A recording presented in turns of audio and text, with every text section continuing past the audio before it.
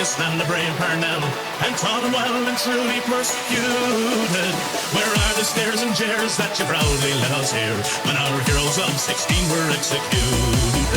Come out, you black and tans, come out and fight me like a man. Show your wife how you won medals down in Flanders. Tell her how the IRA made you run like hell away from the green and lovely lakes of Killashandra.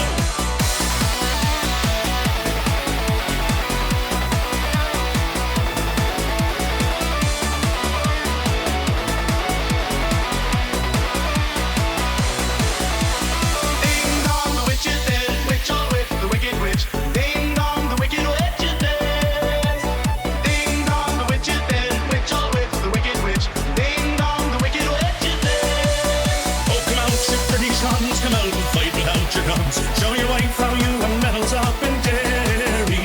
You murdered 16 men and you'll do the same again. So get out of here and take your bloody army.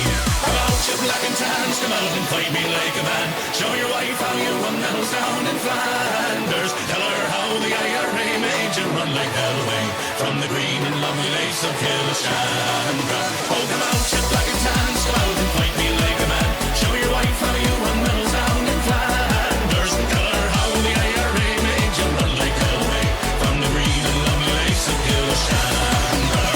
Buckingham Palace announced the death of Her Majesty Queen Elizabeth II.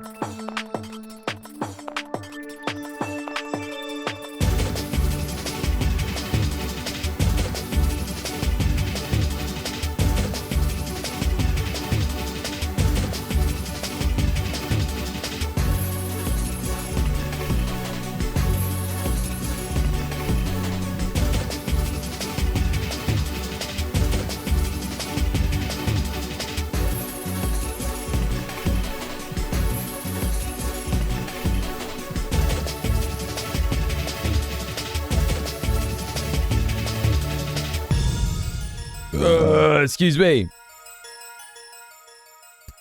That's a good way to start the stream, isn't it? How are we, chat? What's going on? Good to see you. Welcome in. It's Monday. What's up? What's up? What's up?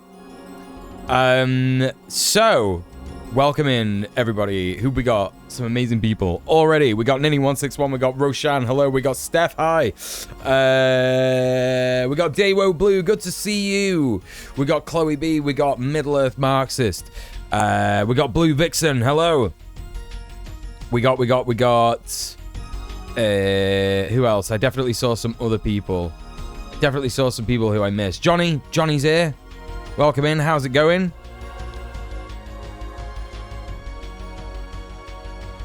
Hey, Prince. What's going on? Hello, Blake. Welcome to the YouTube chat. How's it going? Got an interesting situation in the YouTube chat where I, in the chat, the actual chat on my screen right now, can see BTTV emotes.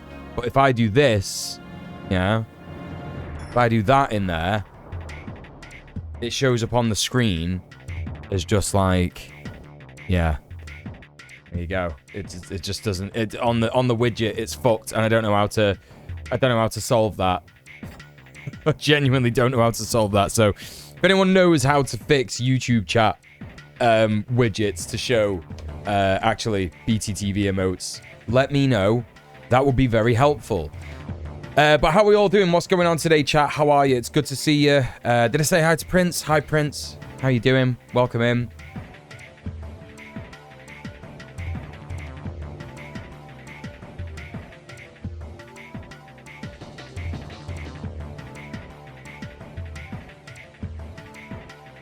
What have I been up to today? Well, I've been... I went on a big walk. Went on a big walk around the park, and I went on a big bike ride. What else? Oh, what is fucking happening here, chat? API error. I literally... Oh, God. I literally just fucking started. Oh, my God.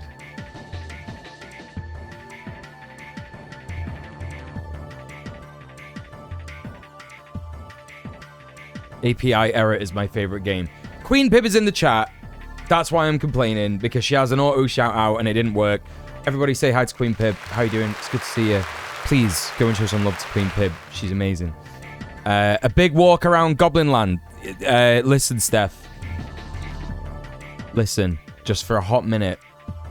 Right, let's try this. Disconnect, connect. And then disconnect and connect. And now let's try this. No. Right, so I'm going to have to generate a new fucking token, aren't I? You've got to be joking me. Why does this happen? It's so deeply annoying. Right, let's disconnect everything. I'm disconnecting everything. No one use bot commands. Chat, tell me what you've been up to this weekend, what you've been doing and all that kind of stuff. I'm trying to start a conversation so that I can like go away and do like back office stuff. Don't okay, what's that? Is that the bot? Yeah, okay. So what I need is that. Yeah.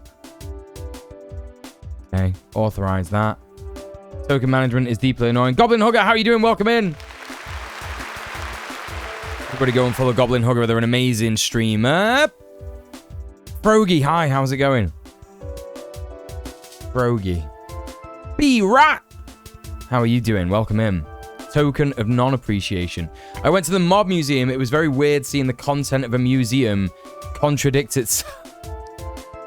Contradict itself. Wait, what do you mean? Because like museums are normally stolen stuff, and it was a museum about stuff being stolen by stolen people. I don't know. I made rent last week and so I could afford to not work yesterday while you were ill and rest instead, and I feel much better today. Yeah, let's go. I'm glad you're feeling better, one who reads. How are you doing? Welcome to the stream. All right, let me just do one more token. Reset, and then hopefully this API thing will be sorted. You went to a local street festival immediately made furious by the first stall selling AI art, while the actual booths were only placed at the back. You've got to be joking. I think the only thing that is acceptable when you see AI art like in person, I think the only thing that's acceptable is to steal it, right? Because It's okay for them to do it. So why is it not okay for you? You know? Okay, so that should have solved everything, chat. It probably hasn't, but let's have a little look. I played Wizard 101 and found out it sympathizes with colonizers. What is Wizard 101? What is that? That worked? No, it's not worked. It's not fucking worked. Why? The AI art was racist as fuck too. Wait, why? What? Cringe. I've never heard of anything more cringe. Crime came from immigrants who were rejected by society. Prohibition doesn't work. And then later on, war on drugs. We're still not caring about people, so they turned to crime. Oh, okay. So it, like, it contradicted itself. So it was a good museum then. Is that what you're saying? Steph says, planting potatoes, peas, an apple tree, and snowdrop flowers. Right, Steph, listen. I need your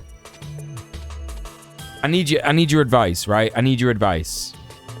Wizard 101 is about playing as a wizard, an MMORPG.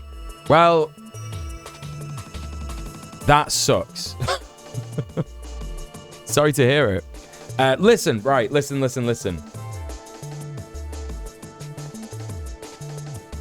Green screen's going off, and you know why that is, don't you, chat? 'Cause I'm getting my plants out. Getting my plants out.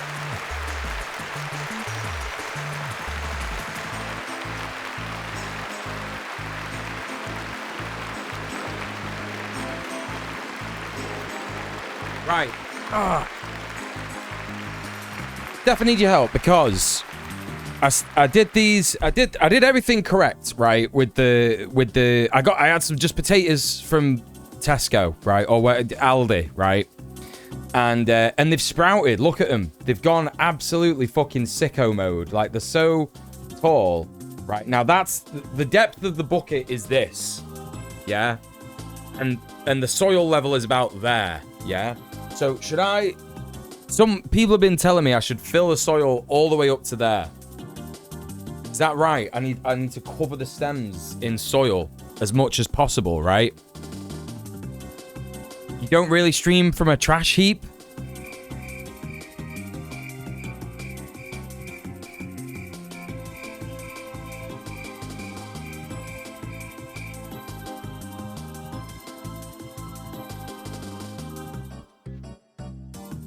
I don't know what you're on about.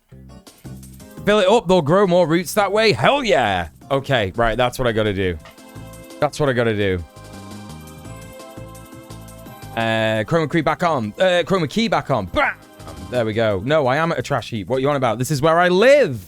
Fill it up, they'll grow more roots that way. Do you know what type of potatoes they are? Maris Piper. I didn't realize they would pop off like that. They're literally just potatoes from the shop. It's crazy. The trash heap just got painted green for a moment. That's all that happened. Chol's right. That's exactly it. Determine which most first earlies babies' potatoes are. They won't put out extra roots from above the current ones. Oh. Okay, so I gotta find out.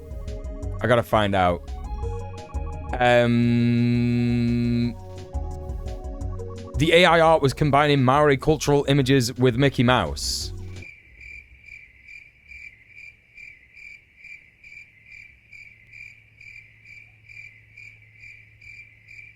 Yeah, that's pretty racist.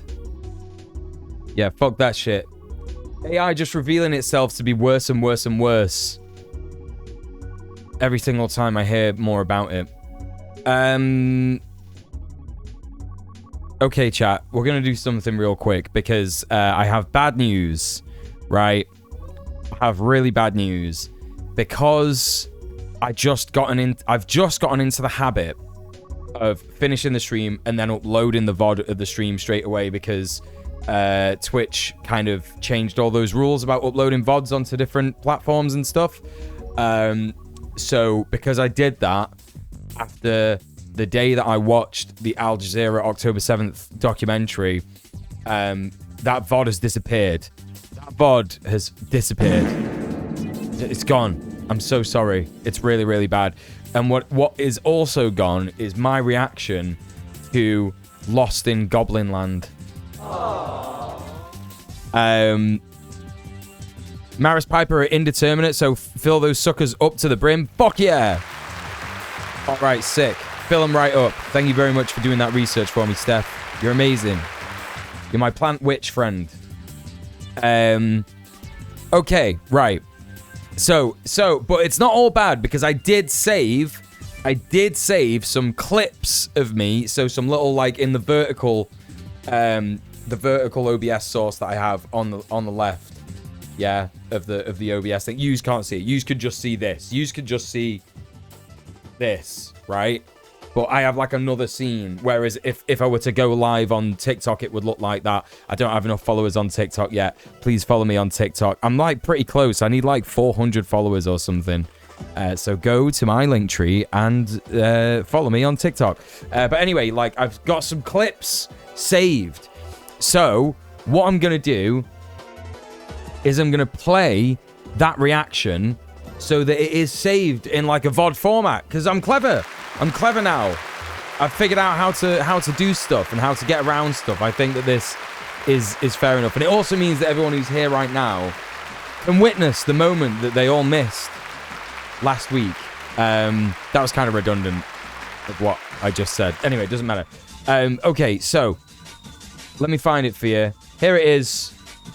Okay, let's rewatch this together. This moment from the stream together. Very excited to relive this with you. All right, here we go. Oh. Foundation's got 50,100 subscribers. That's all I know about this. I don't know anything else about it. An AI video. Hang on, the sound isn't working. The sound's working, but through my microphone. What I need to do is add a source. Application audio. Windows Media Player. Yeah. That's what I want. That should work now. Got 15,800 subscribers.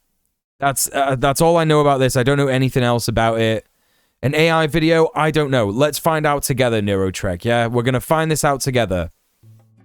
Exploring the mystical, lost in Goblin Land. Thanks, Husker. Hello, everyone. Welcome back to our channel, where we dive into the fascinating world of English language learning. Today, we're embarking on a unique journey to explore a rather intriguing phrase, lost in Goblin Land. This phrase isn't just a string of words. It's a doorway to understanding complex English expressions and enriching our vocabulary. Okay. So, let's unravel the mystery together. All right. Lost in Goblin Land is not a phrase you'll find in everyday conversation. No, you're right. Nor is it likely to appear in standard texts. It's a figurative expression, rich in imagery and connotations. To be lost implies a state of confusion or being unable to find one's way. Yeah. Meanwhile, Goblin Land suggests a mythical, possibly bewildering environment, inhabited by goblins, creatures often depicted in folklore and fantasy as mischievous or malevolent. Okay, I'm trying to think of who are these videos for? Who are these videos for? Because they can't be for, like, people who are learning English as a foreign language, right? Because people who are learning English as a foreign language, this is misleading. It's misleading, isn't it? It's actually misleading. The phrase "lost in Goblin Land" is not like a common English phrase. It's not. It's not like they're treating. This is what's happening. They're treating it like an actual like a normalized phrase. Like, chat, I'm lost. It's for nobody. It has 7 views. Like, why does this exist? Joe One, how's it going? Welcome in. I say it all the time. What are you talking about? Right. Yeah, it's not a phrase you'll find in everyday conversation. I know. It's so weird. I said it to you just the other day. It's not just a string of words. Chat, it's not just a string of words. We've got to make this a thing, by the way. We've got to make this a thing. We have to make Lost in Goblin Land a thing. Learning about Goblin Land has sent me straight to Goblin Land. This is a tax dodge or money laundering scheme. Yeah, maybe. Oh, this is so good. When combined, the phrase evokes a sense of being overwhelmed or bewildered by a strange or complex situation, much like a traveler might feel lost in an unknown, fantastical world. Thank you very much for the quote tweet, the quote skeet, Middle-earth Marxist. Really appreciate that. The beauty of the phrase, lost in Goblin Land, lies in its versatility. It can describe feelings of confusion in various scenarios. They're going to give us examples of how to use it in a sentence. This is so good. From navigating bureaucratic red tape to trying to understand complex, unfamiliar topics.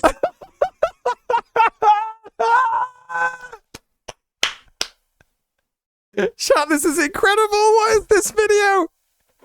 What is this video? They've created a new phrase. They've literally just created a new phrase. What the fuck? This is so good. I searched the phrase on Google and it's mostly references to this video. It's so good. Bureaucratic red tape. Bureaucratic red tape. When I'm trying to get planning permission for my house, it feels like I'm lost in Goblin Land. Watching this video is like being lost in Goblin Land.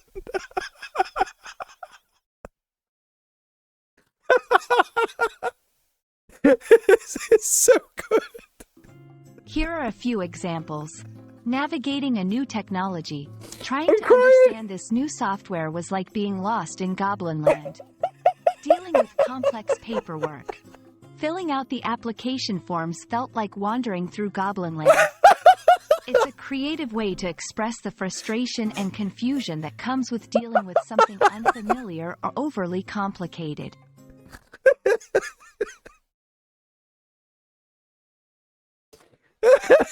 This is so good. This is so good. This is the best thing I've ever seen. I can't believe it. I didn't think it was going to be this funny. Oh my god. Oh, that's so good. This Benjamin got me lost in Goblin Land for real. Yeah, I love it. I love it. I love it. You're laughing so much, but this is exactly what moving to the UK is like. True. Can we get a link? Oh, hell yeah. You better believe you can get a link. You better believe you can. I need everybody to be spreading this everywhere, all over the place. Much like Sarah from Labyrinth, I was lost in Goblin Town. That's great. That's a great usage.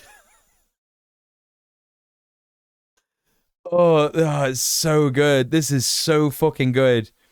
In the middle of a sentence, someone will say, you'll get on like a house on fire. Yeah, no, I get that, though. I get that, because that's like an actual thing that British people say. Yeah?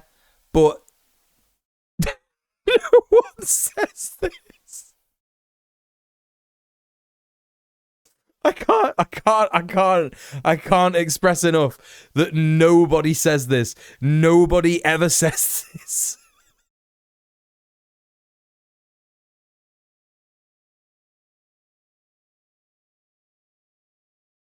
There you go, chat. There it was. There it was. Lost in Goblin Land. It's a brand new phrase. It's a completely brand new phrase. And it does feel like a Dracula flow line. Dropping these perks so hard and smelling that pussy got me lost in Goblin Land. Yeah, that's definitely Dracula. It's got Dracula flow energy. Feeling like I'm lost in Goblin Land. Slime. Yeah, literally. New craze phrase. New craze phrase. The goblin on my lost till I land. Another good one from Hurricane in the YouTube chat. Hello, welcome in. So yeah, there you go. Lost in Goblin Land. It's a new phrase. We're going to be watching more from that YouTube channel later. So just so you know. Just so you know. It's so bizarre. There are like so many... just look at this, chat. Look at this, right? All these here at the bottom are like the videos that it's just like put out today. There's like understanding between 0 and 1, unraveling the mystery of percentage of profit, unraveling the mystery of Gaussian elimination, unlocking the mystery of homogeneous equations, unlocking the mystery, the roots of an equation. Like this is someone just uploading as many YouTube videos as possible about language and learning languages and all that stuff, so that hopefully they become like the YouTube channel to look at for understanding different English phrases. It's so bizarre. Homogeneous equations. It's math time. It's math time. A scrutinizing gaze. If dreams could talk. See, now these are all like normal phrases, right? These are all like normal phrases. Shirt sleeve weather. I think that just means like when you don't have to wear a jacket in it. That's it. I think that's definitely British. Like a lot of this stuff feels like it's British.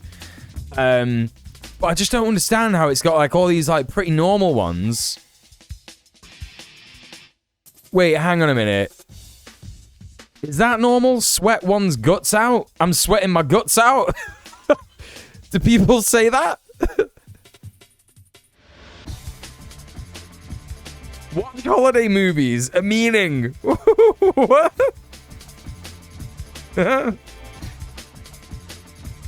Dumber than a stump. Workshop preparation. Voice one's opinion. These are all normal. These are all normal. Everything here is normal. Like, there's like a whole gardening section here. Mowing down problems, overgrown with weeds, thorns in one side. Sweating my balls off, not my guts out. Yeah, it's very odd. Unraveling the mystery of chain rule calculus derivatives. Acquitted of charges. Understanding the meaning. Understanding the Supreme Court ruling. What do you mean? Which one? the Supreme Court ruling. Okay, this is too funny. It's too funny. We gotta save it for later. I'm sorry, chat. We gotta save it for later. It's too funny. We can't be going through it now. We got serious politics streamer stuff to go through. The ruling, just like the Supreme Court ruling. Hey, Schlebby-Doo, how's it going? Welcome in. Good to see you. Yeah. You know what, chat? Streaming is sometimes feels like I'm lost in Goblin Land. When I'm streaming. It feels like I'm lost in Goblin Land. That was a good one. Most of these you would understand already if you could understand the video. Yeah, I know. That's what I mean. It's got very complex English already in it. And let's just click on one at random, right? From a few weeks ago or a few days ago or whatever. No, this is from, yes. Wait.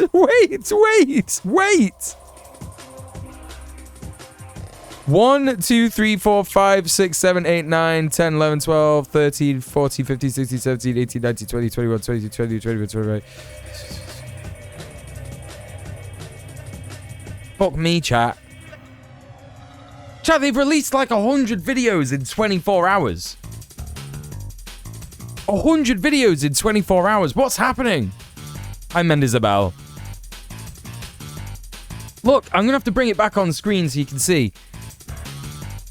Like a day ago. Like, look here. 1 day ago. Where is that? 1 day ago. Right, 23 hours ago. 1 day ago. Right? So this one is 24 hours ago. So then you've got like, okay, so what's 4 times 1, 2, 3, 4, 5, 6, 7, 8, 9, 10, 11, 12, 13, 14, 15, 18, 19, 20, 21, 22, 23.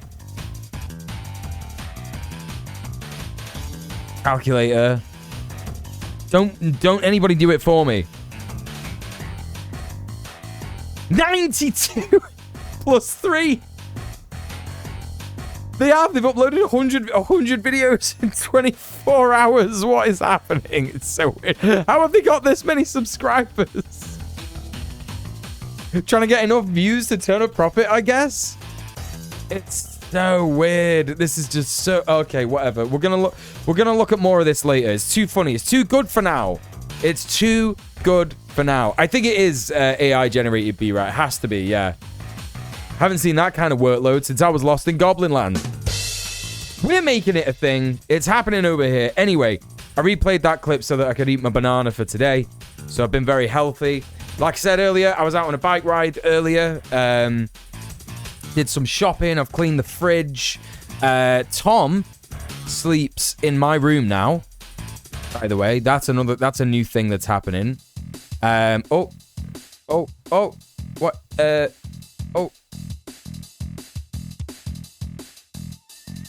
There he is. He's got a new cat tree. Can you believe it?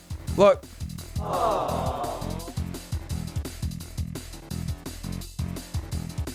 Got a new one. Look. Chloe, why did you say Twitch in capital letters? What happened? What's happening? Is everything okay? Look, chat, there he is. He's in his new cat tree. I bought him that last week. He's very much enjoying it. Let me just a little higher because he might choose to stand up. Yeah. But that is a preview. Yeah, that is a preview of what you'll be able to see if we hit the dono goal for today. That's right, chat. Take it away. Take it away. Take it away. They're not ready for it yet. They're not ready for it yet. We need to hit a minimum of £50 in donos today before you can have any more boy. Do you understand? No more boy. No more boy until we hit that £50 dono goal of the day. And we've got loads of new alerts. We've got loads of new alerts. Hella cool custom dono alerts starting at £2, ending at £100. For classics like £6.66, 1312. That's the best one, but it's really long. Don't overkill it. It will make me mad. And £4.20, of course. All the best numbers there. You've got loads of options. So don't forget, chat, sub off Twitch. This is the last week. It's the last week where we can unlock next month's DJ stream. And this Saturday, we will be doing the... what did I promise last month? The educational games stream. So this Saturday, and also, double feature movie night. We're going to be watching Heavy Metal from 1981 and Ken Loach's I, Daniel Blake. So be there for that in the Discord. Lots of very cool incentives happening, you know. Thank you very much. Thank you very much. Hello, Mark Salmons. How you doing? How's the boy doing? Is he well? He's really well, actually. Yeah, like he's been really well behaved since I started letting him sleep in my room. It's for one or two reasons. Basically, because I'm sleeping better now because I don't have fatigue and stuff. I'm not too bothered about getting like woken up by him at night. So I think that's absolutely, it's fine for him to like wake me up once or twice at night. And it is very, very cute. He like, basically I sleep on my front. I know it's really unhealthy. I don't fucking care. It's the comfiest way for me to sleep. I think it's the comfiest way for most people to sleep. So I sleep on my front with like my hand under the pillow like that. And what he does, normally I have my legs like this, just sort of like spread out across the bed. And what he does is he sits like on my bum, kind of in the little gap in between my legs, and he's just like sort of like curled up there. It's pretty cute. Or failing that, he just like snuggles right up to me. It's really, really sweet. Dan!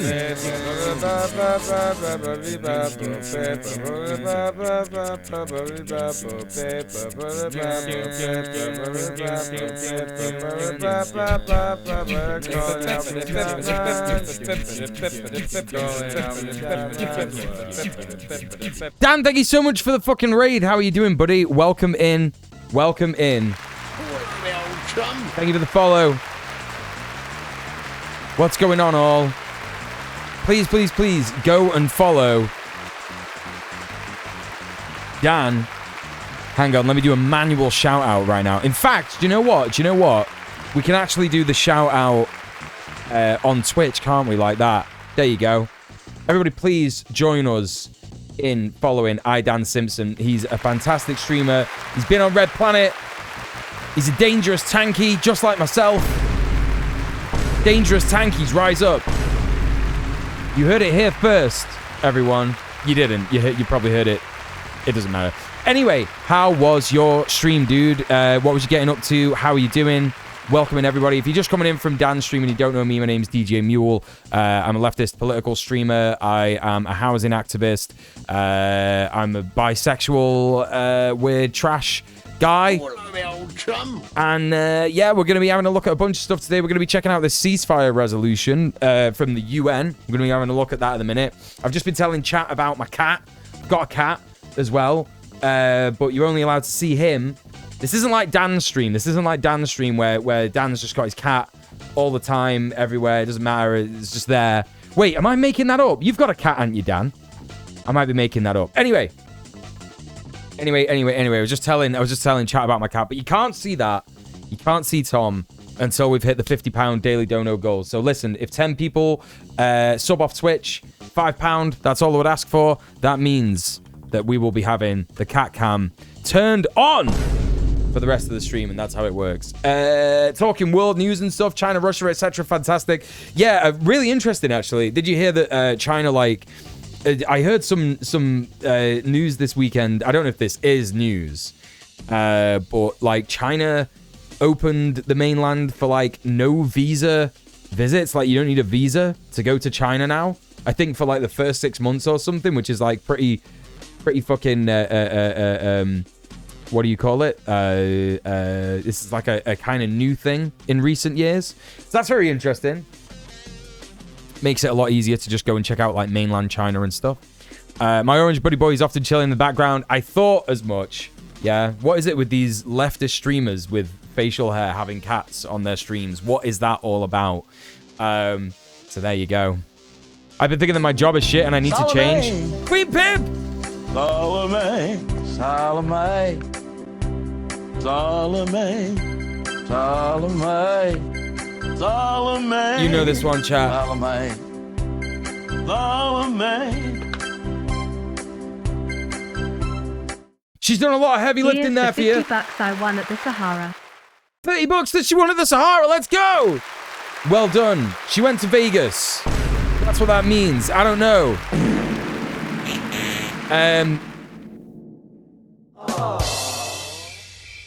Don't worry about that. Okay, I'm learning how to use my soundboard. So, thank you very much, Queen Pip, for subbing off Twitch. Thank you so much for supporting the stream. She's done a lot of heavy lifting there. Cash, she's done a lot of heavy lifting. I can't believe that. That means that now we only need 2. Hang on. We only need 2 £10 donos. Yeah? 2 £10 donos. In order to hit the daily goal. So think about that. Just think about that. Hang on. Did we have another dono and I missed it? Also, hi. Oh!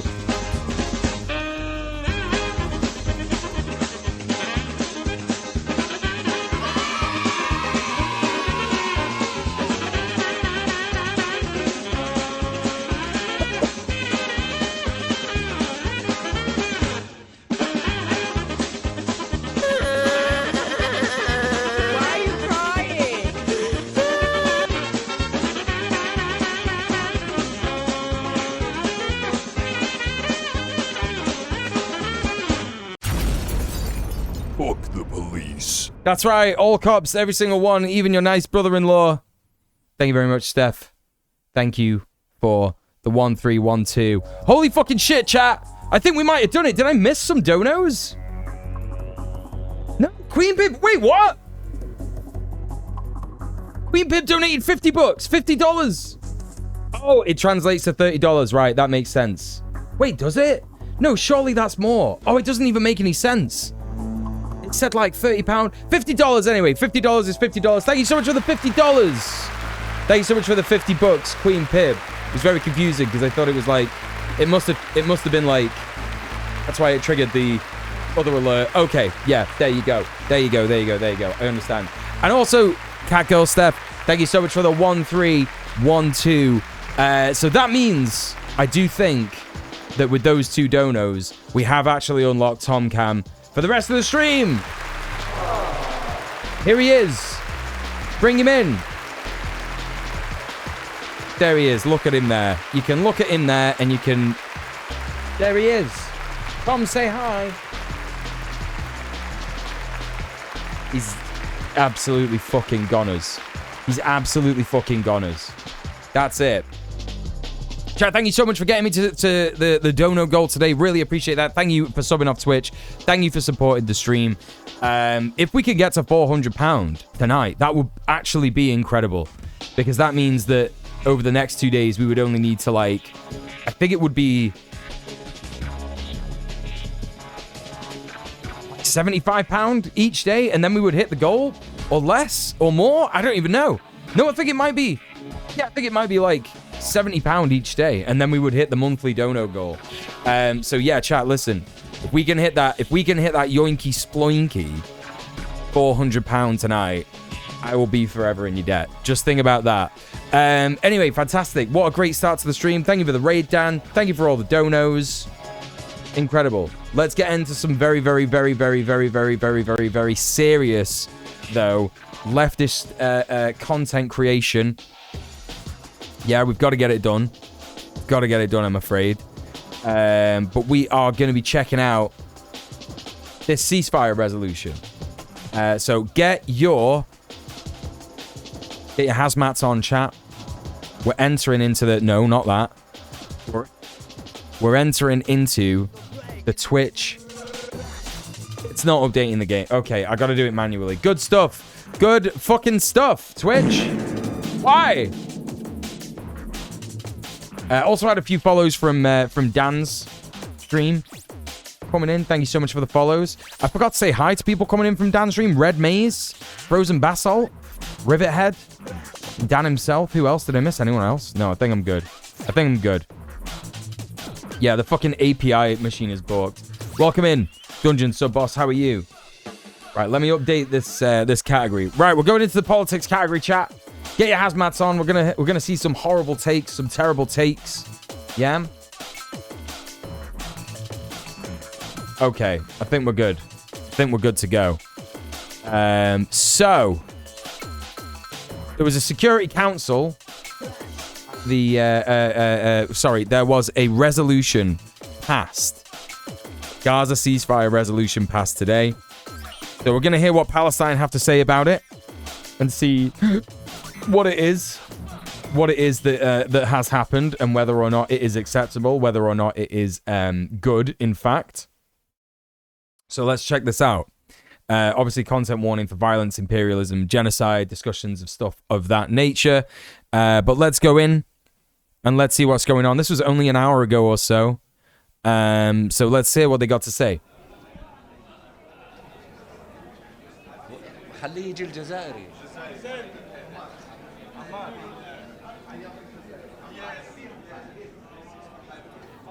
هلا اعزموا اللي بده يجي معنا. اهلا وسهلا. عمار تعال هون. هون هون هون هون هون عمار هون. جنبي جنبي جنبي. وين الرئيس؟ Thank you very Israel was molding so hard in that session, it was pathetic. Have you got a link of any of the reactions? The reactions of the Israeli delegation? very much for being with us. It is a historic day today, where for the first time after almost 6 months, the Security Council adopted a resolution calling for an immediate ceasefire. And we in the Arab group, from the first day of this aggression, were united around 3 objectives. The first objective was an immediate ceasefire to stop the aggression against our people. today is a significant step in that direction. The second objective was to have humanitarian assistance up to the need of our people in the Gaza Strip. I believe the ceasefire will open the door for the implementation of that second objective. Okay. I mean, you know, it's I mean, immediate ceasefire is very good, right? That this has actually been passed for the first time ever. The US has like not vetoed it, and I believe this is because this is the US's ceasefire resolution, right? That's what's happened. So whether or not the aid gets in will now be up to Israel, actually, right? So I'm not hugely hopeful. The US abstained. They objected to the word permanent. They abstained rather than opposed it.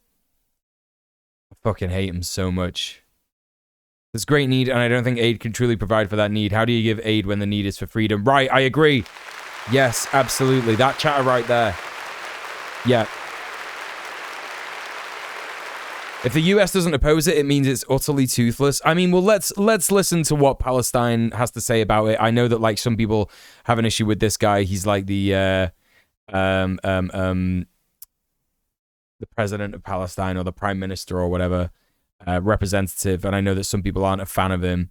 They think he's like a bit of a liberal and whatnot. But let's hear what he's got to say. And the third objective was not to allow the crime against humanity from forcefully transferring our people outside the Gaza Strip, although they have been internally forced to move from the north to the center to the south and then to other places in the Gaza Strip. A ceasefire, immediate ceasefire, would allow our people to return to the places where they were displaced from. So I am proud of the unity of the Arab group. I am proud that our representative in the Security Council is Hey Apollo, welcome to the stream. How are you doing? Working closely with us, reflecting the demands of the Arab group, and I think today we prevailed. Those who say that the Security Council is not enforceable or not mandatory, give us a break. We go to the General Assembly, they say it is not enforced or binding. We come to the Security Council, they tell us it's not binding. We do not buy that. Security Council resolutions are binding. And if Israel is not going to implement it, then it is the duty of the Security Council to use Chapter 7 to take measures and punitive measures in order to make them obey the resolution of the Security Council. We are not done. We salute our people in Gaza and in all of Palestine. All of our people, all of their leaders, we are one as Palestinians. We survived this ordeal. We will rebuild Gaza. We are very proud and resilient people. And thank you for covering our story during these 5.5 months, and we are not done. We will go back to the Security Council tomorrow. We will ask them to defend the brave Secretary General who is with us today in refugee camps of the Palestinians in Jordan. It's Guterres, he is right? the one who went to Rafah twice.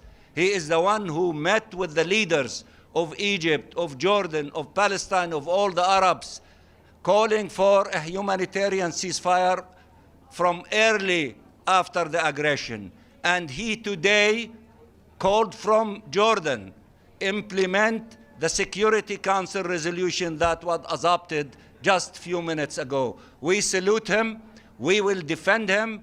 We will defend the agencies of the United Nations, and we will ask the Security Council tomorrow to issue a statement or a position defending the Secretary General and the UN agencies. And we will not be done. We will continue the march, and we will start working on a draft resolution to make sure that Rafah will not be invaded.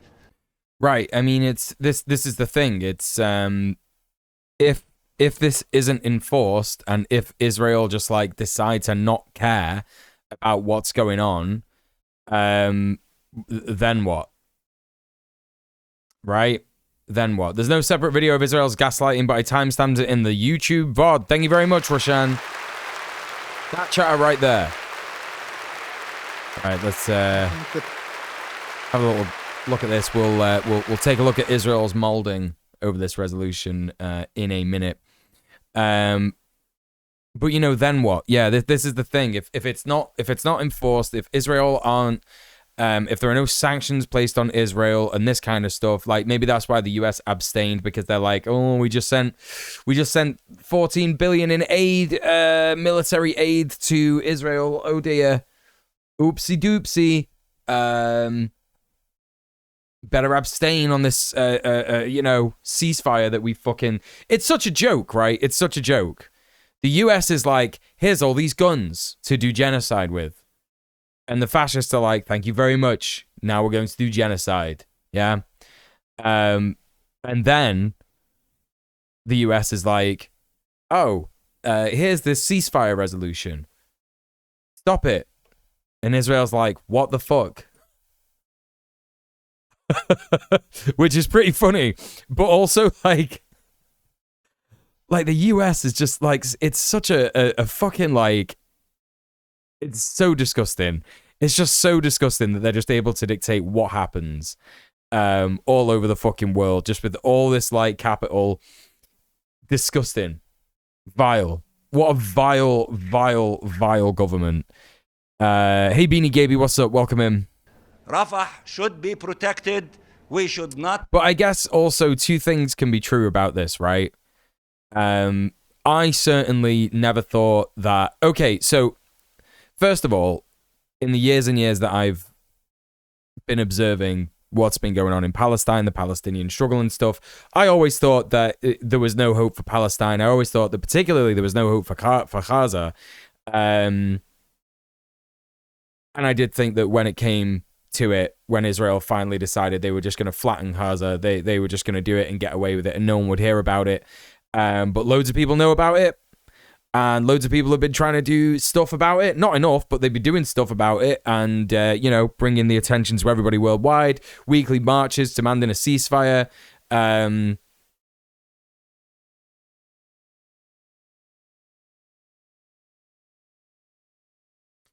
But I think that with that in mind, actually, like, having a ceasefire is, like, interesting. That the US just decided not to veto.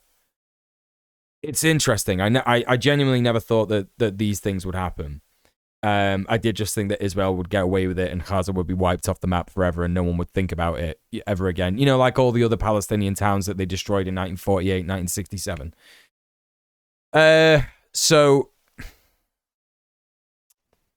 That's kind of how I feel about it. Like, it's a net good, I think, but it's still not enough, right? These two things can be true. I wonder how US approached this if they were not bribed by AIPAC. Yeah, but like, you know, you're acting like AIPAC wasn't created by America. Like, the US has interests in the region. The US has a lot of interest in the Middle East. Israel is the US's military base. The US and Israel are not separate entities. Israel is not like, controlling the US. It's certainly like lobbying the US government, but it's lobbying it with money that it gets from the US. Right? It's this big circle. That 14 billion in aid, that's going to come right back. It's a big circle jerk. It's just going to come right back. AIPAC are going to be handing it to senators, congress people, So, if AIPAC wasn't exist, if it didn't exist, Israel wouldn't exist. It just wouldn't. It just simply wouldn't exist. Finding it difficult to get multiple perspectives considering too many things are happening. No, it's fair enough. Yeah, don't worry about it. That's what I'm here for, Hello, Mr. Dank. Welcome in. Welcome in. Yeah, so this is my initial thoughts. Create a horrific humanitarian situation or crimes in Rafah to push our people outside Rafah in the direction of Egypt. So we are not done. We will continue working. The unity of the Arab group is playing a tremendous role in the unity in the Security Council, especially among the 10, and we will continue working and we will keep you informed. Talal, you are first, number one. Thank you so much.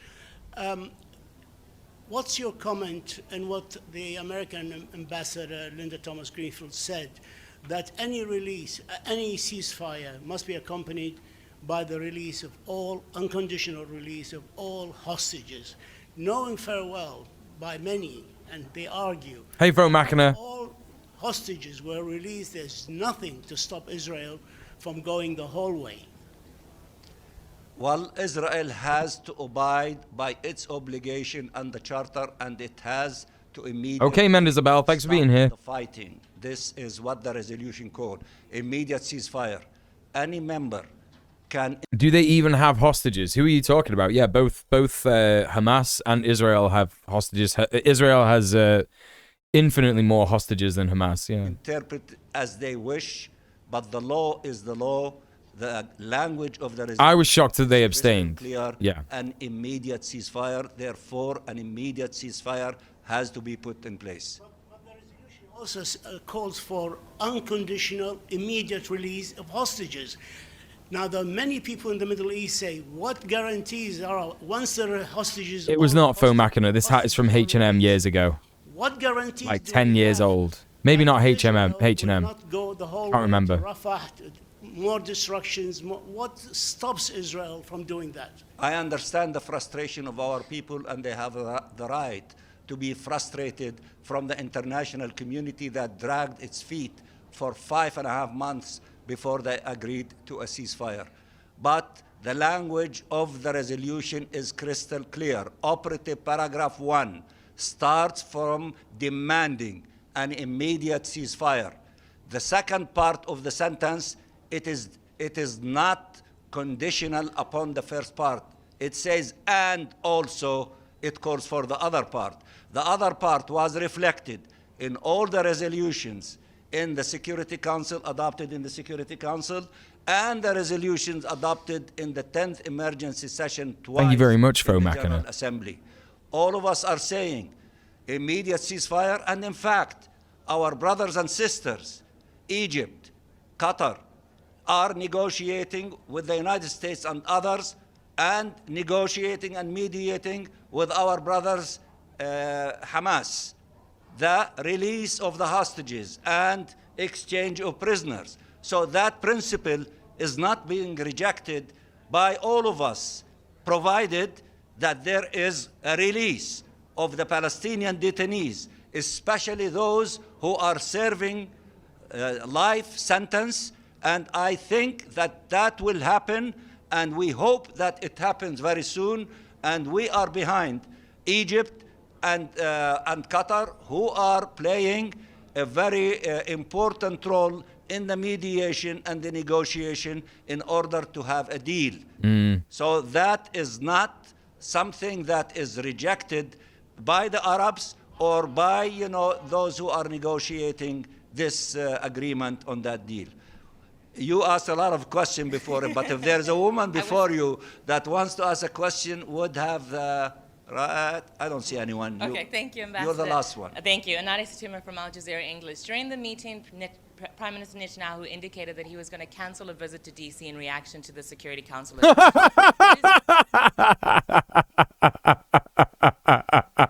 I'm not going to DC anymore. I'm not going anymore.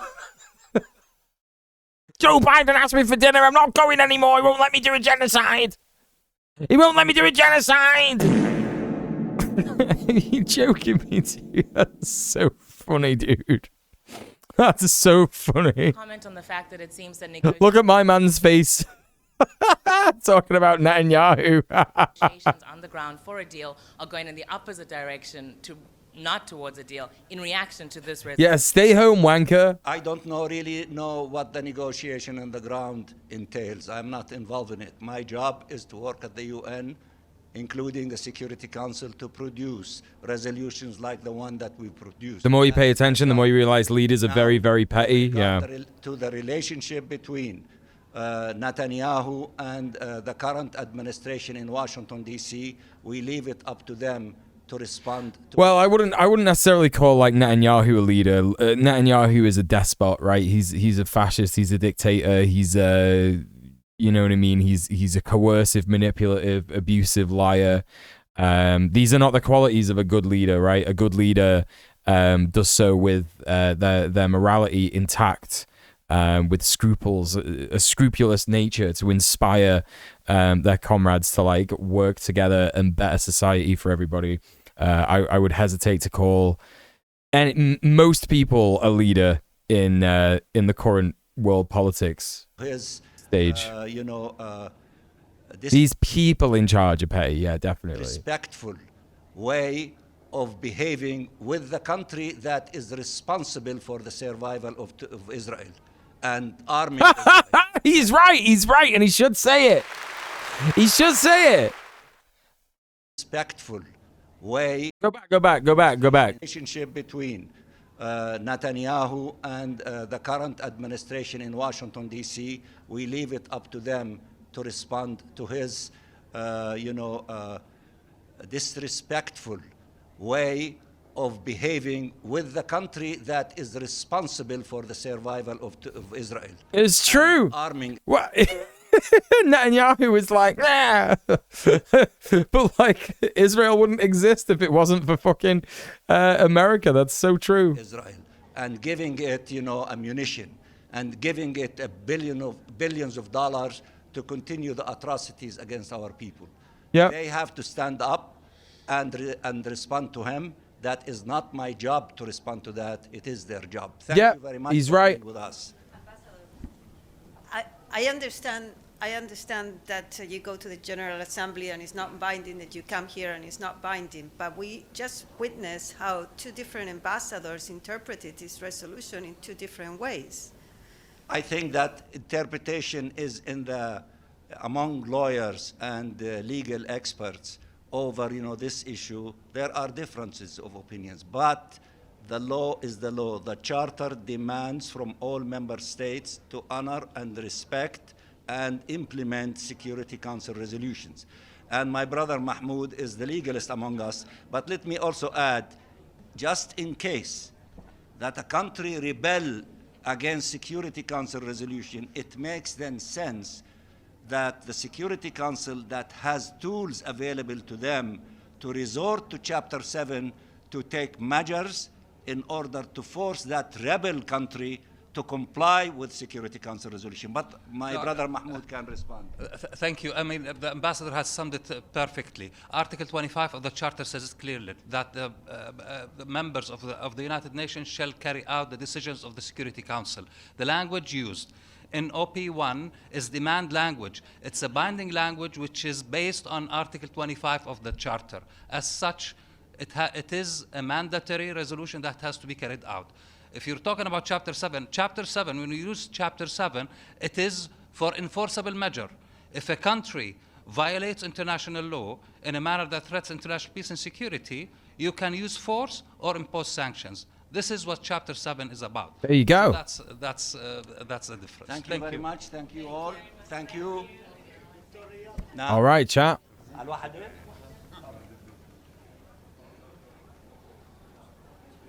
Hang on, I'm just trying to get the picture on Tom's cam. Perfect. But yeah, there you go. So that was the Palestinian and Arab coalition delegation talking about how they feel about the ceasefire resolution. I have to say, like, I think I can't really offer any extra commentary on that. I think it's like it's difficult, right? Because it's like there's a lot of faith being placed in the Security Council. There's a lot of faith being placed in the UN, and we just haven't really seen any actual measures.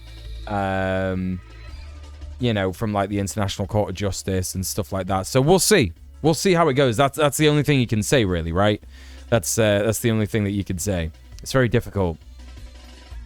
Very, very difficult. Watertight comment. Yeah. Okay, so let's check out. So Mozambique did a press conference, and others. Mozambique and others. So lots of different delegations here. Let's see what kind of comments they make about this in particular. Ladies and gentlemen, dear friends, I would like to make a statement on behalf of the elected members of the Security Council who are Algeria, Ecuador, Guyana, Japan, Malta, Republic of Korea, Sierra Leone, Slovenia, Switzerland, and my own country, Mozambique. So we're doing a joint statement. This is a historical day for the Council. For the first time ever, we sponsored and the Council adopted the resolution on the question of Palestine. We are happy that the Council has successfully adopted the much needed resolution to demand the immediate ceasefire in Gaza and the release of hostages. It also demands that the parties comply with their obligations under international law in relation to all persons that they detain. It is our hope, it is the hope of the E10 that the resolution adopted What's the E10, chat? be implemented in good faith by all parties and will help ease the suffering of the population in Gaza. Humanitarian aid must flow immediately and without delay. We also hope that this resolution will pave the way for more positive perspectives towards a lasting peace in the Middle East. Finally, we would like to 10 principles of the UN Global Compact. the determination, unity, cohesion, and commitment of all members of the E10 group in tabling the text and conducting an inclusive and transparent discussions throughout the process that with the cooperation of the permanent members No worries, Apollo. Thank you so much for being here. to achieve Take it easy. See you in the VOD this comments. important goal. I thank you. Thank you, Ambassador. In her remarks, thank you very much, Ambassador. Nadia Situma from Al Jazeera English. In her remarks to the Security Council following the adoption of the ceasefire, Ambassador of the United States, Linda Thomas-Greenfield, mentioned that this is a non-binding resolution. What is your reaction to those comments? I will invite other colleagues to respond. I can respond to that. We have a legal expert. Oh. Oh, yeah. Under the Charter, all Security Council resolutions are binding. They're all binding, chat. That's what everybody's saying. Member states are under the obligation to implement those resolutions. Chat, I feel like Israel's gonna step away from the UN. I feel like that's the only thing that's gonna happen. I feel like UN and the US are gonna turn away from the Security Council. This seems like the only because Israel is not like they're not interested in any of this stuff, are they? They're not interested in justice. They're not interested in peace. They're not interested in not doing a genocide. They're a fascist nation that is like, we are simply going to do a genocide. And this weekend they had another $13 billion from the US. E10 refers to non-permanent members of the UN Security Council, right? They're already out of every human rights body in the world. Yeah, they are. That's why they have their own biased fascist human rights, quote unquote human rights organizations, right? Like Zaka. You know? Yeah, all that fucking tax money, chat, but you're not allowed healthcare. Nah, fuck that. Gotta give it to genocide doers. No healthcare for American people. Genocide doers. I feel like $14 billion. Like, you know, what you've got to remember is it's not been $14 billion a year. It's been $14 billion, like, every month. It's like every fucking month or two, there's like another $10 billion, another $14 billion, another $23 billion. This would be everyone's healthcare in the US over. Crazy money. Never going to see any money like that in our lifetime. It's like proletariat. It will just not happen. We're never going to be allowed to see a figure like that. Mental. Funding Israel is the forgotten gym membership from hell. Good one. Good one. Got to use your rim shot sound effect for your own joke. Homelessness and hunger could be forever ended in the US with that money. Yep. The more fascist state gets, the more they'll deny global institutions and construct their own justifying state institutions. Yeah. Yeah. Trains, nope. Walkable cities, nope. Subsidized education, nope. Healthcare, nope. Just suffer. Just suffer. You know? Yeah, that's what it is. It's the war machine, isn't it? It's gross. Absolutely disgusting. But I still invite maybe legally speaking, it's non-binding because in accordance with the UN Charter, all Security Council decisions must be implemented and legally binding, but this resolution did not use the word decide. And it did not invoke Chapter 7 of the Charter. So legally speaking, it may not be legally binding, but morally, I mean, as I said in my statement, this reflects the consensus of the international community. So it should be implemented.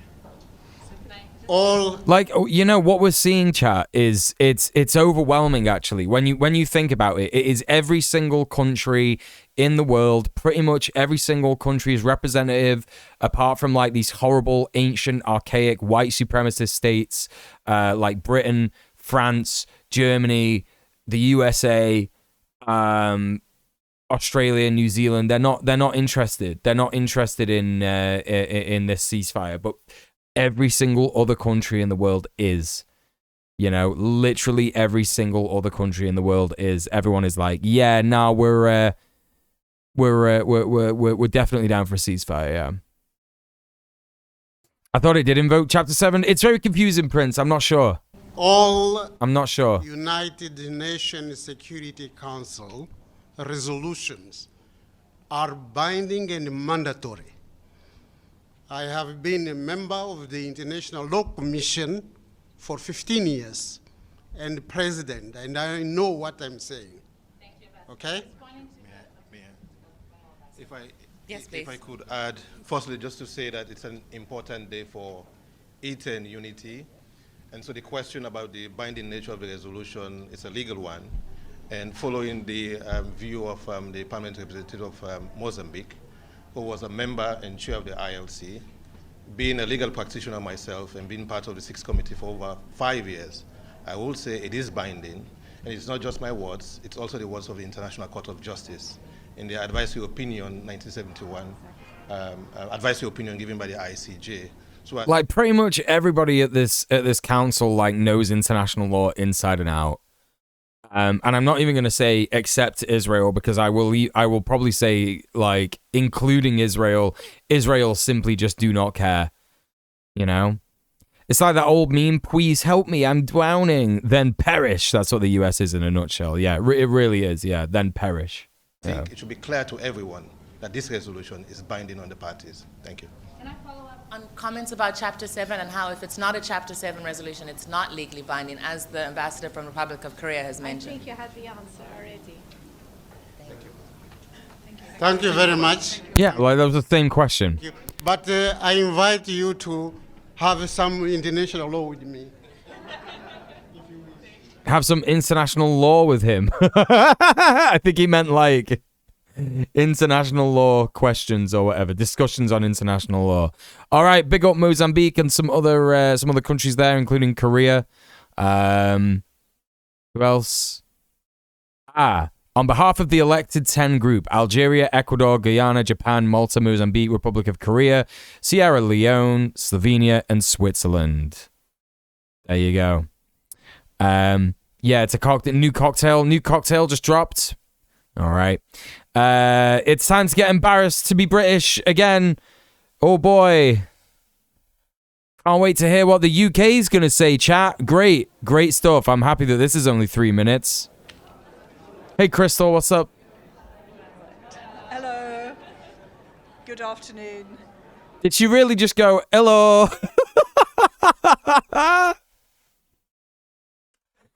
Shut up.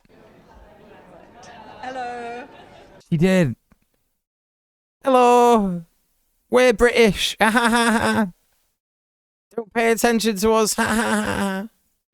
Good afternoon. Can't get embarrassed to be a British again if we never stopped. It's true. It's true.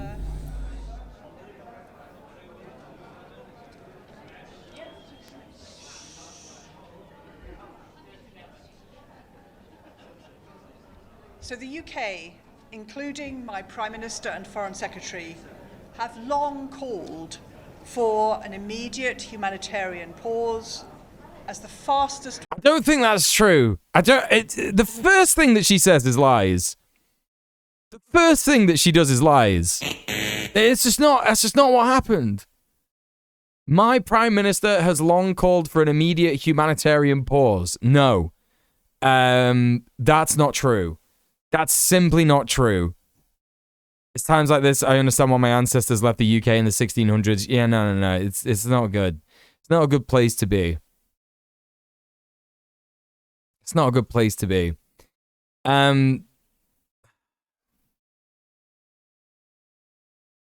Humanitarian pause does not mean ceasefire, especially what she's talking about is what David Cameron has been saying, which is let's have a humanitarian pause so that we can let aid in, and then Israel can go back to doing genocide. That's literally all that they've meant.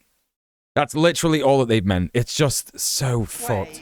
To get the hostages out and to get more aid into Gaza, leading to a sustainable ceasefire and progress towards long-term peace. No, that's not happened. That's not true. Stop lying. You're fucking talking shit. I hate this shit. I hate this country. This is bullshit. It's what this resolution calls for, and it's why we voted in favour of it today. And we call on Well, at least we fucking voted for it. That's all I can say. Implementation of the resolution to be immediate. We regret that the resolution did not condemn the terrorist attacks perpetrated by Hamas on the 7th of October.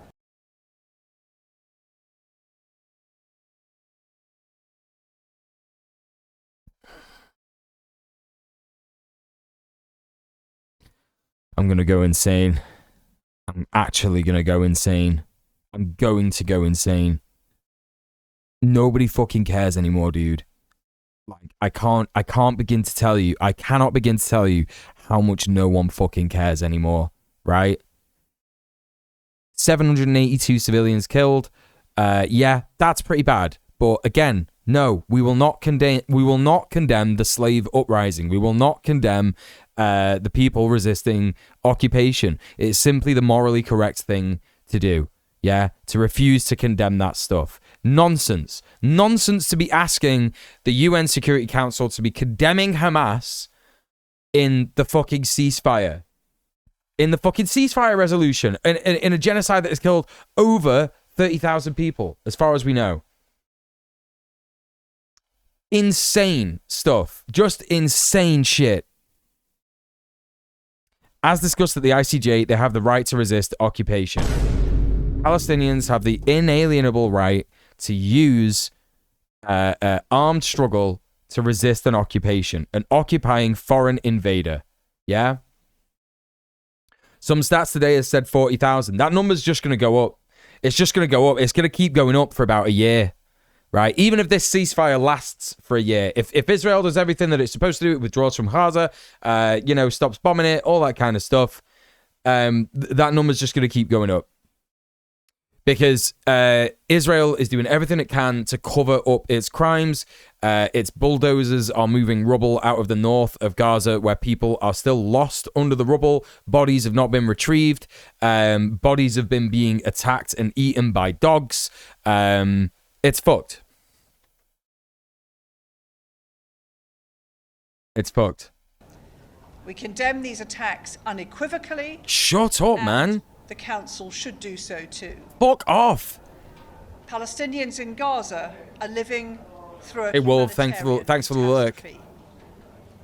The situation will not improve until more aid can get in. And my Prime Minister and my Foreign Secretary... Yeah, condemn yourself, you ghoul. Like, the reason that they're saying this, the reason that they're fucking saying this is because the UK has been giving aid to Israel. The UK has been sending fucking aeroplanes to Israel. You know what I mean? RAF fucking planes. Our fucking army's been doing the bombing in Gaza. It's been doing shit in Gaza, have been clear. Like they've been involved. That's why they're like, condemn the attack. Engagements with Israel that all barriers to aid delivery need to be lifted. We have not yet seen the improvements that we need to get more aid in. The Council's message today is an important one, and I reiterate, we call for it to be implemented immediately. Thank you. There's been some discussion about whether this resolution is binding or non-binding. What does Britain think? And given that you've abstained on previous resolutions, Israel exists because of the UK. October 7th happened because of the UK. Shut the fuck up. Get off your high horse. It's fucking right, Chloe. Hell yeah. voted in favour. Does this signal any kind of British frustration with Israel? So, in our view, this resolution needs to be implemented immediately. I said that in my explanation of vote. It sends a clear Council message. Literally no one stands with you, lady. All Council resolutions to be implemented. This one is not any different, and the demands in the resolution are absolutely clear. The humanitarian pause leading to a sustainable ceasefire, the release of the hostages, international humanitarian law and humanitarian... I don't think she read it. I think she's just obsessed with her own country's demands, which are, humanitarian pause leading to a sustainable ceasefire. And no, the resolution said immediate ceasefire. Like, what are you talking about? Aid in. And on the second part of your question, excuse me, this resolution is completely consistent with my Prime Minister and Foreign Secretary's position. As I said, they've been calling for a long time. No! What's a long time? What is a long fucking time? For a humanitarian pause as a way to get hostages out and aid in, leading to a sustainable ceasefire and then a long-term solution. And we see this resolution as a very important step on that way. Thank you. Thank you, Ambassador. Israel has indicated that they will no longer be letting aid convoys to the north of Gaza. Do you have any reaction to that? So, as I said, one important part of this resolution is that we call for humanitarian aid for all of the barriers that are impeding humanitarian aid access to be lifted. And again, my Foreign Secretary and my Prime Minister have been unequivocal and robust with the Israeli Prime Minister Netanyahu and senior Israelis that those barriers need to be lifted. Thank you. She's like, no more questions, fuck off. Yeah, well, good fucking riddance. Let's take a look at what Israel said in response to the ceasefire. Permanent observer of the Observer State of Palestine for his statement. I now give the floor to the representative of Israel. Oh, it's this guy. What's this guy's name? What's this guy's name? Has he got the star of the Holocaust Star of David thing on today? Israel Security Council representative. Who is he?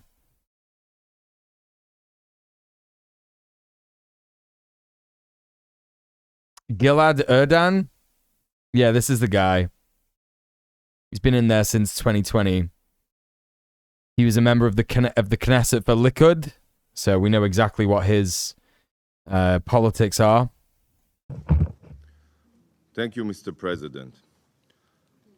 Mr. President, at the outset, I want to express my deepest condolences to the Russian people and to the families of all the victims of the heinous terror attack on Friday. Terror must always be condemned in the harshest terms. The Security Council was justifiably quick, very quick, to condemn Friday's terror attack in Russia, just as it was waited no time to condemn the terror attack in Iran against a police station back in December. Yeah, that's because what happened on October 7th wasn't a terror attack, dude. It was a liberation attempt. Yet still, to this day, the Council refuses to condemn the most widespread and barbaric massacre suffered by the Jewish people since the Holocaust. Yeah, but it wasn't though, was it? It actually wasn't. It actually wasn't. At least 137 people were murdered at Crocus City Concert Hall in Russia on Friday by radical jihadists.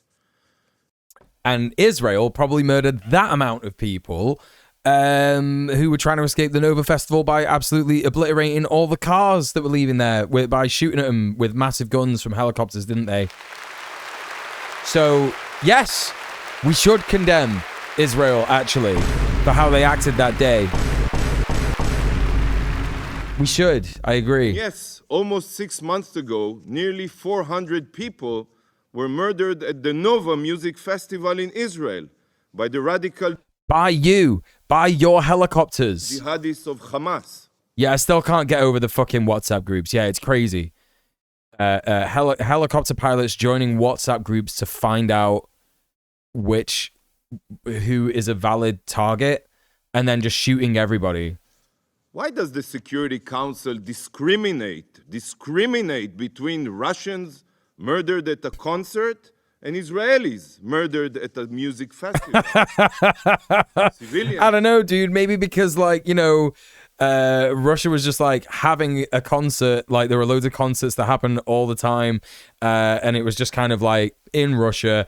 But that music festival was happening on stolen land outside one of the biggest concentration camps in the fucking world, where people have been being oppressed for decades. I don't know, man. It's a little different. Dear colleagues, no matter where they live, deserve to enjoy music in safety and security. Yeah, maybe you shouldn't have like let them have that concert there because it wasn't safe, was it? And the Security Council should have the moral clarity. They ignored Egyptian intelligence. They also ignored their own intelligence, Roshan. Their own intelligence. Acts of terror equally, without discrimination. Sadly, today as well, this council refused to condemn the October 7th massacre. This is a disgrace. Like, I'm just trying to get my fucking head around it, chat. I'm just trying to get my head around it, how this guy can, like, honestly believe. Like, he knows how many people have been killed by the Israeli military in Gaza. Like, he knows. He knows. He knows that there's been, like, 30,000 people killed. He knows. Colleagues, it was the Hamas massacre that started this war. No, it wasn't. It was when you invaded Palestine 100 years ago. Repeat, it was the Hamas massacre that started this war. Right, there you go, chat. You see why? You see why? He has to always repeat himself. Every single spokesperson from the Hasbara or just the Knesset in general has to repeat the lies. These massive, massive lies. It's that Hitlerian method again. Shuffling papers to make it seem like this isn't just his stream of hateful consciousness. Well, what I've noticed is that he's like moving one piece of paper after saying a sentence.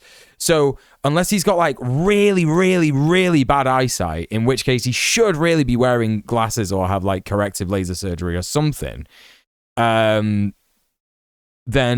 he's got like one sentence on one paper. Hamas shuffled his papers? That's right. That's right. Did they ever address why they moved the concert a few days before? No. As far as we know, we don't know. We watched the Al Jazeera documentary on stream last week, but unfortunately the VOD channel got a fucking a strike, a warning strike for that video. So good stuff. Great. And now that's lost like tears in the rain. Nearly 6 months have passed, and the Security Council still has not condemned the child-murdering rapist that Okay, so still liar. So still lying. Still lying. Child murdering rapists. Just child murdering rapists. None of that stuff happened. Yeah? None of that stuff happened. began this war. They began this war. Like, just lies. Just complete lies. Resolution just voted upon. It actually feels really good to be able to just straight up say you're lying. After watching that documentary. It actually feels really good to be able to just say, you're lying. You're lying. They weren't child murdering rapists.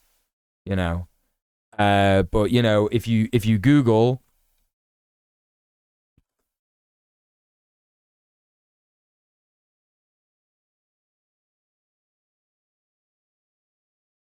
Palestinians sexually assaulted by IDF, systematic sexual abuse of Palestinians, you get this up. You just get this.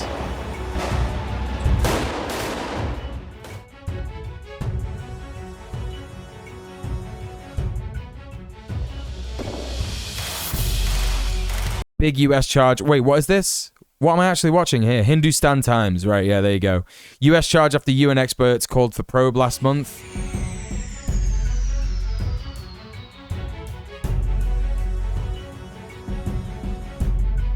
So this is a bit of a shit video. I don't know if it's actually going to have like any kind of commentary or anything like that. Oh, there's a bit more here anyway. Okay. Big allegation by a US official against Israel. The US official reportedly accused IDF of systematically sexually abusing Palestinian women. This is a US official. This is a US official. So someone who's extremely biased towards Israel. IDF Brigadier General Amir Avivi revealed to the shocking accusation to an interview on 103 FM.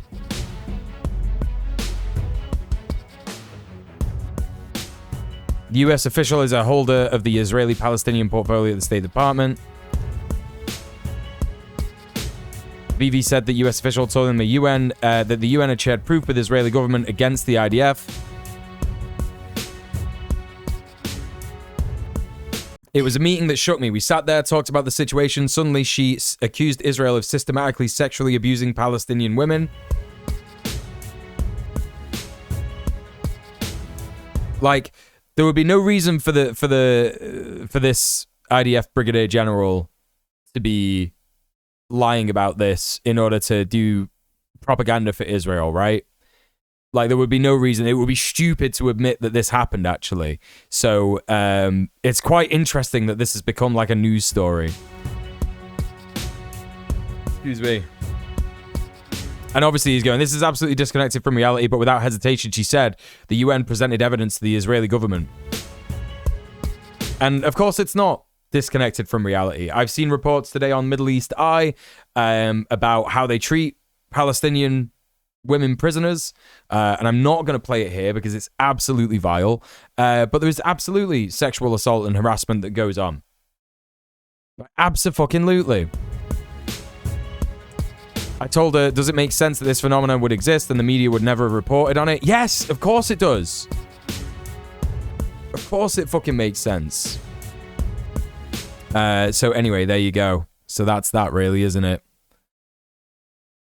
Makes it seem as if the war started by itself. No.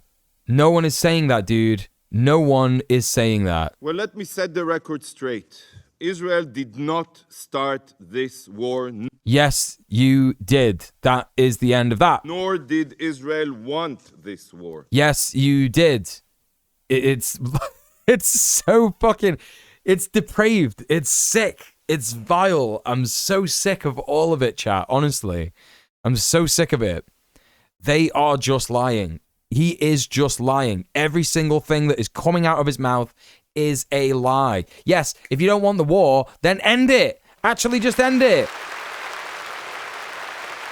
We didn't want a war. Well, why did you fucking bomb 30,000 fucking people? Dickhead. Israel disengaged and withdrew from Gaza 18 years ago. Yes, and you routinely send fucking rockets in there to just trim the lawn, mow the lawn. We wanted a ceasefire and coexistence. That's true. He was actually telling the truth there. Israel doesn't want a war. War implies someone will be fighting back. It's true. It's true. Repeat here slogans and purport to know for the... The thing is, chat, is that this isn't for the international community anymore, right? It isn't for the international community anymore because they know that the international community is against them. And they know that every single civilian all over the world, at least 70% of them are like, you know, they're not down for Israel anymore. They're like, yeah, this is bad. This is a bad country. It's a fascist society. It's not good, right? So he's saying this for the Israeli people. That's what he's saying, to radicalize them further. Like, that's what this is for.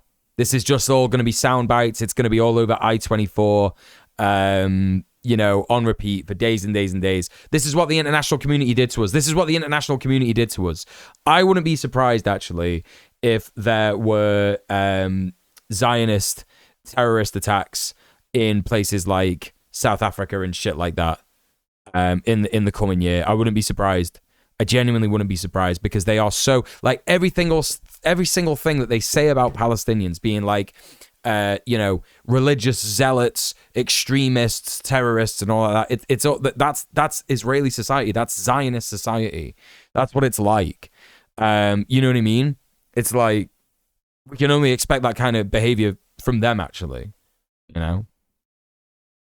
Yeah, we left Gaza. Sure, we control their borders every single day and allowed exactly how much food that we said should get in and control the power, the electricity, the water supply, everything, the gas. But, you know, we left.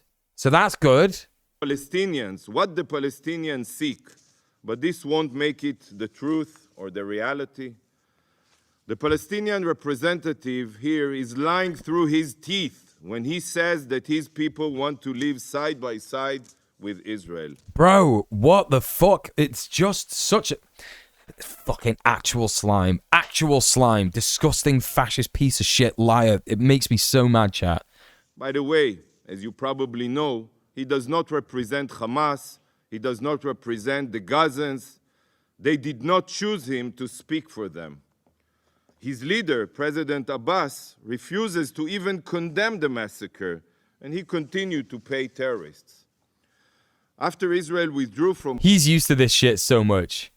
He is so fucking used to this shit. You can see it in his face. He's just like, come on, bro. Come the fuck on. Gaza. I think everybody is used to it. I think everybody is fucking used to it. Everyone is sat here at the moment like, this is nuts, actually. I can't believe they're still letting this man speak. Palestinians elected Hamas, a terrorist organization. They elected a terror organization. Hamas converted every inch of Gaza into a terror war machine, right under the UN's nose. Maybe. Oh, hang on a minute. So Gaza was turned. Every inch of Gaza was turned into a terror war machine. So it's not just hospitals anymore. It's not just hospitals. Because when they were bombing hospitals and they were facing the allegations that they were bombing hospitals, they said, oh, no, there's a Hamas base under there. They didn't respond by saying all of Gaza is Hamas. Not to the media of the world. They were saying that to all their own people, but they weren't saying it to the media of the world, were they? The help of some of the UN's agencies, like UNRWA. Bro, this is nuts. It's crazy, actually. I think everybody is sat here just going like, I just genuinely can't believe that this guy is just like saying this stuff. It's so insane. I think he knows this as well. I think he does know this. Hamas initiated ceaseless attacks on Israeli civilians throughout the past 18 years. No.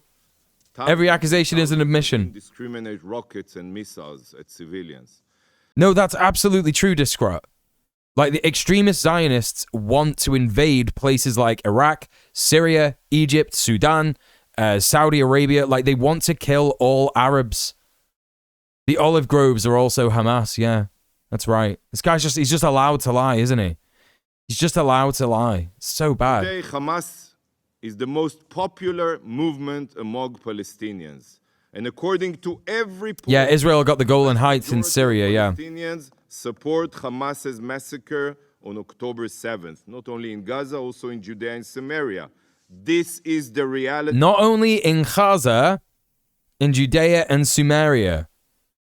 Right. So he's calling the West Bank, sorry, it was a gnat. He's calling the West Bank Judea and Samaria. Does anyone know why that's relevant? Why that's important? So he's not calling it the West Bank anymore. He's not referring to it as the West Bank. He's saying Judea and Samaria. Like, that's our land. That's what he's saying. That's like the Zionist name for places in the West Bank.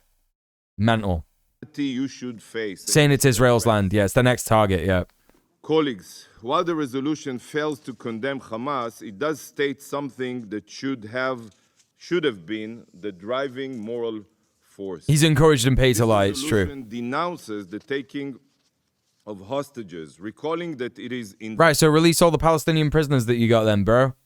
Release them all. All the ones that have been detained without charge, release them. violation of international law. Yep, so you violated international law. We know that. Yep. Hostage is a war crime. Yep. There is no You've committed many war crimes. this is That's what true. Hamas has committed. Yeah, but you did it So the first. hostages should have been the number one priority. Right, so why did you bomb Gaza into oblivion then?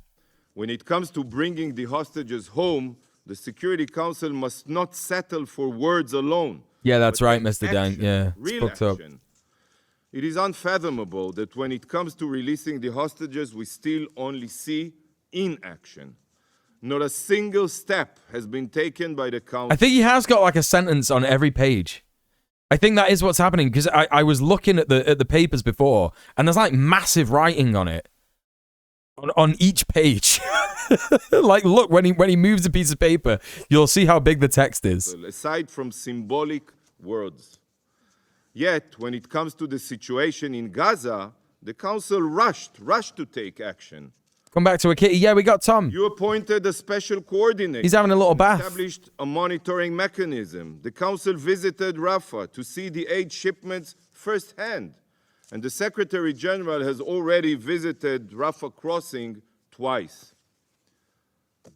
Why do our hostages not receive concrete action? What have you done to advance their release? Colleagues, following this council's adoption of... Called for a ceasefire, actually. Called for a ceasefire. This guy's like, what have you done to expedite their release? Yeah, we just told you to do a ceasefire. There you go. Boom. Done. Done. What do you want, bro? Can't free the hostages. You keep Hannibal directiving them. Yeah, exactly. Mental. Absolutely mental. Hey, Bonbon C3PO. How are you doing? Good to see you. Yeah, he's clean. He's a clean little lad. Yeah. UNSCR 2712 and 2720, which both called for the release of the all hostages, Hamas did not stop to even contemplate for even one moment. It should be very clear that as long as Hamas refuses to release the hostages in the diplomatic channels, there is no other way to secure their return other... Every single thing he's saying is a lie, isn't it? Yeah, he makes me physically ill. It's maddening, dude. It's maddening. Every single thing is a lie.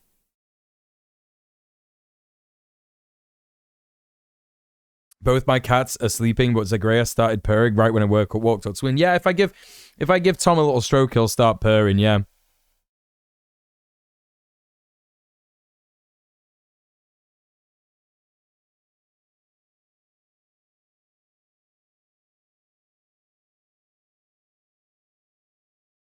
Baby boy.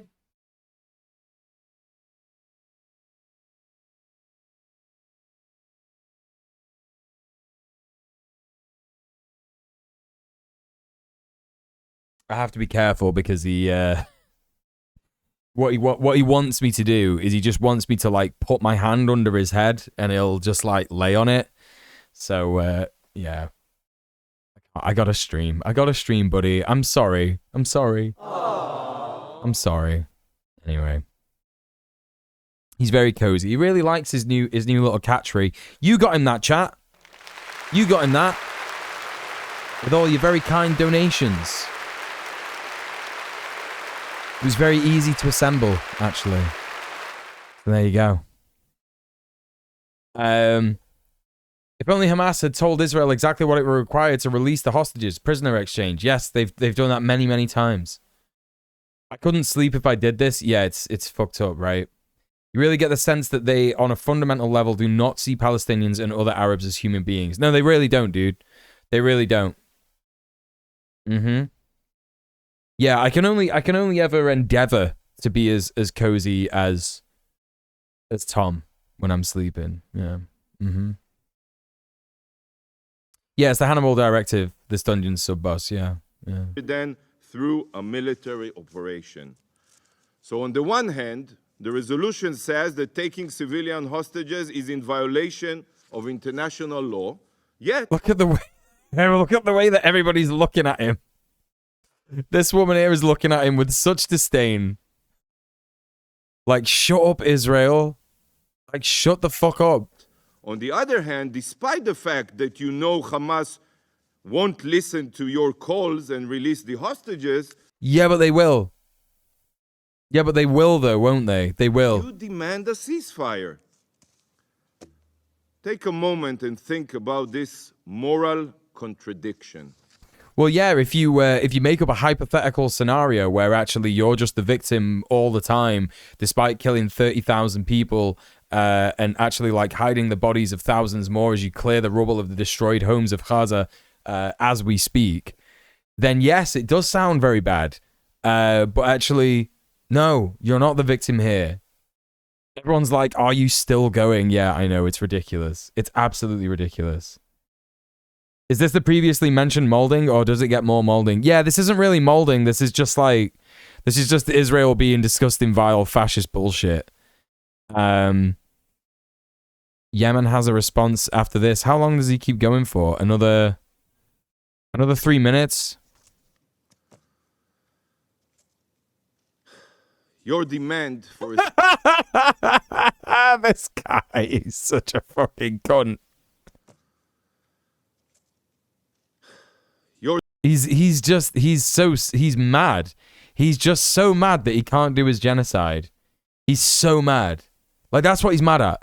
That's actually what he's mad at here. Demand for a ceasefire without conditioning... That was molding. ...on the release of the hostages not only is not helpful, but it undermines the efforts to secure their release. It undermines the efforts to completely ethnically cleanse Gaza, basically. That's what he's after. It is harmful to these efforts because it gives Hamas terrorists the hope to get a ceasefire without releasing the hostages. Yeah, but they've tried to release the hostages many times, dude. Like I'm pretty sure everybody on the council knows this.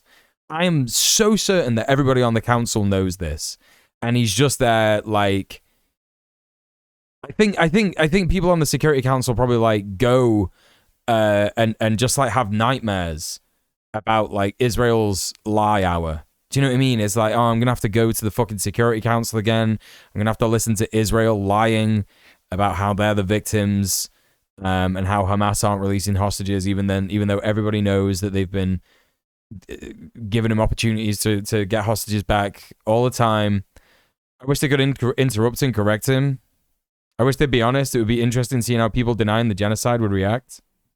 All members of the council, all members should have voted against this shameful resolution. Yeah, but they didn't, did they, bro? They fucking didn't.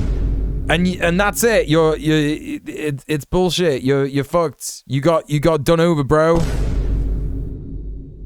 He's like, everyone should have voted against this. That is pretty funny that he said that, actually. Mr. President, where are these council's actions? Why don't you designate Hamas as a terror organization. Even if there are council members here who would prevent this due to their political alliances with Hamas leadership. Political alliances with Hamas leadership. He's making it sound so disgusting. He's just like, all Palestinians are Hamas. Hamas are evil. They rape babies. They killed my grandma. Like all this nonsense. Where are the moral efforts to advance such a designation? And it's like, oh, you have political affiliations and alliances with Hamas. It's like, shut up, dude. I wish to suggest shut the fuck up. An alternative text that should have been adopted by the council if it wasn't so biased. Wait, is he going to get glasses on? Oh my God, chat, he is short-sighted. Chat, he is literally short-sighted. That's why he's got like massive letters on each page. I didn't realize how true that would be. Against Israel. He's going to put glasses on. The Security no, he's Council not. strongly condemns and deplores all abuses of human rights and, where applicable, violations of international humanitarian law by the terrorist group, including... Yeah, but they don't need to do that, bro, because this is the stupid thing, right? The Security Council has, like, laws laid out like that. That's basically what the International Court of Justice is for, right? The red LED on the mic, the lead is Hamas because it's red. Zionists, most likely. Well, red isn't the color of Hamas, it's green, isn't it? So I don't know. I don't know what the red... Or that you're just like saying nonsense stuff because that's what Israel Zionists say. I don't know. Personally, I think he just has lots of paper to make it seem like he says more than he does, yeah. Those involving violence against civilian populations. Oh yeah, the red triangle thing, yeah. Children, kidnapping, killing, hostage taking, pillaging. Yeah, but okay, let's have a little look. Involving violence against civilian populations, notably women and children, kidnapping, killing, hostage taking, pillaging, rape, sexual slavery, other sexual violence, recruitment of children, and destruction of civilian property. Yeah, those are all things that Israel has done. Correct. Yes, all that stuff is bad, isn't it, Israel? It is. It is all bad stuff. So why don't you stop doing it? That's the question for you. Why don't you stop doing it, buddy?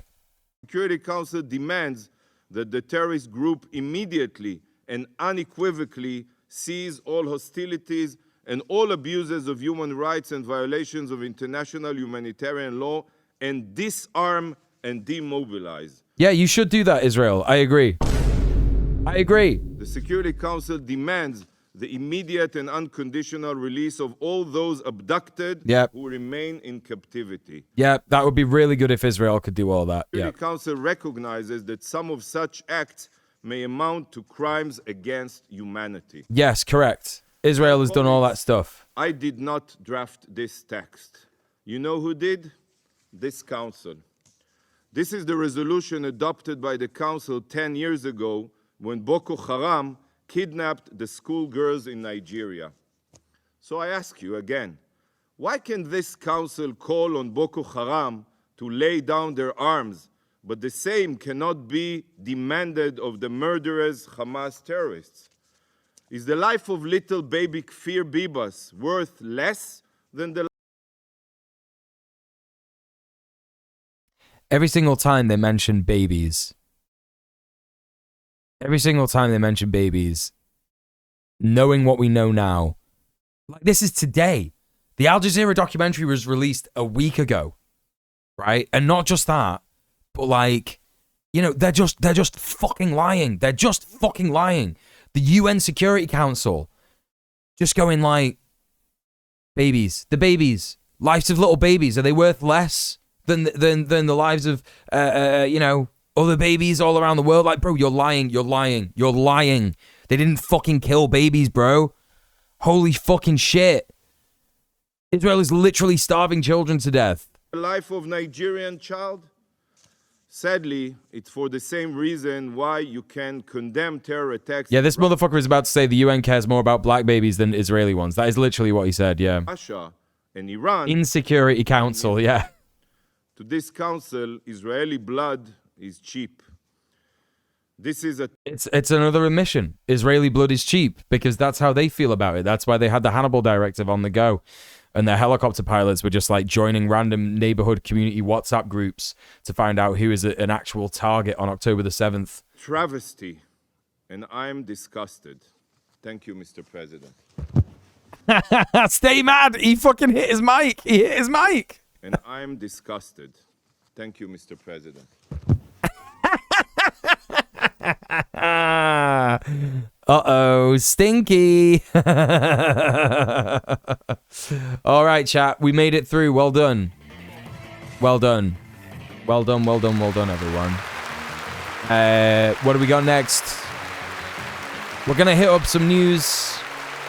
So stay ready for it. We're going to be hitting up Amy with some of the headlines.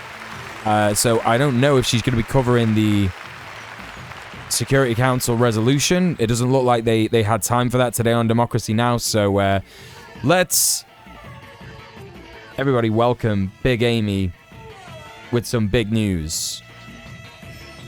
All right, let's have a look, see what we got. Welcome to Democracy Now!, democracynow.org, the War and Peace Report. I'm Amy Goodman. Hi, Amy. In Russia, the death toll's risen to 137 from an attack on a popular concert hall. Actually, chat, hold up one sec. I'm just going to run and get a jacket.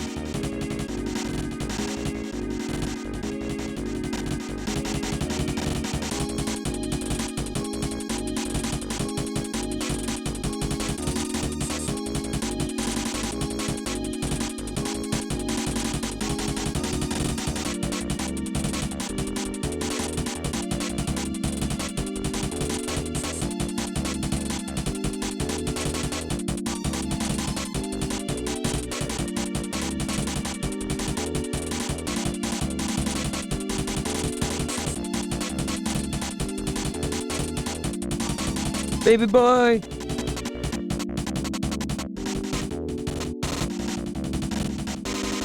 He's got his head up, chat. He's got his head up. There you go.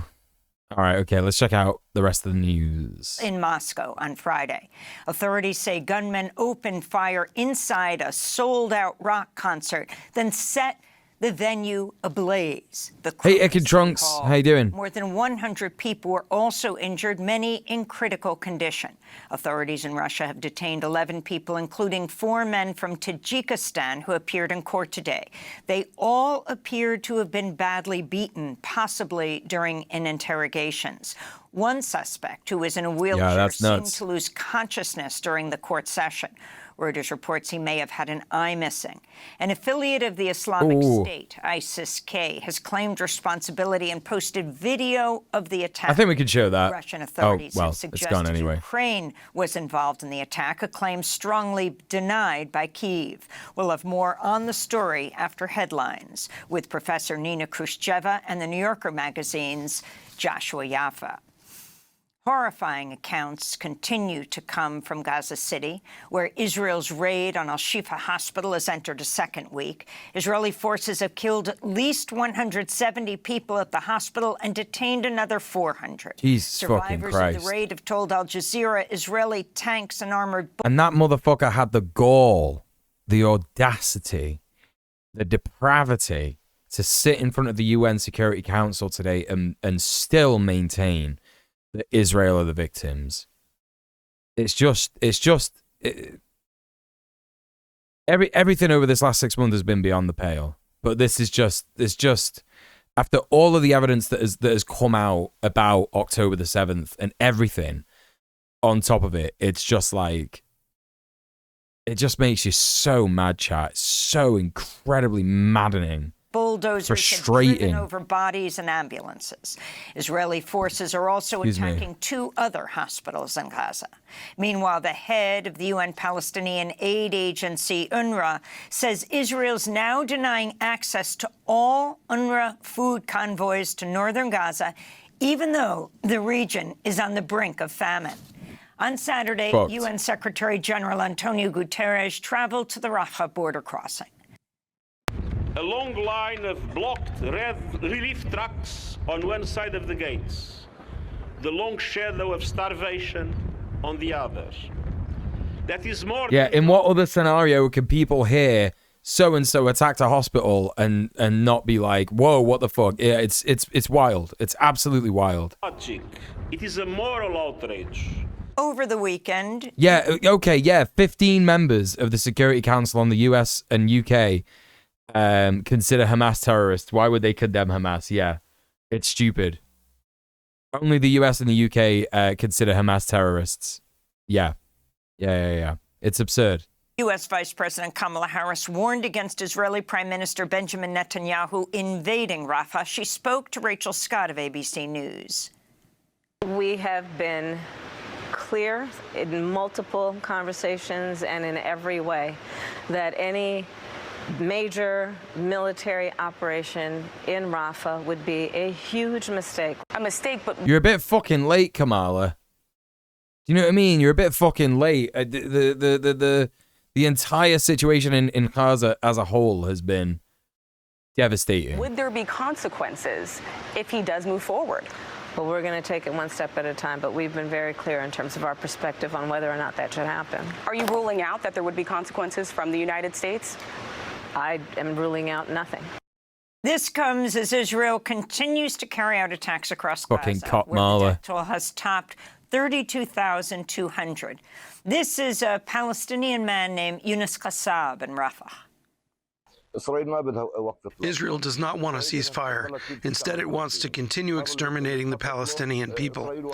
This is what Israel and America are planning simultaneously. They do not want a ceasefire.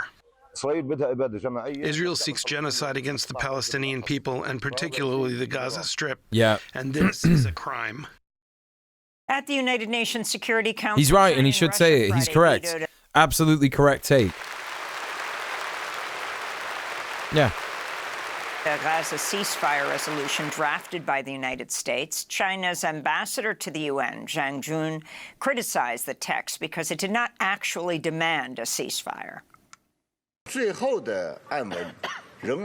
final text remains ambiguous and does not call for an immediate ceasefire, nor does it even provide an answer to the question of realizing a ceasefire in a short time. This is a clear deviation from the consensus of the Council. So this was from a resolution on Friday. The US's resolution last Friday. Is a fundamental prerequisite for saving lives, expanding humanitarian access, and preventing greater conflicts. The U.S. ambassador to the United Nations, Linda Thomas-Greenfield, criticized Russia and China for vetoing the resolution.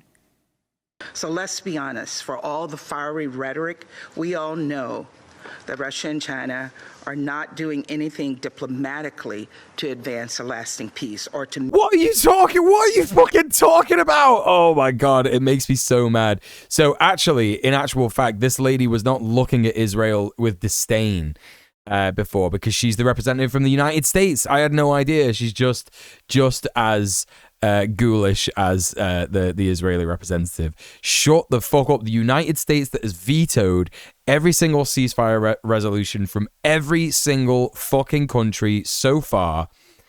Holy fucking shit. Meaningfully contribute to the humanitarian response effort. Shut the fuck up.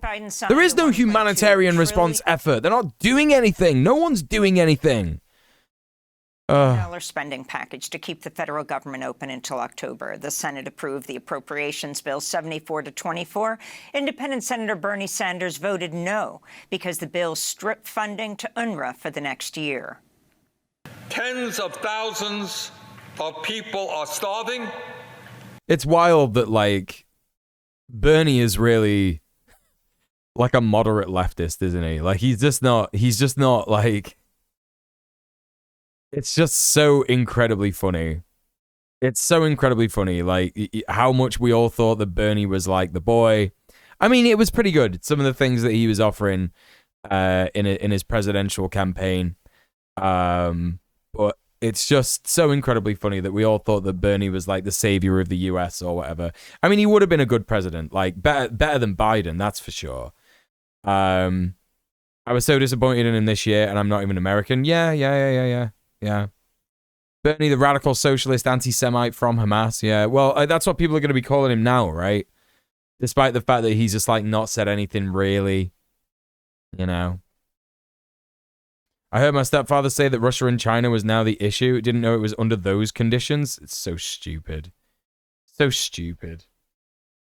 As soon as Russia and China are like, we're going to veto this thing because it's bad, actually, and it's not a good ceasefire resolution. Everyone's like, Russia and China are evil. They're the evil states, the evil ones. And it's like, what about the US, bro? What about the US? Vetoing ceasefire resolutions up and down the council. Like, what? Absolutely bizarre. With how far right the Overton window is, he looks radical left. That's true. He was always a centrist sogdem. Yeah, he was. UNRWA is trying to feed them, and the Israeli government and its allies like AIPAC spend much of their time lobbying to defund UNRWA, the major organization which is feeding starving people. Sadly, tragically, many members of Congress seem to be happy to be part of this starvation caucus. In the House. You know what? He's getting pretty riled up there. Gotta say, big up Bernie for at least having, like, a little bit of integrity. Yeah, at least the man with the most integrity in the entire Senate, in the entire U.S. government. Actually, I would probably say. You know, aside from, like, Rashida Tlaib, you know. Scandinavian centrist, American radical left. Yeah, for real. The spending bill was approved 286 Cuban conservative. to 134. New York Congressmember Alexandria Ocasio-Cortez, who voted no, accused Israel of committing genocide during a speech on the House floor. Oh, that's a bit like AOC. AOC coming in 6 months too late. If you want to know what an unfolding genocide looks like, open your eyes. It looks like the forced famine of 1.1 million innocents. It looks like thousands of children eating grass as their bodies consume themselves while trucks of food are slowed and halted just miles away. It looks like good and decent people who do nothing or too little. Girl, where have you been? Girl, where have you been? Oh my God.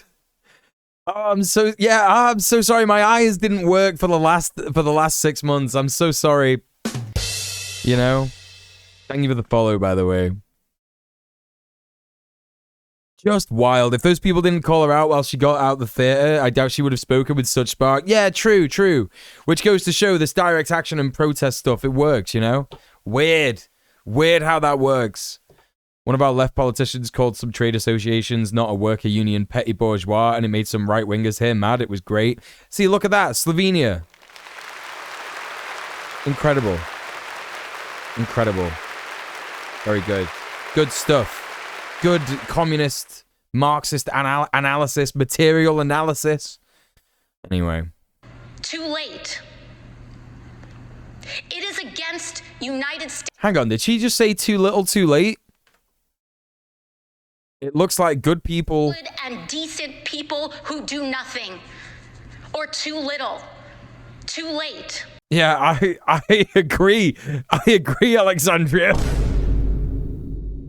Holy shit, are you joking me? This is not self-aware at all. It is against United States law.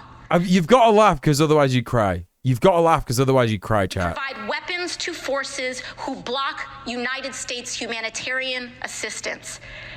And that is exactly what is happening right now.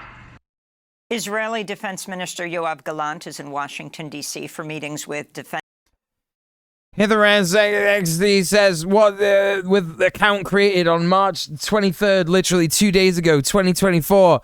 What's this video about? The Hamas-Israeli conflict? Shut up, it's not a conflict, it's a genocide. I'm having sex with your dad. This is the sound of your dad farting all my cum out. Goodbye, now you can't be in the Twitch chat anymore, you bullshit, piece of shit, fuck off. Alright, cool, we had a troll. We had a troll, chat. We had a troll. Done. Yeah, we're all trying to find the guy who did this. Moment for AOC right there, yeah. Yeah, if only she could have done anything. If only she could have done anything. Yeah.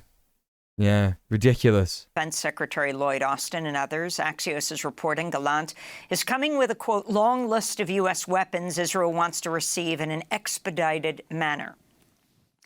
Protests continue. So Yoav Gallant is asking the U.S. for, like, very specific weapons now? This is, like, a bit of a change. Around the world this weekend in Ireland, tens of thousands marched in Dublin to demand a ceasefire and freedom for Palestinians. In Chile, members of the Palestinian community, which is believed to be the largest Palestinian community outside of the Arab world, gathered with allies to call on President Gabriel Boric to break off all diplomatic relations with Israel. Yeah. Do it. We stand with the oppressed and against the oppressors. We are here to say no more crimes against humanity. So we War crimes grocery list. Yeah, the Gobs. criminal state of Israel, which insults our nation. Here in New York, hundreds of activists gathered outside the Metropolitan Museum of Art to demand the prestigious museum and its board members Is that a massive quilt? That's so cool. cut ties with companies that benefit from Israel's assault on Gaza. Oh, shit. And commit to helping, quote, preserve Palestinian cultural heritage sites being destroyed by Israel, unquote. Activists displayed a Everybody go massive follow Goblin Hugger, by the way. 30-foot quilt on the steps of the Met, modeled after the AIDS Memorial quilt. The Palestine quilt Yeah, big pieced up. together works by 64 global artists on the theme of, quote, from oppression to liberation. Ah, this is beautiful, chat. That's beautiful. That's beautiful. The revolution's got to be beautiful, and they're making it beautiful. We're seeing it in real time. We're seeing it in real time, chat. Senegal early results from Sunday's presidential election put the opposition candidate Bassirou Diomaye Faye in the lead. At least 5 of the 18 other candidates already conceded to Faye, who's backed by the popular opposition figure Ousmane Sonko, who himself is barred. We covered this on Red Planet last night. That's right. We had a great episode of Red Planet last night. Everybody go and check out Red Planet. It's really, really good. Anyway, on top of it, reporting this before Democracy Now! Can you believe it? That's what your patronage at Red Planet pays for. From running.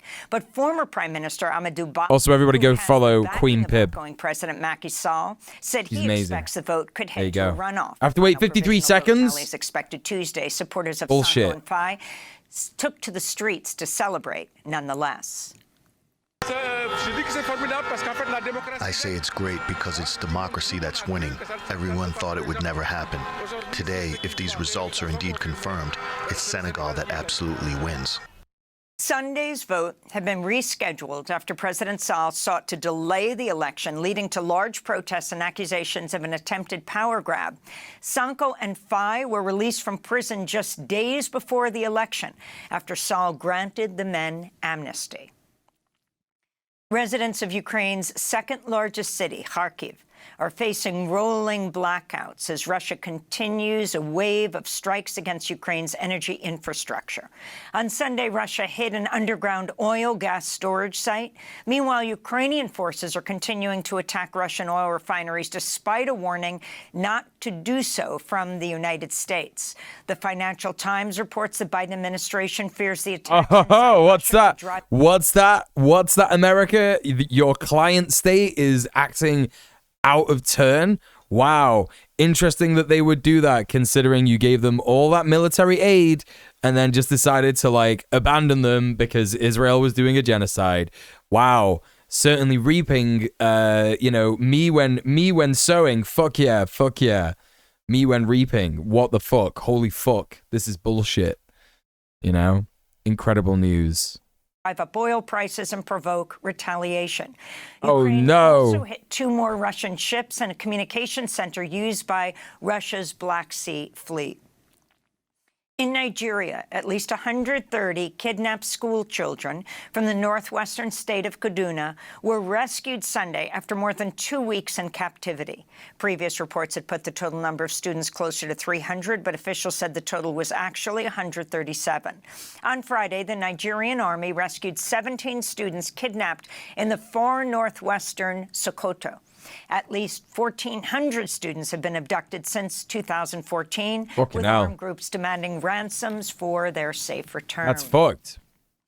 In Brazil, police arrested 2 politicians and Rio de Janeiro's former police chief in a major breakthrough for the investigation into the 2018 assassination of Marielle Franco, an outspoken Rio councilwoman and activist. No fucking way. Investigators say brothers Chiquinho Brajao and Domingos Brajao, who also both once served on Rio de Janeiro City Council and remain in official positions, are suspected of masterminding the assassination, which also killed Franco's driver, Anderson Pedro Gomes. Former Rio Police Chief Rivaldo Barbosa is accused of obstructing investigations into the fatal shooting. Marielle Franco had fought against police brutality and became a voice for other LGBTQ and Black Brazilians who face discrimination. Her longtime partner, Monica Benicio, spoke Sunday following news of the arrests. Today is without a doubt an important day for democracy in Brazil. 6 years later. 6 years later. That shit was never going to happen under Bolsonaro. Do you know what I mean? It is the beginning of a new struggle. We want everyone to be held responsible and everyone to be identified so that we can finally have justice for Marielle and Anderson. New York Attorney General Letitia James could begin seizing some of former President Donald Trump's assets today if he fails to meet a deadline to post a $454 million bond after losing a civil fraud case in New York. Yes! Last week, Trump's attorney said the former president faces, quote, wait, what the fuck? He's got a golden shovel?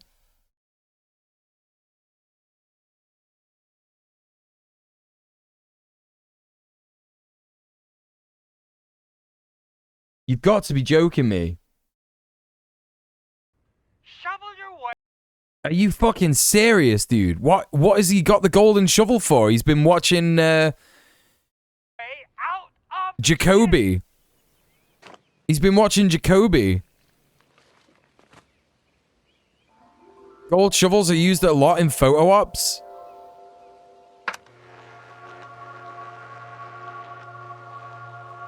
This is your shiny gold shovel. 2 coats, guaranteed. Shovel your way out of the shit and into the truth. Dig yourself out of the shit. $29.99. That's right. $29.99, chat. You heard it here first. Plus shipping. Accept no substitute. Get yours now. Let's fucking go. Let's fucking go. Insurmountable difficulties in securing the bond after more than 30 companies refused to help him. First scoop ceremonies at build sites. This is so weird, chat. This is like a thing that I never knew about. I never knew about that, but I've only ever seen like Twin Peaks: The Return, and that bit where Dr. Jacoby ends up becoming like a fucking Alex Jones type libertarian podcaster. And he like sells his own golden shovels. That's all I know about him. Trump's attorneys have appealed the ruling, but no way, Joel. That's wild. Expected before today's deadline. This comes as Trump appears poised to make as much. You got one of them golden shovels. You got cured completely and totally. You heard it here first. Social media platform Truth Social becomes the boys having a dream. Traded firm following a merger last week. Meanwhile, Trump's expected back in court today. It makes me feel really happy that he has dreams, because that means that he's in like a really deep sleep, right? And it's quite rare for cats to be in like a super deep sleep, so it means he's very like feels very safe around me. He's started to like do this like sleeping on his back, like completely on his back when he's like nuzzled up against me. It's really, really cute. So good.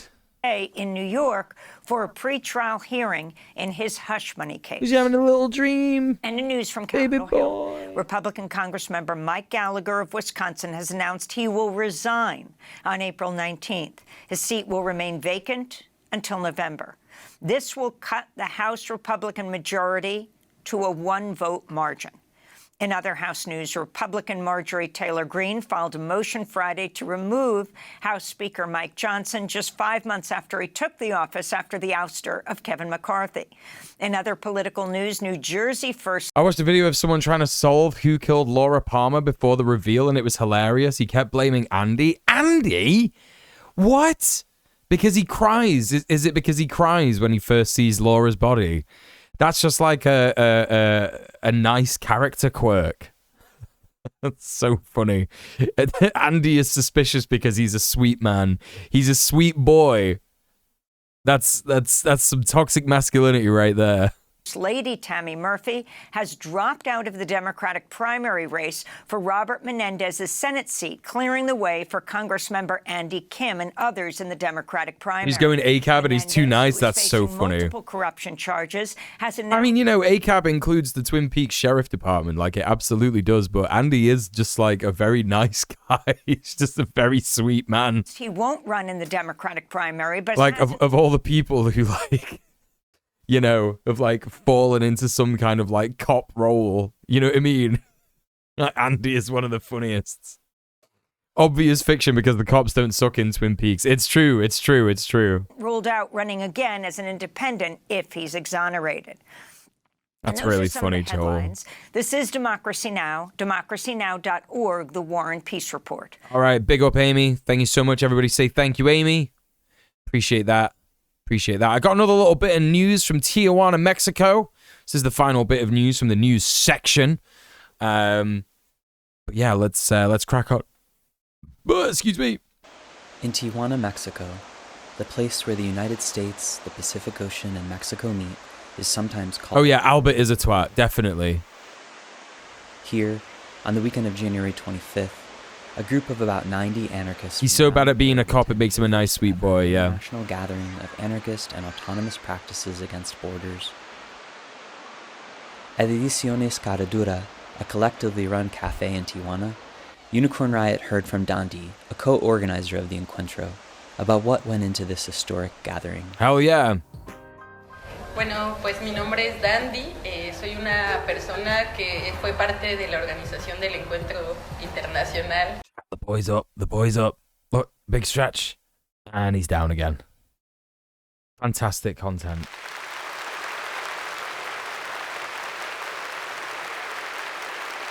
Incredible. I've got no idea how he sleeps so much, chat. It's just wild. It's wild how much he sleeps.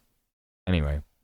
Anarquista y antiautoritario contra las fronteras aquí en Tijuana, Baja California, México. Reposition moment. El encuentro surge porque habíamos hecho unas jornadas anticarcelarias 15 out of 10 strength, yeah. Para apoyar a presos en distintas partes del mundo. Entonces, después the lack of existential dread. True. B-Ra.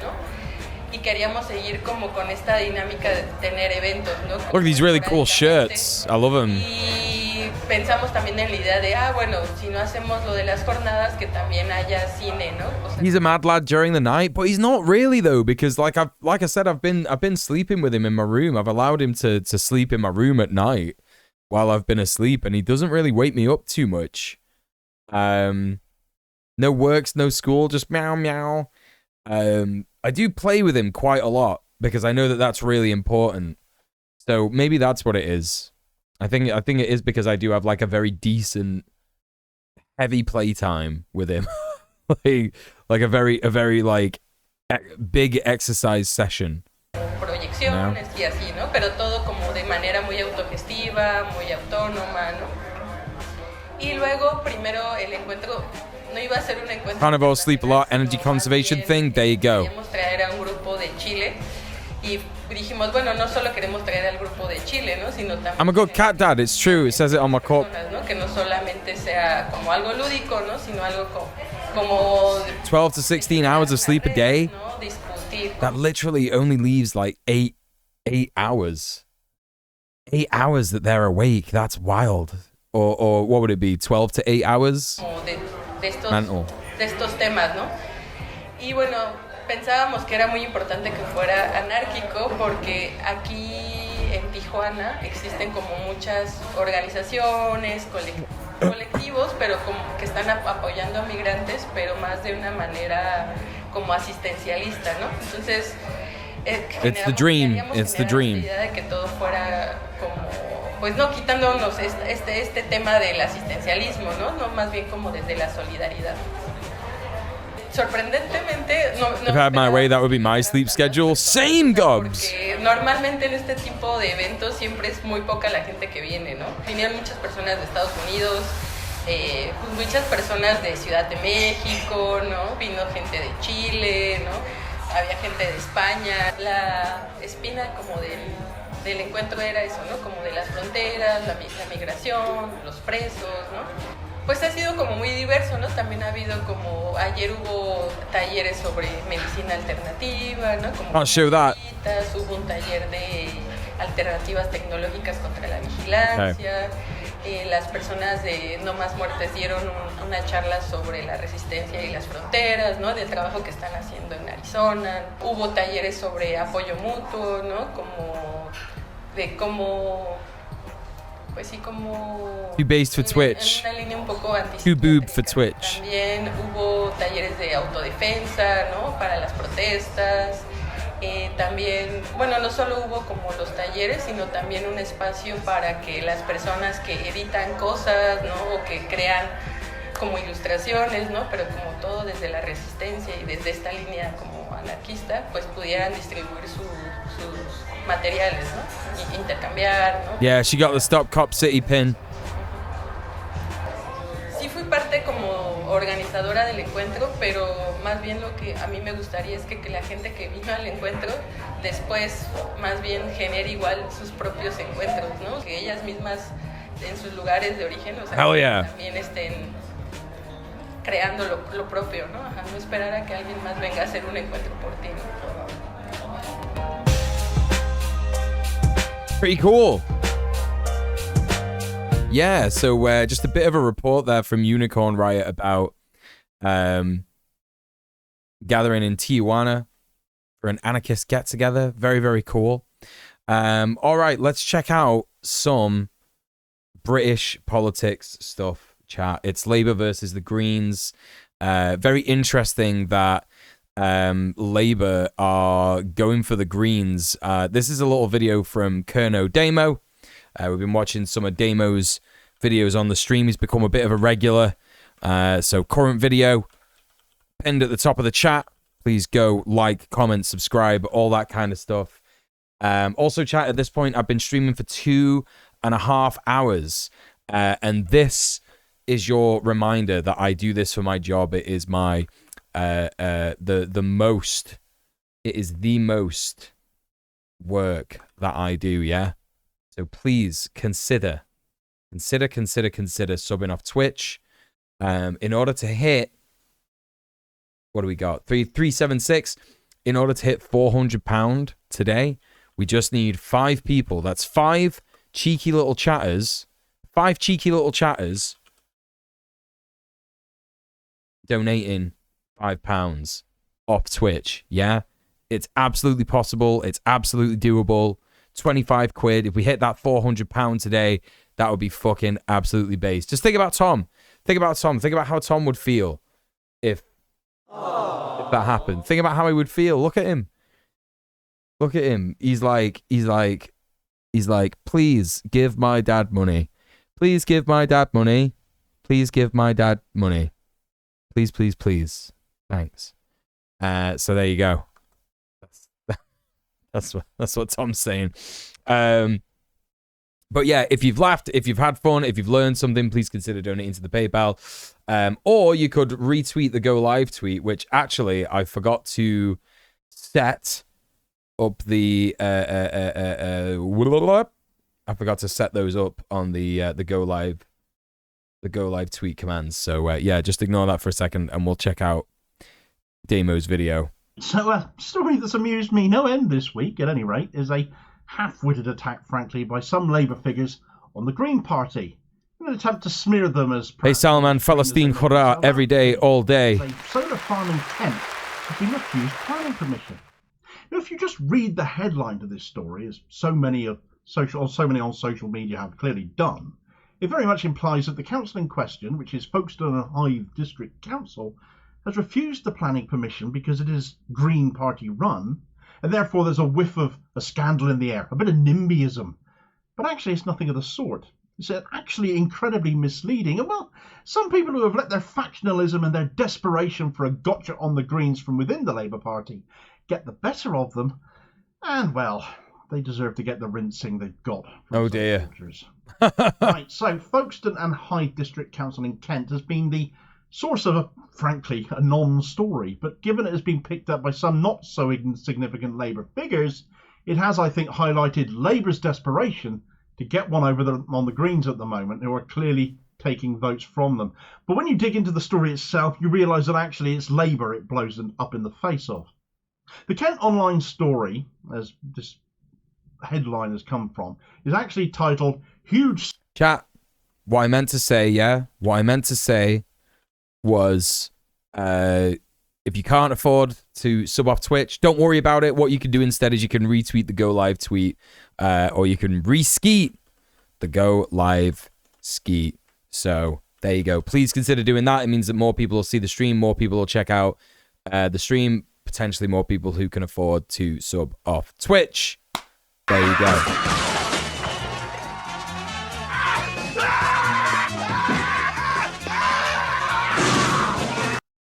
For the boy and his dad. What the fuck? Discro with the 100 quid!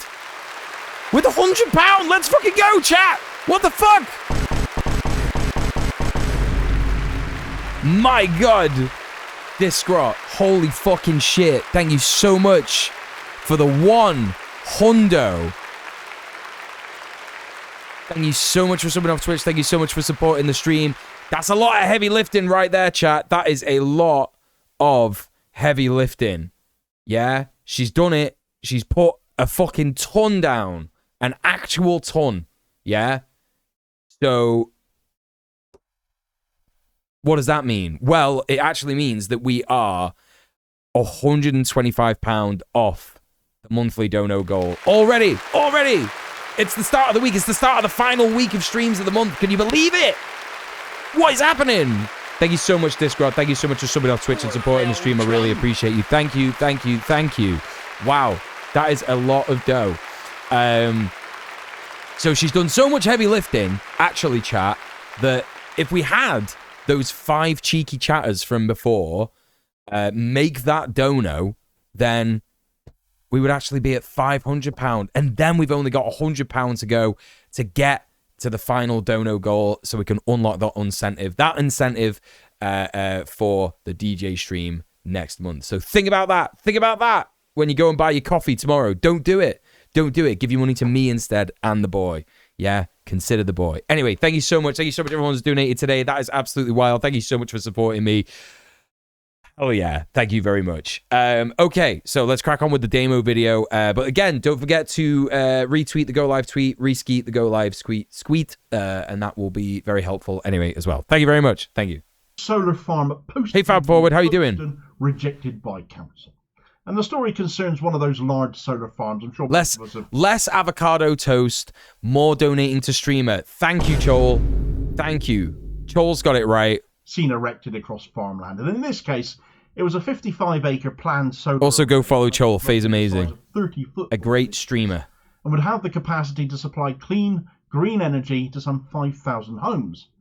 However, before you click on the article, as it appears on social media, the actual title of it isn't presented to you as that in the thumbnail. Instead, the article is introduced as Kent's Green Council rejects plans for huge solar farm.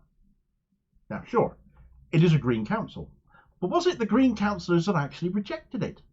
Judging by the number of people who didn't read past that title in the thumbnail, it's enough to have people sneering at the Greens themselves over this, and certain Labour figures who definitely know better than to read just such a headline and judge the entire story on that have taken full advantage. Now, the one thing that jumped out to me on this when it came across my screen was Mike Katz, who you might be familiar with. He's usually running around accusing the left of being racist, as one of Starmer's go-to anti-Semitism judges involved with the Jewish Labour movement, where you need neither be Jewish nor in Labour to actually be a part of, and who were scathingly criticised in the Ford report for their anti-Semitism training being poor, let's just say. Yeah, was the anti-Semitism training just like, don't be mean to Israel. We're just a small uwu bean state. Please don't accuse us of committing genocides. We do genocides all the time, but please don't talk about it. It's just not, you know. But let it never be said he's we not don't want you talking about that himself, though, as he saw this article and he had to quote tweet it, and he said, "Ladies and gents, the Progressive Green Party in action. Huge solar farm at Postling near Folkestone rejected by council." What's that got to do with... Oh, hey, Mr. Piece of Work, how you doing? What's that got to do with fucking... with the Green Party? It's like, okay, so you're gonna gloat that the council rejected the solar farm, which would have been a really, really good, clean green energy project for the UK that's really important. Anonymous!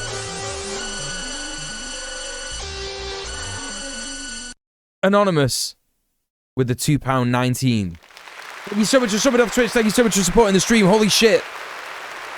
Crap, the donos don't stop. The donos don't stop.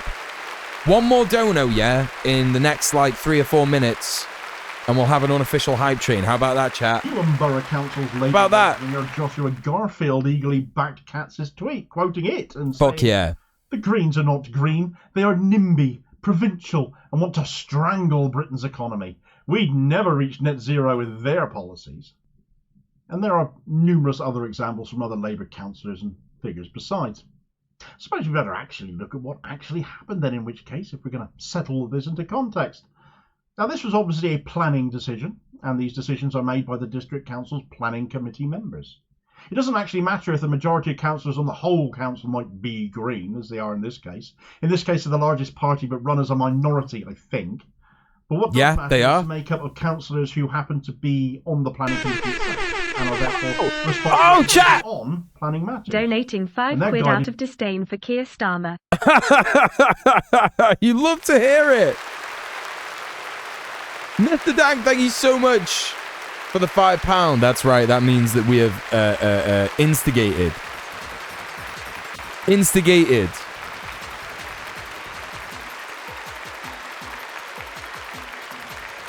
an unofficial hype train, yeah? Instigated an unofficial hype train. And I don't have a tune offhand. Yeah? I actually don't have a tune offhand for us to watch. So I'm just scrolling and stalling. I'm just scrolling. Don't think about it, chat. Don't think about it. I'm just scrolling and stalling.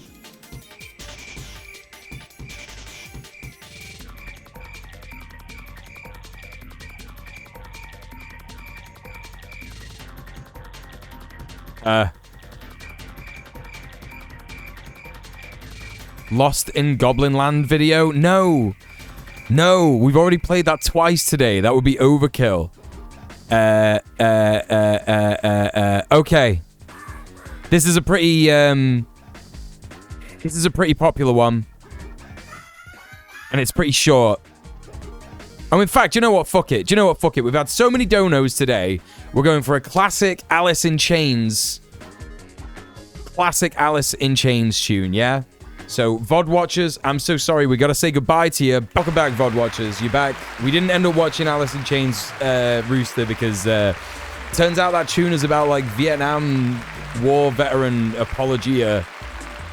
As Emond and Exa says in the YouTube chat, one of the lines of the lyrics says, "They spit on me in my homeland," which is just a myth. Yeah, bizarre. Absolutely bizarre. It was mostly about his dad's experiences in Vietnam. Yeah. Well, we listened to Babes in Toyland with Bruce Violet. Anyway, highly recommend Babes in Toyland. Fantastic band from back in the day. Check them out. That song is about That song is about Courtney Love, and that's true. It's just correct. It just is about Courtney Love without a shadow of a doubt. Anyway, so there you go. Let's get back to some politics. Rooster is about his dad's experience in Vietnam and the impact it had on his family. Right, sure. Yeah, so not necessarily apology here, but like some of the imagery was a bit like, yeah, a bit too pro-imperialist for this stream, I'm afraid. Anyway, let's crack on. You were watching this video, by the way. It's pinned at the top of the chat. And we're going to be watching the rest of this video. It's about how the Green Party have had the piss taken out of them by Labour over this weekend for having a solar farm get stopped from being built or whatever. By the advice of a planning officer or officers, who are the ones who will, I think it's fair to say, be most familiar with planning rules and regs, bearing in mind that councillors come from all walks of life and are... But anyway, I forget to thank my wonderful chatters. Thank you so much for donating. Thank you so much for subbing off Twitch, everyone. I really appreciate every single one of you. Hit that 400... Well, we hit the £400 goal. We're near fucking £500 now. Let's fucking go. Yeah, the imagery was a lot. Oh, yeah, has the YouTube stream gone down?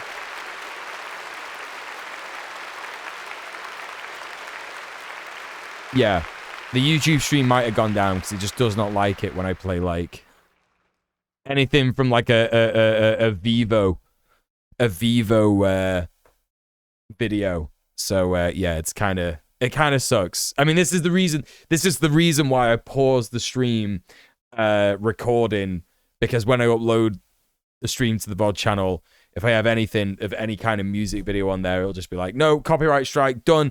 Even like clips from I Think You Should Leave. Like I had to absolutely eviscerate a VOD the other week because it had clips from I Think You Should Leave in it. And so I had to get like YouTube's trimming thing on the go. So it just, the VOD just looks like shit. Because of that. So yeah, very bad, very, very shit, but whatever, it happens. Elected to their positions, and therefore the planning officer's recommendations carry a reasonable amount of weight. Certainly you defer to their wisdom, shall we say. Planning officers, incidentally, are found at district or borough or county council levels, whatever the local administration system is. Town and parish councils don't. They make recommendations themselves on planning applications to those larger councils. So their recommendations are advisory and not decision-making. I happen to be a Green councillor myself on a town council planning committee at that. And I don't think these distinctions are often well enough known. Damo's a Green Party councillor? What? No way, dude. That's so funny. But it's worth dropping that in for information purposes. Anyway, yeah, it definitely is, dude. Folkestone and Hythe District Council Planning Committee consists... At least he's transparent about it, gotta say. Greens being the largest party when you consider the whole council, are not the largest representation on the planning committee. Of the 12 councillors on their planning committee, 4 are Green, 4 are Labour, if you include the Labour and cooperative members, who are often counted separately for some reason, 2 Tories, 1 Lib Dem and 1 Independent. So it's a mixed bag, with no one party having any significant influence over decisions. And that's good for democracy, you would think. But also shows that no matter what the decision on whatever planning application comes before them, no one party can actually ever be blamed for the decision going one way or the other, since it is a smaller representative body of councillors acting on behalf of the whole council on planning matters. Right, okay, that makes sense then. Making these decisions, the vote essentially often comes down to that planning officer's recommendation. And in this instance, the planning officer had recommended refusal. And bear in mind, their judgment has to be justified. They have to show why they've come to that conclusion based on... Was that something in the video? And bear in mind, their judgment has to be... What the fuck was that? That was so weird. ...justified. They have to show why... Maybe he's got a cat or a dog or something, or a kid. The rules and regs, as I've said. And in this instance, the planning officer's recommendation, or conclusion, was that the proposals would result in a detrimental change to the quality of the strategic landscape, failing to conserve and enhance the character of the North Downs national landscape. This would result in significant harm to the visual character of the area, and thus impact on the enjoyment of the area by receptors using the local... Okay, so I misunderstood what this planning thing was all about. I thought that the Greens had submitted it to the council or whatever via like a company that's building solar farms or whatever, and Labour got it all wrong. But actually what's happened is this particular like town council is like, no, we're not going to build this solar farm on this like area of natural beauty, which makes sense actually. And the town parish council is not like made up of entirely Green Party councillors or whatever. It's got like a very like balanced amount of different parties in there. Public rights of way. The proposed mitigation is insufficient to overcome these harms. So that was their view. Essentially, the planning officer decided that the proposal contravened local and national planning policy, and although these can be set aside if the development warrants it, and if a strong enough case to do that can be provided, the fact this development lay within an area of outstanding national beauty counted against it, and would be visible from all manner of vantage points, meant in the... Yeah, they have a negative impact on ecosystems, right? Yeah. Demonstrably mitigatable. This is why, like, in the UK, wind farms are the best, right? Because they're out in the ocean, and they're put so far apart from each other that it doesn't affect the marine life too much. And also, like, it just means that it's clean energy that is sort of out of sight, and it's a lot better to compare to other alternatives, right? Such a word. So the councillors on the planning committee... This is the thing, if you've ever played Half Earth Socialism, and you can play it if you're on your phone or if you're on your PC or whatever, highly recommend it. I'm sticking it in the chat right now in both chats.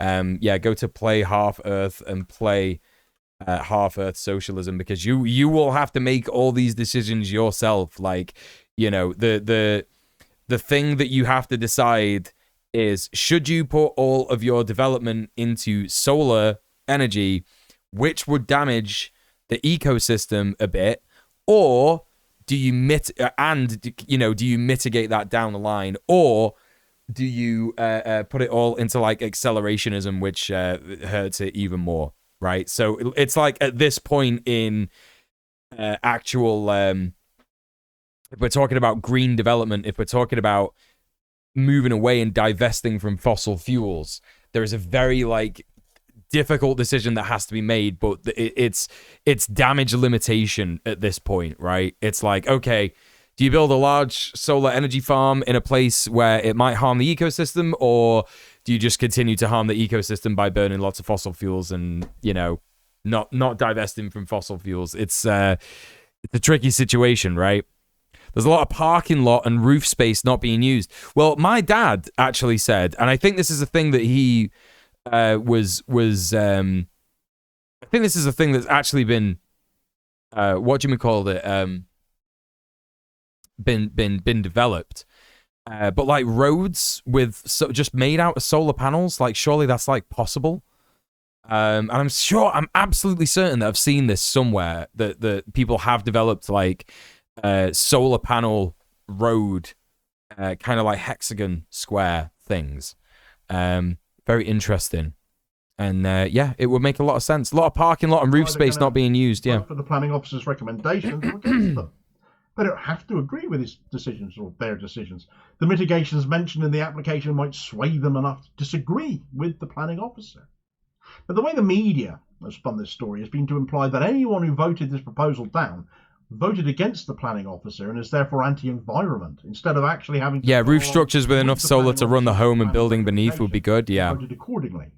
And because they've made a thing of this being a green council, people not actually reading the story will think green council blocked solar farm, and certainly that narrative, Labour figures are... Too expensive to do everywhere because of how often they need to be replaced. Well, yeah, that's another thing, right? The application was voted down. The planning officer's recommendation... Terracotta-looking roof panels that are solar? Oh, hell yeah. One of the Lib Dem councillors sounds pretty good on this day. So there were only 11 councillors in attendance out of the 12 on this planning committee night.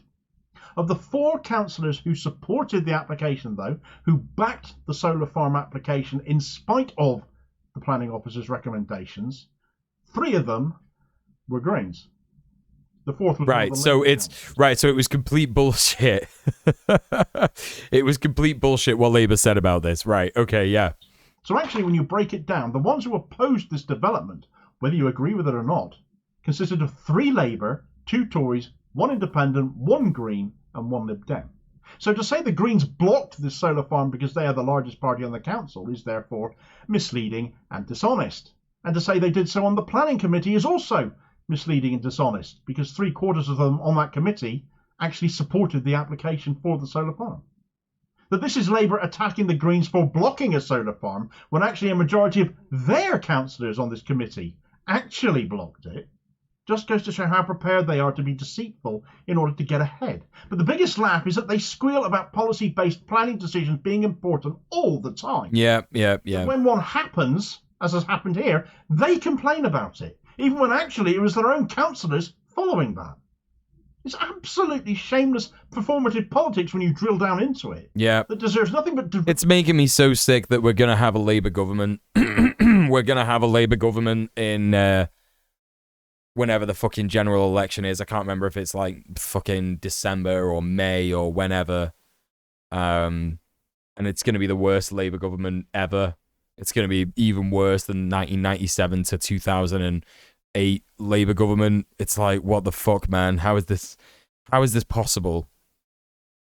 Everything is tied to the grid using power already. Feedback into it. Oh, have a small neighborhood grids of homes hooked together, bigger and bigger grids as more get hooked in. Everything is tied to the grid using power already. Yeah, because people are thinking of divesting from fossil fuels with fossil fuel brain, right?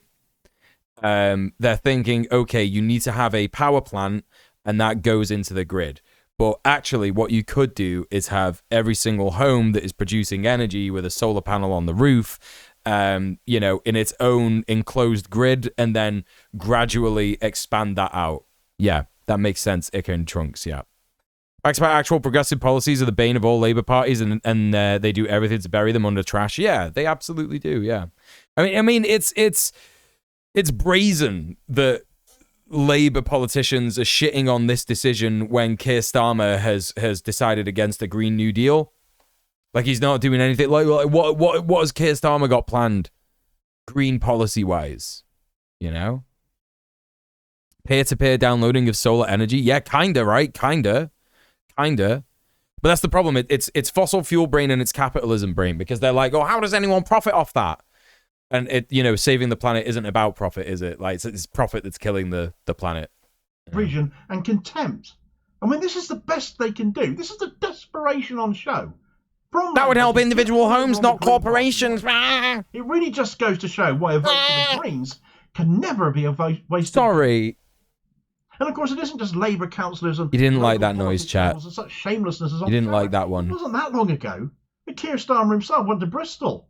And he went there and he pretty much gave the people there every reason to vote Green and not Labour.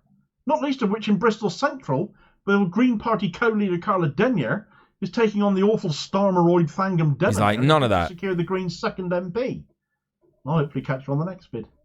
Cheers, folks. All right, there you go. There was Kerno Demos. A little update on the Labour and Green bullshit that's going on.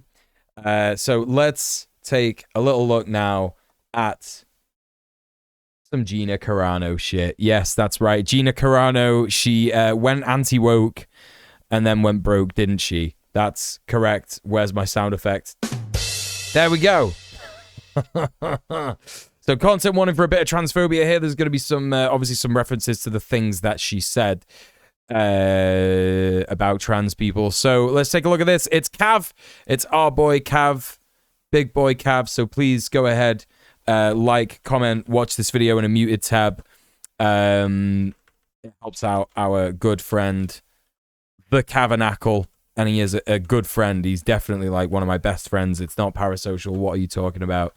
Okay, there you go. Right, let's take a look at this. Whole thing started. So you and I actually got in touch right after you were canceled, and maybe you can tell that story about how that went down. I was just basically going to put the covers over my head for about a month. And my manager was calling me. He said, Ben Shapiro is trying to get in touch with you. And actually, so then I'm like, well, this is interesting. Okay, so Ben's going to get a hold of me. So we got on the phone, and you you basically said, you know, you have to punch back, and you have to punch back immediately. You have to fight this.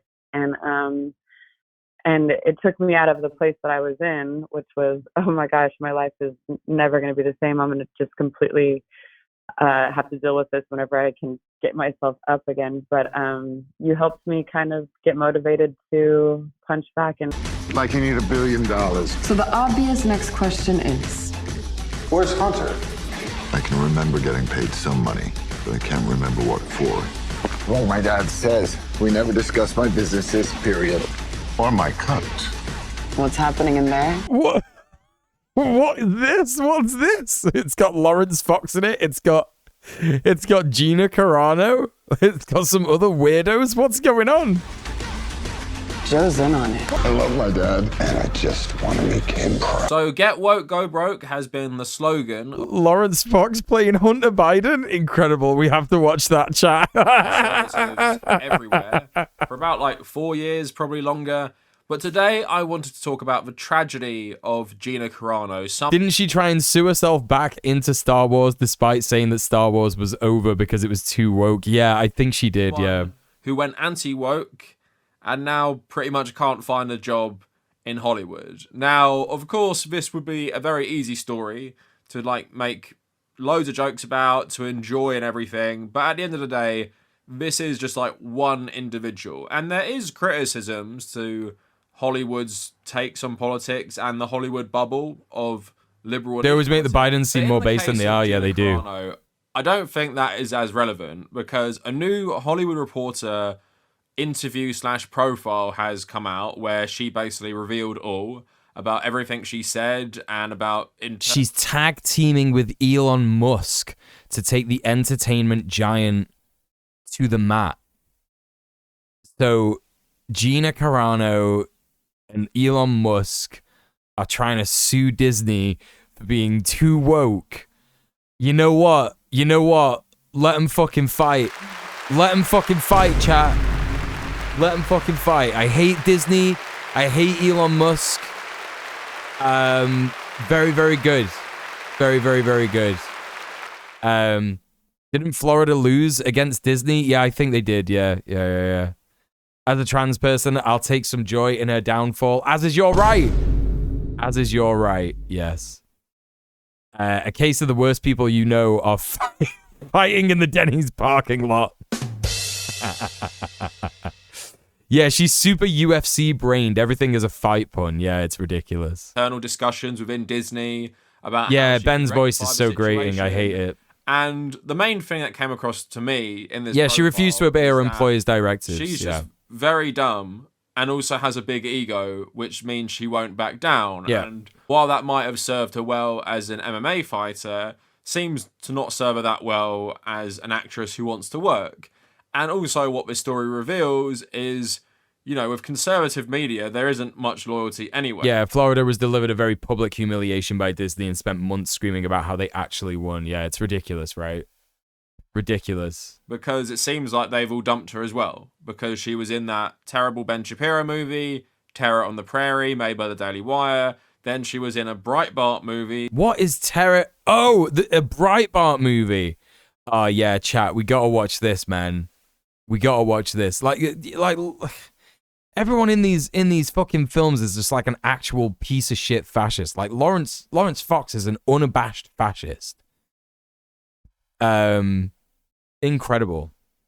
Absolutely incredible. We're gonna find legitimate means to watch these films in the Discord chat. It's gotta happen. It would be so funny because Disney would crush both of them. I don't like Disney, but I like them far less. Yeah, that's how I feel about it, to be honest. Like that's what I mean. Like I would laugh so much if Elon Musk got took to the cleaners by Disney. Like Disney aren't good. They're not a good company. I'm not gonna be like praising Disney, but Elon Musk needs to be taken down a few pegs. Like absolutely. Like he needs to be. He's got to have a slice of humble pie. You know what I mean? The right hated Terror on the Prairie because Gina Carano's character was too strong and independent. Yeah, that's what I heard. He called like My Son Hunter, playing like some bodyguard. 2 movies that, you know, didn't do that well, and one was just. Trav says it's almost impossible to find a legit copy of My Son Hunter. Let's go. Who even loved the Daily Wire didn't like this movie, and I guess what that shows is, if you are conservative in Hollywood and have like really terrible opinions that you're publicly gonna post on your social media platform, you better hope you're talented enough that people will still hire you after that. Because if you're not talented enough, then what's your fallback? And Gina Carano really fell into a path to like relative stardom, and it was all set up for her to take the next step because she was going to get her own Disney Plus show, only for it to all come crashing down. Because not only did she post like pretty awful things on social media, after a lot of warnings, she continued to post. In essence, it seemed like she was trying to provoke the company that employed her, and then they did basically not rehire her for any future Disney products. So all of that coming up for you today. Follow me on social media at The Cavernacle, mainly on Instagram and my travel Instagram these days, also on Threads and Blue Sky, and also check out my Patreon if you want to support my work, and you can get access to the private patrons Discord server through that. So before we get into the Hollywood Reporter profile, which is very insightful about everything, including like her own conversations with Pedro Pascal, let's just talk about like her rise. So she was in a lot of notable stuff like Fast and Furious 6, Deadpool, which, you know, most people probably recognize her from. And obviously she was in the first 2 seasons of The Mandalorian and had like a pretty prominent role. And she talked about in the Hollywood Reporter article, basically Jon Favreau was saying, you know, she was gonna basically become a star after, I think it's like the range. Like this is how transphobia rots your brain, right? This is how transphobia actually rots your brain. Because you can't stand transgender people existing so much that you ruin your acting career. That was just beginning. It was just beginning. She was in Fast and the Furious, and that's a bit shit, but that's where she got a star. And then it's like, okay, she got in Deadpool, and that was a bit more memorable. And then she was in the fucking Mandalorian. She antagonized her co-stars, and honestly, I think that's what did her in. I mean, it's also just this like desperation, right? Desperation to be confidently wrong about transgender people. It's a privileged kind of thing, right? It's like if you are an actor, your life isn't actually that bad, but maybe you're a woman and you don't actually subscribe to feminism that much, and so you don't see your career being stopped by men, like men in power, white men who are like extremely rich or whatever. You, for some reason, are just like, no, it's transgender people actually. Like it's such a privileged position. Like you don't see the actual like thing that is stopping you from having a good career and a good life, and you just for some reason it's one of the most minority of minorities of people of marginalized people somehow, right? Of the New Republic show that was going to come out. So everything was looking very bright for Gina Carano's future. Then, of course, she just couldn't help herself on social media, and she ends up making The Terror on the Prairie and My Son Hunter 2 years ago. Both movies, like I said, received very poorly. One's a Daily Wire exclusive. One, I don't even know where you could have watched this. So yeah, and if you look at what's on for the future, and from the article, it seems like plenty of actors struggle, not when she's on her level. No, for sure. And why I find that funny is conservatives like herself preach so much about individualism, talk so much about free market capitalism, and in that you'd think that they take responsibility for their own actions, but what she's doing now is she's teaming up with Elon Musk to sue Disney. And Lucasfilm particularly? I don't know how far that's really going to go. I don't know what it takes to even get like a little settlement from these things. That is so but if funny. you guys need some reminding of what she actually did, I'm going to remind you, because this saga has been playing out over the years, and thankfully a lot of websites have been putting out articles reminding us because of the Hollywood Reporter article. So what did Gina Carano tweet that got her fired by Ash Martinez? A controversial online presence gained traction in 2020 during the pandemic. She was a vocal opponent of mask mandates. Her Instagram and Twitter posts were mostly stupid memes, but people were dying from COVID. 350k Americans died of the disease alone in 2020. Oh, was it not transphobia that got her banned? I thought it was transphobia. Of course, Lucasfilm doesn't care about trans people as much as they thought. Right-wing talking heads flouted safety procedures. So it was anti-COVID stuff. That's really fucking funny. I find it so funny, actually, that, like, I'm certain that she's a transphobe, by the way. I'm absolutely certain that she's a transphobe. But I think, like, this is one of those situations where it's like conservatives got mad about a thing that wasn't happening, right? Mask mandates, in terms of, like, forcing people to wear masks, vaccine mandates. Like, these things just didn't happen. They certainly didn't happen, like, to the extent of which they should happen. You know, and now she doesn't have a job. Now she doesn't have a job. It's like, what the fuck, bro? So funny. Why are they like this? Procedures and declared mask mandates violations of free speech. The US Court of Appeals ruled in February 2024 that medical mandates don't fall under the protection of the First Amendment. Carano pushed for narrative. A vocal Republican, she frequently used her platform to espouse her political ideas, from endorsing the voter fraud conspiracy around the 2020 election, which you see a tweet here talking about, put laws in place that protect us from voter fraud, investigate every state, film the counting, flush out the fake votes, require ID, make voter fraud end in 2020, fix the system. So basically saying Joe Biden stole the election.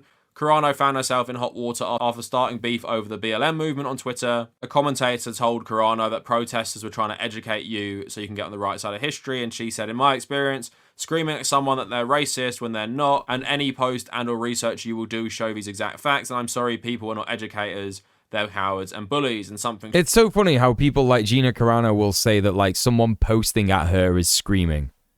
Like, when someone posts at you, that's screaming, actually. It's like they're screaming in your face. Screaming at someone that they are a racist. It's just the height of privilege, isn't it? Like, have you ever been outside? What is going on? She's been talking about a lot is how everyone... the boy's gone. He's gone. Despite warnings and by her own admission, Disney repeatedly required her to review documentaries on any of these topics, he might be or back. speak to individuals. She continued to dig herself into a hole. She refused to use pronouns in her Twitter bio. And then she addressed the issue by putting beep, bop, boop in her profile in response. Then the hashtag #FireGinaCarano basically went viral. And basically the main thing that led her to ruining her career was she started saying being a conservative... He's got a cat appointment, he has. Like being a Jewish person in Germany. Oh, that's true. This was this bit. This was this. Oh my God, I forgot. I forgot about this fucking Holocaust revisionist fucking bullshit. Gina Carano basically went viral. And basically the main thing that led her to ruining her career was she started saying being a conservative in 2020 is like being a Jewish person in Germany in the 90s. It's so stupid. This was so stupid. Oh God, I forgot about this, man. This is so joke. It's so incredibly funny. Like, being a conservative... Like, just think about that, chat. Being a conservative is like being a Jew in Nazi Germany. Like, the sheer height of privilege that you have to experience to think that. Incredible. Absolutely incredible. How is that any different from... Listen to this. Listen to what she wrote. Because history is edited, most people today don't realize that to get to the point where Nazi soldiers could easily round up thousands of Jews, the government first made their own neighbors hate them simply for being Jews. Yeah, do you know who did that? You know who did that, Gina? Yeah, the Nazi government, actually. It was the Nazis, yes. Yes. And then, like, you know, how is that any different from hating someone for their political views? Well, it's quite different, actually, isn't it? Because on one hand... it's a religion, and they killed millions of Jews, right? And on the other hand, it's political beliefs, and conservatives aren't getting killed for their political beliefs. They're just not. Yeah, they're literally not. She's editing history. Just incredible. 1930s, incredible, and 40s. So yeah, not a very bright person. And it's like, yeah, actually, the Nazis did make people. You know, I find it funny that she misses out like that one big thing that the Nazis did, you know, concerning political beliefs, where they actually, you know, put partisan political opponents in labor camps as well. Like, you know, yeah, that did happen actually, but not to conservatives. You know, where do you think the Nazis lie on the scale of politics? You know, do you think that they're authoritarian and conservative, or do you think that they're liberal and socialist? Actually, you know, Yeah, first they came for the socialists. And then recently... Well, it's actually communists, yeah. In February, she announced that she's suing Disney. And she says, today's an important day for me. I'm filing a lawsuit against Lucasfilm and Disney. After 20 years of building a career from scratch and during the regime of former Disney CEO Bob Chapek, Lucasfilm made the statement on Twitter that Gina Carano is currently not employed by Lucasfilm and there are no plans for her to be in the future. Nevertheless... Well, you say it's wild that people only focus on the Jews. I mean, they did, like, entirely kill more Jews than any other group. Like, I don't think it is wild that people focus on the Jews. I think that that's important, actually.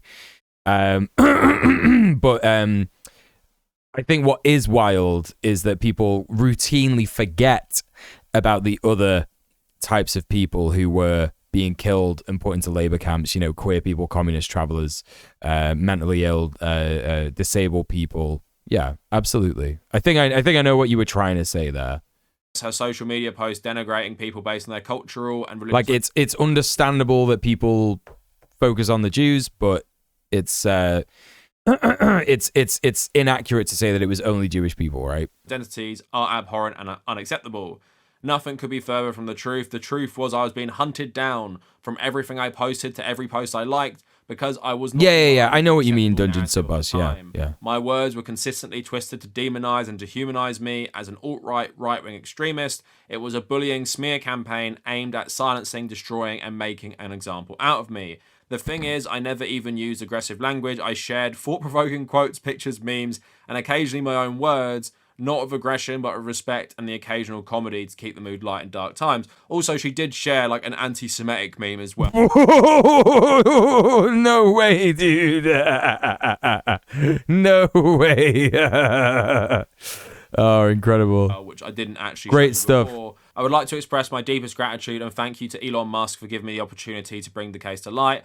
As for me, I would love to pick up where I left off and continue my journey of creating and participating in storytelling, which is my utmost passion and everything I work so hard for. It's been difficult to move forward with the lies and labels stuck on me, backed and encouraged by the most powerful entertainment company in the world. I am grateful someone has come to my defense in such a powerful way and look forward to clearing my name. So again, for these individualistic conservatives who always talk about responsibility, talk about free market capitalism, and... He started doing this thing, chat, where he's fucking, like... He messes with the Ethernet cable. Like, he knows that I'm on the internet, and he starts, like, when he wants my attention, he starts, like, going like that on the actual Ethernet cable. Fucking hell. I'm gonna have to figure out a way to, like, cover it up or something. It's just absolutely insane.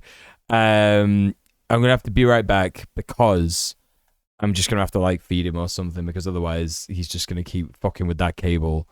He's hacking into the stream. Right, chat, listen. I'll be back in a little sec. I'm just going to go feed him, and I'm also going to take a piss because I've been needing a wee for a long time, but the stream has been going pretty well, so I've just been chilling. But use this opportunity to go and take your meds, stretch your legs, hydrate yourselves, have a little snacky, all this kind of stuff. I'll be back in 5 minutes or so. Probably not even that long. All right.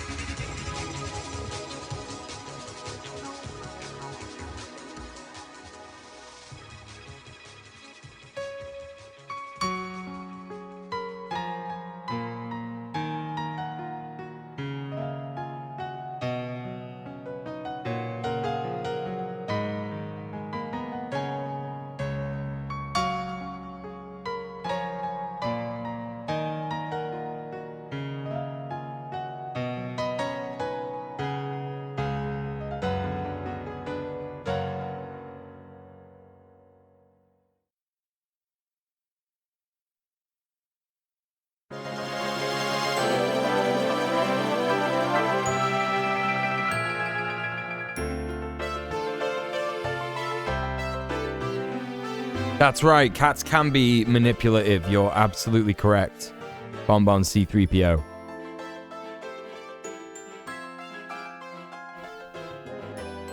I would love to see her on trial. Imagine having the lawyer from the Alex Jones trial just showing people her retweets. It would be hilarious. Wait. Is she using the Alex Jones lawyer? No, another streamer whose cat learned how to straight up turn her gaming consoles off?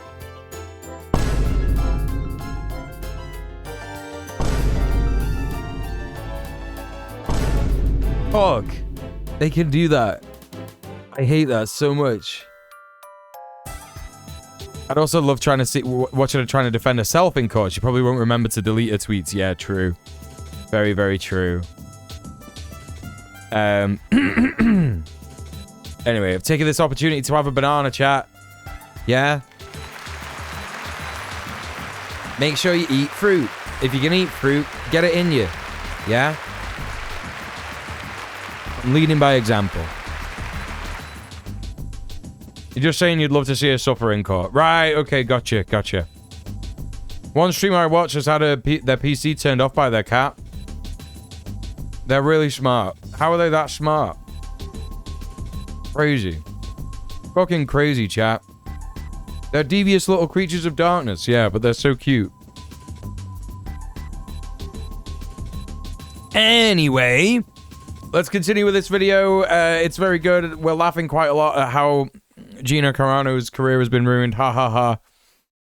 Inshallah, she continues to humiliate herself in public for us all to enjoy. If you don't like it, go somewhere else. If you don't like woke stuff, stop watching Disney stuff. Well, apparently now it's all their fault for basically ruining her career. Now, I watched this clip a while ago of Ben Shapiro talking to her before Terror on the Prairie came out, and it seemed like he swooped in straight away. And like I said, I think she's just very impressionable and dumb and listens to the wrong people. So straight away, you have someone like Ben Shapiro after this come in, just say all this stuff to you, probably promises you that he'll help you make a career still.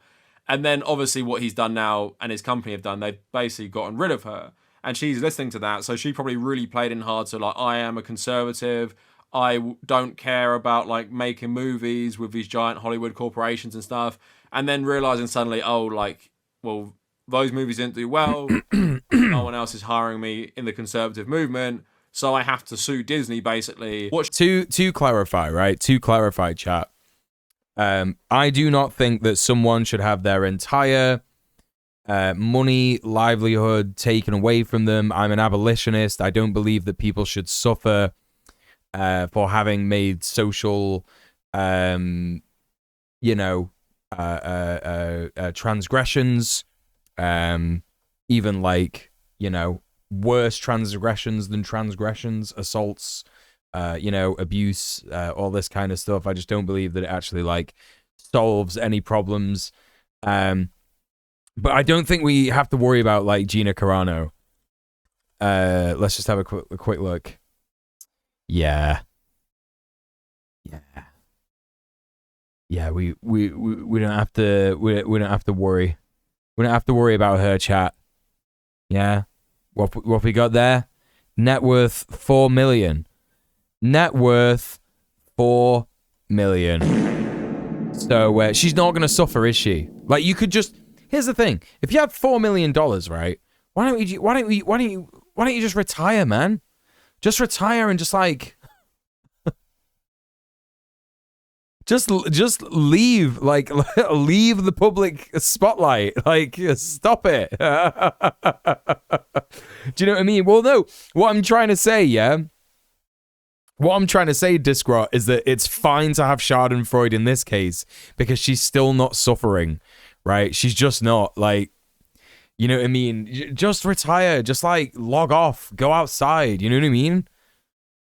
She's probably burned through it. She should learn how to not do that. You know what I mean? Holy shit. Imagine just like knowing. Listen, chat. I'm out here feeling elated that I got like £100 dono today and like a £30 dono. A $50 dono and a £13 dono.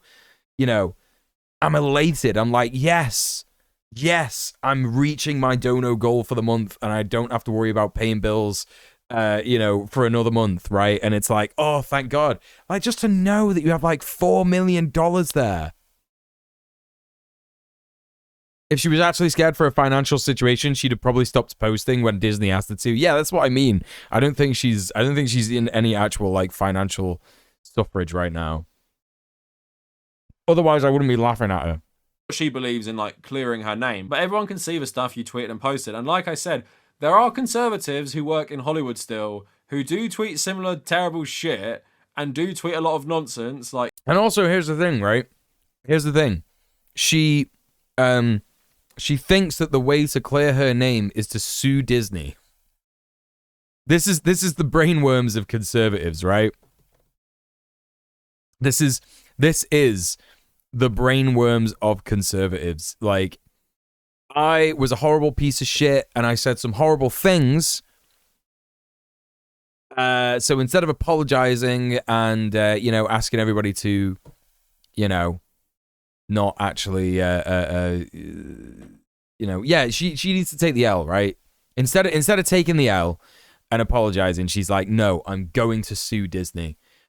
You have to be nuts to try and do that. I wish I could reach a legitimate place if I don't want anyone to suffer, but I'm not there yet. Yep, let us sue him then. Let's see how it goes. Also, hi, Alejandro Brujo. Good to see you. Like Tim Allen or, you know, sometimes even James Woods. And because they have some sort of talent to them and probably have some connection still, they still get jobs sometimes, right? And you have Mel Gibson, who obviously... Yeah, UFC brain. Can't lose. Toronto. But again, Hollywood studios don't care as much with him because he's so talented, where they think the negative PR is worth She's the one conservative that didn't invest in property. Yeah, she probably did. Because she's not that talented an actress and she tweeted a lot of horrible shit. A lot of companies would think like, you know, why should we have that headache? And like I was saying earlier in the video, I agree there is a Hollywood like bubble and a corporate bubble, and it is corporate liberalism. Someone like Chris Evans, for example, super famous Hollywood actor, liberal guy, absolutely hates Donald Trump. It's clear from his old tweets and stuff. And that's totally fine. Pedro Pascal as well hates Donald Trump, tweets about that. That's fine for Pedro as well. But I don't think these people, firstly, push it far enough, where if you're tweeting anti-Semitic memes and comparing being a conservative to being a Jew in Germany in the 30s, that is way more inflammatory than stuff these guys have said from the left-wing point of view. But also, as much as I wish more left-wing people like Pedro Pascal would say more, it's pretty clear, even as someone who doesn't... Yeah, but I don't think Pedro Pascal is like left-wing beyond being a liberal, right? I think Pedro Pascal is he's a very comfortable guy. He's got a lot of money. He doesn't want to rock the boat. He doesn't want to turn into like a Susan Sarandon. He doesn't want to turn into like a, what was that other famous communist from back in the day? She was a model and everything. What was her name? Forget it. Anyway, but you know, he doesn't want to push the boat out and be that based, right? I'll say good stuff like him. He is conscious of his own career, especially someone who's recently risen to like absolute massive fame through The Last of Jane Fonda, Middle-earth Marxist. Yes, that's the one. Thank you. Yeah. Us and the Jane Fonda. In that, even with the Palestine stuff, he didn't basically tweet anything for ages. Didn't post anything. Said some stuff about Chile. Said some stuff about socialism in the past. But again, even with him, he probably knows I can't start tweeting everything I believe because then I'll be out of a job pretty quick. And you see this a lot in Hollywood. Yeah, but that's gutless. It's gutless, isn't it? And Rowan Blanchard, that, you know, former Disney Channel actress, she actually said that a lot of people in Hollywood are scared to tweet in support of Palestine. So yeah, you have that liberal elite in Hollywood, and you have people like Chris Evans who star in like films about Mossad, and that's all well and good. Star in films about the Israeli intelligence service, and that's not controversial, but people tweeting about Palestine is just the worst thing ever, or people being like openly very, very left-wing, like maybe Susan Sarandon is of course looked down upon by these people. But if you want to exist in the Hollywood bubble, yeah. Hello Ian, welcome in, how are you doing? And racism, even if you didn't think it was, is a good way to get yourself fired. But now we're going to get into the recent interview. This came out last week. March 14th, Gina Carano on getting sacked from Star Wars and her grudge match with Disney. So it's basically like, I think, a very flattering profile of her. And what came across to me most in this, like I said at the start, was she's just not very bright, but also has a massive ego. So she had lots of opportunity to salvage her career despite the numerous controversies. It's actually the last thing she said about... Pedro was posting pics with his loud Zionist friends since October. Birds of a feather flock together. Yeah, for real. The Conservatives. Real. I love Cav, but I think sometimes he isn't really looking at things materially. You know what I mean? Unfortunately, it's just correct that people in the petty bourgeois, and that includes actors, are gonna be revolutionary socialists to a bit, like to a point, right? And it probably isn't revolutionary, you know. Yeah, no worries, Steph. Thank you so much for being here. Thank you so much for being here. Take it easy. What is the video about? Got a title right here for you, Ian. Almost nobody in Hollywood looks super good on a closer look. This is the thing, right? This is the thing. It's you know, you get to a certain point, you're invested in the game, you're invested in capitalism. That's just how it is, right? You have to have that material analysis. Chris Evans also platforms hateful right-wing politicians on his Let's Hear All Sides Politics website. Cringe. Cringe. Like, this is what I mean. It's liberal shit. It's fucking like, you know, it's liberal shit, isn't it? You know what I mean? It's like there's nothing of any actual substance to it. Kamala Harris and Pete Buttigieg's dads are Marxist professors, and look how they turned out. Right. Yeah. Being Jews in Germany, that's what pushed it too far after everything. And you're going to get the sense in some of the bits I'm going to read you is she was trying to provoke them because of her ego. And if you come at it from a conservative point of view, why isn't she holding herself accountable for her actions? Like, she knows these giant corporations like Disney, they don't accept stuff like this. Regardless if you think that's okay or not, they just don't. And for better or worse, most people know that. So you can't play victim when you tweet stuff like that no one else is supposed to say, like really inflammatory stuff. This dungeon sub boss. They don't hire you again. So let's read some of this by Seth Abramovich. So talking about her firing, she says, I just lay down and cried and cried. I curled into a fetal position. It's not that I didn't think something like this could happen. It was that I couldn't imagine they would put out. It's so deeply fucking annoying. It's like, oh yeah, this was the thing that made you, like, you're $4 million up, man. I can't imagine being that upset because, like, you fucked around and found out. It's just, this is so beyond my position. Do you know what I mean? Like, she's got so much money and she's like, I was in the fetal position because I got cancelled. It's like, shut up. You're a fucking bigot. Just take the L, dude. Apologize. It's horrendous. Just apologize and move on and don't be a dickhead. It's that simple, right? About working with me, the most powerful entertainment company in the world, saying that about me. She said she bought an RV, drove across the country, and then met with Ben Shapiro. Fucking, oh my God. Let me play the world's tiniest violin.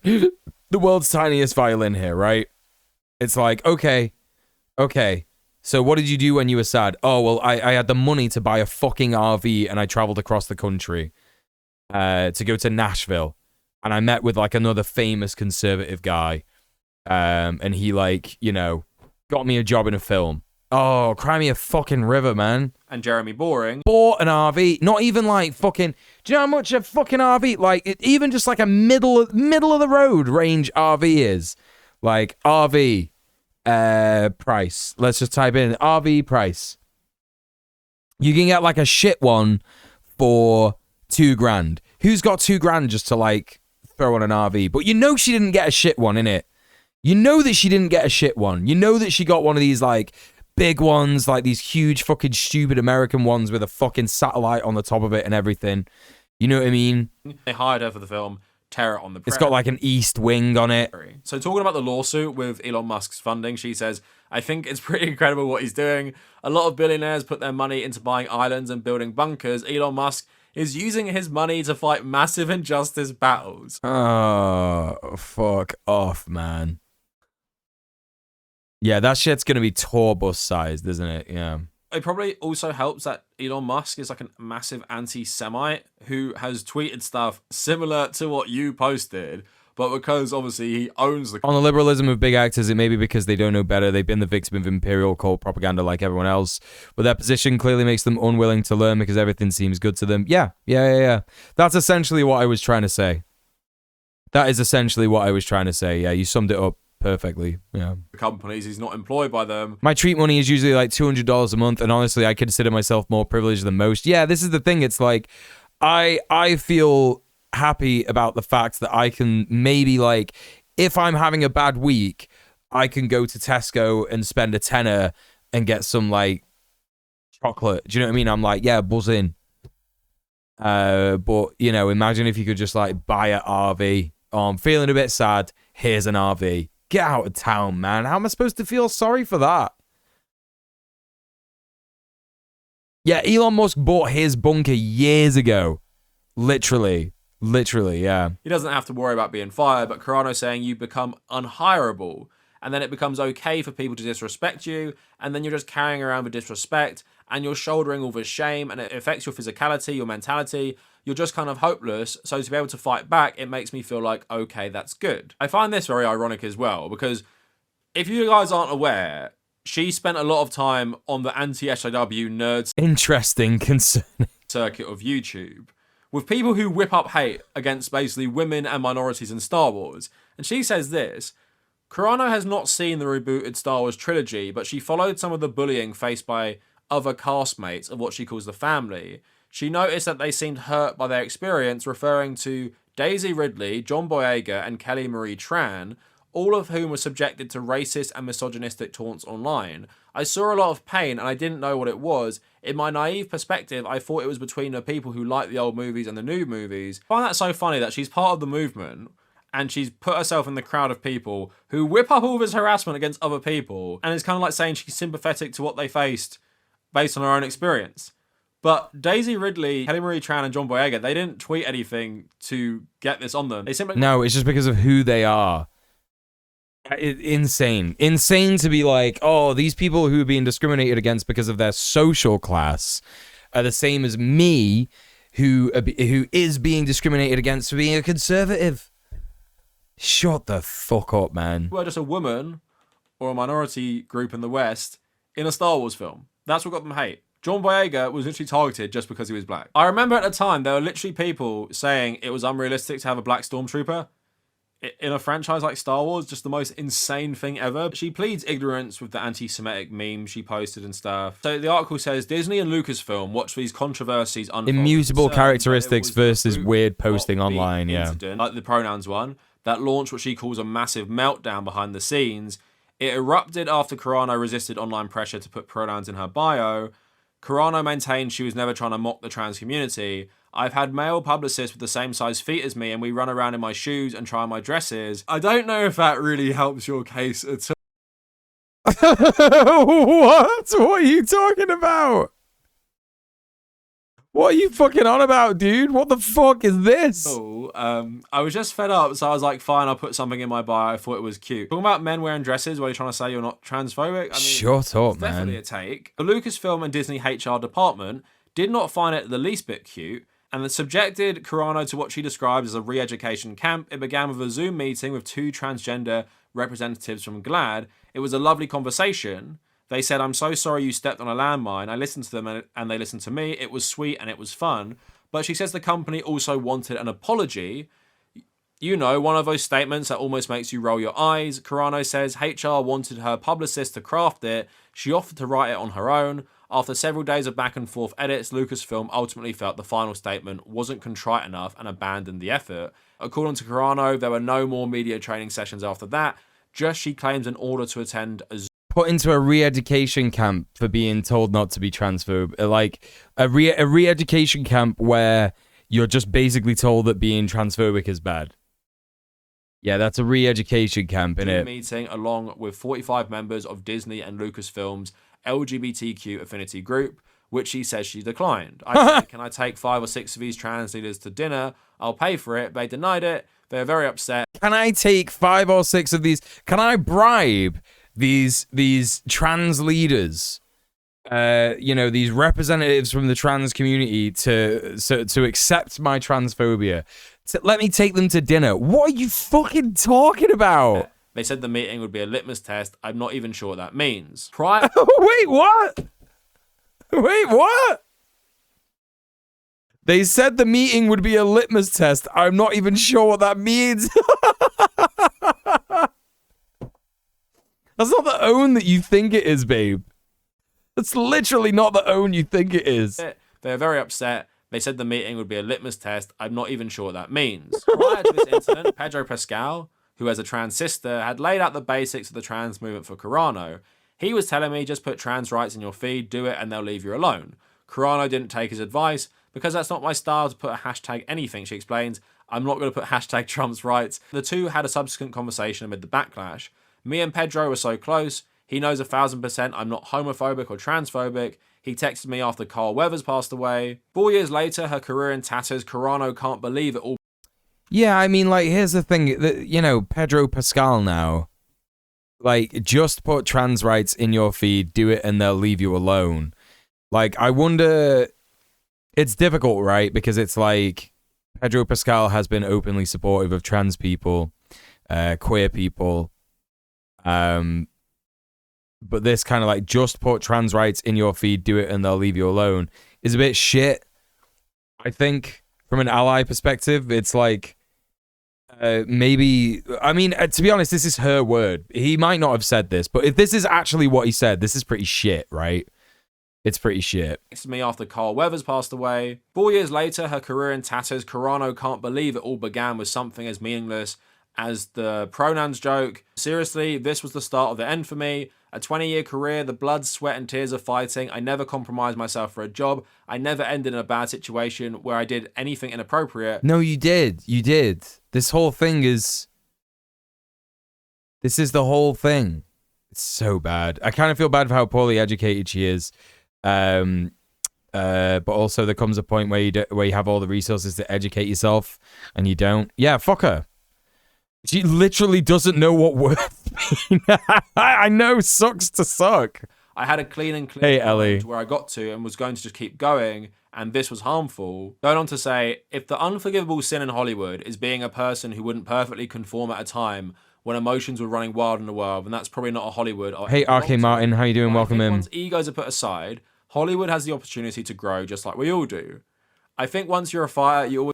RK Martin says, I don't understand Twitch despite having a Twitch recap badge of 2023 and having an account created since 2018. Okay, that's a weird thing to say upon coming into my stream. Why have you said that? What's going on there? Explain yourself immediately. According to the blind items, so take it with a grain of salt, he's the one that got her fired. As she goes or I do type. Oh, she goes or I do type. Oh, is that really what he did? If there's any truth to it, Pedro is just good at public relations, which doesn't really believe in anything, which is a shame. I like him as an actor. Look, I think it's okay to like someone as an actor, yeah? I just went on a tweet. Here it is, chat. I knew it. I fucking knew it. My man comes into the fucking Twitch stream and he's like, hello, right? Here we go. Okay, buddy, you got what you wanted. You're the center of attention, bro. You got what you wanted. Yeah? Account created May 19th, 2018. Been on Twitch for 6 years. Comes in, hello, I don't understand Twitch. I just went on a Twitch channel where a guy was obsessed with LGBT. And when I said I don't like LGBT, he immediately banned me for expressing my opinion. Well, unfortunately, my friend, I'm obsessed with LGBT because I am LGBT. I'm lesbian, bisexual, gay, transgender, actually. So, you know, also I know another guy who is obsessed with LGBT. It's your dad. I'm fucking your dad. I'm your new stepdad. This is the sound of your dad farting. All my cum out. I cummed in him 15 times. And now you're banned from the Twitch chat. Now you're banned from my chat as well. Goodbye.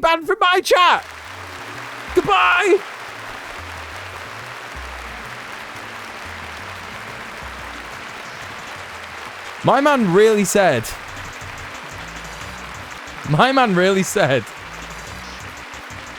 I just went on a Twitch channel where a guy was obsessed with LGBT, and when I said I don't like LGBT, he immediately banned me for expressing my opinion. Let me cry you a river, bro.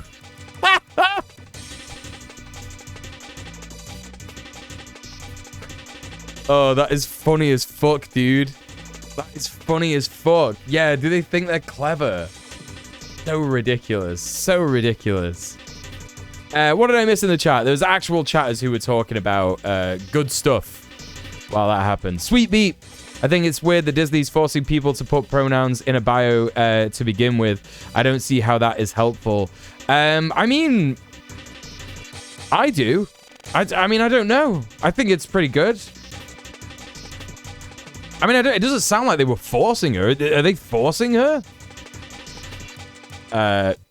She still doesn't understand what the issue was, and so many people have tried explaining it. It's got to be willful at this point, you know. The BLTs took my chatting away. Oh, no. If you ban me, I win, he screamed as nobody paid attention to him, yeah. MSC stream, hello, welcome in. That's the one part I think is weird if true. It's one thing to see putting pronouns in bio as a sign of support, but it's weird to put it as an expectation. Yeah, I don't think they weren't forcing Disney forcing pronouns in bio.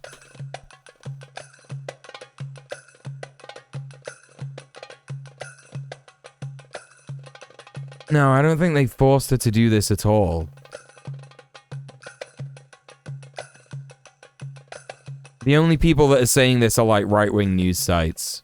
I think that Cavanacle has just been.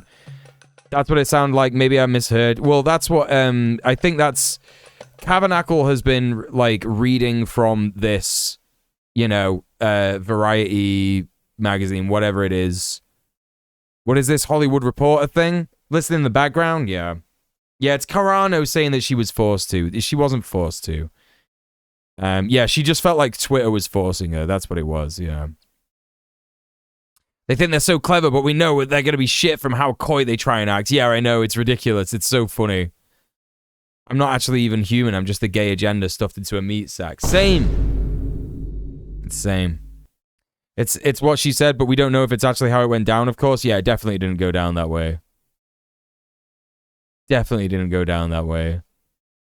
Hey Hondo man, how's it going? Fucking pronouns! That should be an alert, really, shouldn't it? We should do an alert of fucking pronouns. Always feel like you're going to be a fighter for the rest of your life. I think I'll be like 80 and shadowboxing down in my garage. I'll have that comeback one day, she says. Carano harbors no regrets about her behavior. You won't find a perfect person in me, but you will find a person who is doing her absolute best under one of the most aggressive, unnecessary cancellations in Hollywood history. This has been one of the toughest growing spurts of my life, and I don't plan on wasting what I've learned. So what I got from all that article... Yeah, if she hadn't have put anything, no one would have even noticed, but she chose to do the really super fresh and interesting wacky pronouns joke. Right, exactly. That's the stupid thing, isn't it? Or is, you know, she's not sorry for one thing. My pronouns are pussy because they're in my bio! Cool! Incredible. That was a good one. That was a good one. But... she doesn't even... yeah, she just wanted to fight. She can't even understand why anyone would find anything she wrote offensive, and it just must be Disney. My pussy this, in like, bio. Blob My cock in bio. And what is just funny for me is the lack of self-preservation she has in those situations. Because as we know, corporate like wokeness, as they call it, is so hollow. All they wanted her to do was put out a statement that they could have probably written for her, and then they could have kept going. She could have just stopped talking about that stuff, right? And she could just have a whole Disney show to herself. It's literally like, yeah, no one referred to me at all. No pronouns. But she couldn't help herself. That's right, MSC stream. This whole issue. She was warned multiple times. Pedro Pascal talked to her about it. She had multiple meetings with LGBT people telling her like what she said was... it's possible to do the one joke funny. It just has to be not transphobia. Exactly. Exactly. No, she is dense. I agree, Mr. Piece of Work. Yeah. Wrong. And then incredibly dense. Help her with a statement that she puts out, and they can sweep it under the rug, and she can continue because Hollywood doesn't actually care about this stuff. They just care about the image to sell stuff. But she still couldn't do that. So, like I said, from the conservative ideology, how can she play the victim? But it says it all that she was comparing conservatives to being Jews in Germany, because she still thinks like that. She thinks she's being targeted for being a conservative. And It's mental. You don't get targeted in Hollywood for being a conservative, and Disney and Lucasfilm do not target you for being a conservative, because people like James Arnold Taylor, who play Obi-Wan in the Clone Wars, he's like very, very religious, and it appears like quite conservative as well. Still like gets all the Obi-Wan gigs because he doesn't go around talking about, you know, how being a conservative is like being a Jew in Germany. And also part of this being an even bigger bag fumble is that like Lucasfilm as a branch of Disney seem to look after these people the best. The attack helicopter joke was literally started by a trans person. Is that true? If you work for them, you're just in. I think I heard that and before. You see that with Bo-Katan. Obviously, Katie Sackhoff has played her in the Clone Wars and Star Wars Rebels, and then she's literally becoming like the main character of one of the biggest TV shows because they like remembered her from before. And then you have people like Sam Witwer, who says he always does voices for them, which are often uncredited because they just like him so much. And even with the Ahsoka show, Clancy Brown, who did an animated voice in Rebels, he was playing the same character in the Ahsoka show. It like seems so unnecessary, but they like really seem to like their actors and appreciate them. And even Jon Favreau saying a lot of trans jokes are started by trans people. Yeah, I believe it. It just seems like insane to me. This I believe person, if you really care about acting and everything so much, how you can fumble it. 2015 so Reddit took it and ran with it. Ego and not wanting to be wrong. Obviously, most people can see what she did was bad. And as a left-wing person, I don't think people are beyond redemption, right? So if I read this profile and she was talking about how sorry she was and how she now realizes, like, I don't know, what she said was bad and offensive and how she was just really ignorant about these things, and she talked to Pedro Pascal and then she understood and she's very sorry, regardless of how much you'd buy that, I would be more inclined. I was going to say, okay, what's BTF? Like, give this person another chance. Like, if she is good for a role, like, give her another chance. If she's... What happened to Cav's mic? Did Cav's mic explode or something before the end? Before the end of this video? Sincerely is saying that she regrets what she said. But teaming up with the world's most famous fascist and Elon Musk to sue Disney while continuing to say you regret nothing, I don't have much sympathy for you going broke and not being able to get roles after this, because you just can't move past your ego. You just can't be sorry. And you saying, well, no one would ever call me homophobic, transphobic, all this stuff, just rings so hollow because you've taken no steps to prove otherwise. So let's see what happens. But what I expect to happen is... Apologise for my audio going a bit weird there. But yeah, when you have... Thanks. Appreciate that, Cav. Thanks for the explanation. Thank you very much. These people surrounding you, telling you how great you are and how you can stick it to woke Disney. You do all the podcast circuit, you collab with Ben Shapiro, they all tell you this, and that's just like your social media bubble as well. I just don't see her getting better anytime soon. So I won't mourn for her career.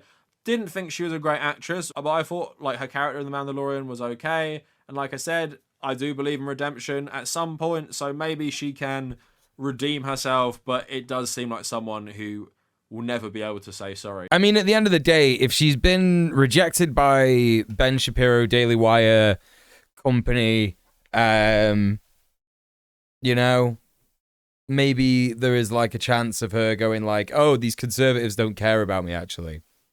I don't know. But they tend to engage in beef quite a lot of the time. And that ends up being profitable for him. So who's to say? Who's to say? Yeah, nah, she can't be saved. Fair enough, Hundo, man. Fair enough. Because of that, but there you go. They're always right. So that's where we're at with the tragedy of Gina Carano. Does this have relevance to other people in Hollywood, conservatives in Hollywood? I would say generally, like, no. This is like a pretty rare case of a conservative taking it very far. But I would agree that Hollywood projects a certain image around the world. America, good. US military, good. And very, very openly... If I heard her apologizing, I think she was trying to get back on Hollywood's good side. But at least I think that she wouldn't spread as much shit in fear of losing her contract again. Yeah, but also, like, you have to realize that if she said that, she would immediately get fucking destroyed and harassed by every single... Like, if you are on, like, the right, and you in any way, like, especially if you're a woman, go to the left in any way, even if it's like just, you know, all bark and no bite, it's game over. because they simply cannot accept a woman or anyone, actually, who realizes that, no, being on the right is bad, actually, and I'm going to now do everything I can to, like, make sure that everybody knows that I'm left-wing and left-wing politics are good, actually. So it would depend how far she went with it. But I do think that even if she made a statement, the right would be all over her going, go woke, go broke, this, that, and the other. So it will be pretty big of her to do that, unless she's just being an idiot.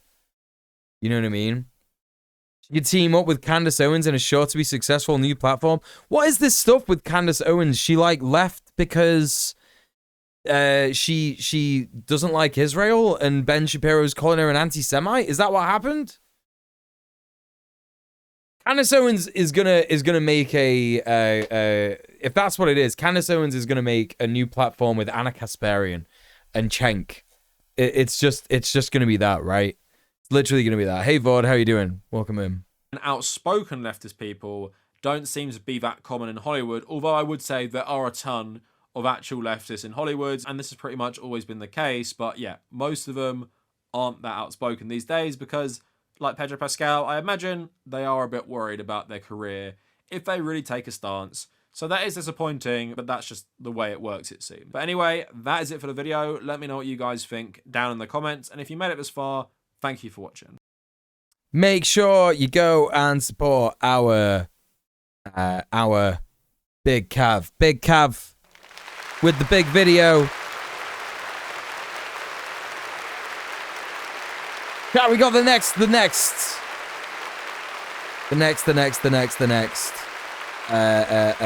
video for this evening. It's Jarvis Johnson Gold. We love a bit of Jarvis Johnson Gold. We're talking about that one lady, yeah, that one lady who was cleaning graves. Don't know if anyone saw this recently. Sorry, I'm in like a weird position, so that's why I'm making these noises. Schlebby-Doo and Discrot, thank you so much for being here tonight. Discrot, thank you for the massive dono. Thank you for being here. Great to see you both. Thank you. Thank you for being here. Yeah, good luck with the packing. Oh, shit. There you go. Let's check out Jarvis Johnson's new video. It's about that one lady that was cleaning graves. If you didn't see this, it's pretty interesting. It's pretty bizarre what was going on. So please go like, comment, subscribe to Jarvis Johnson Gold.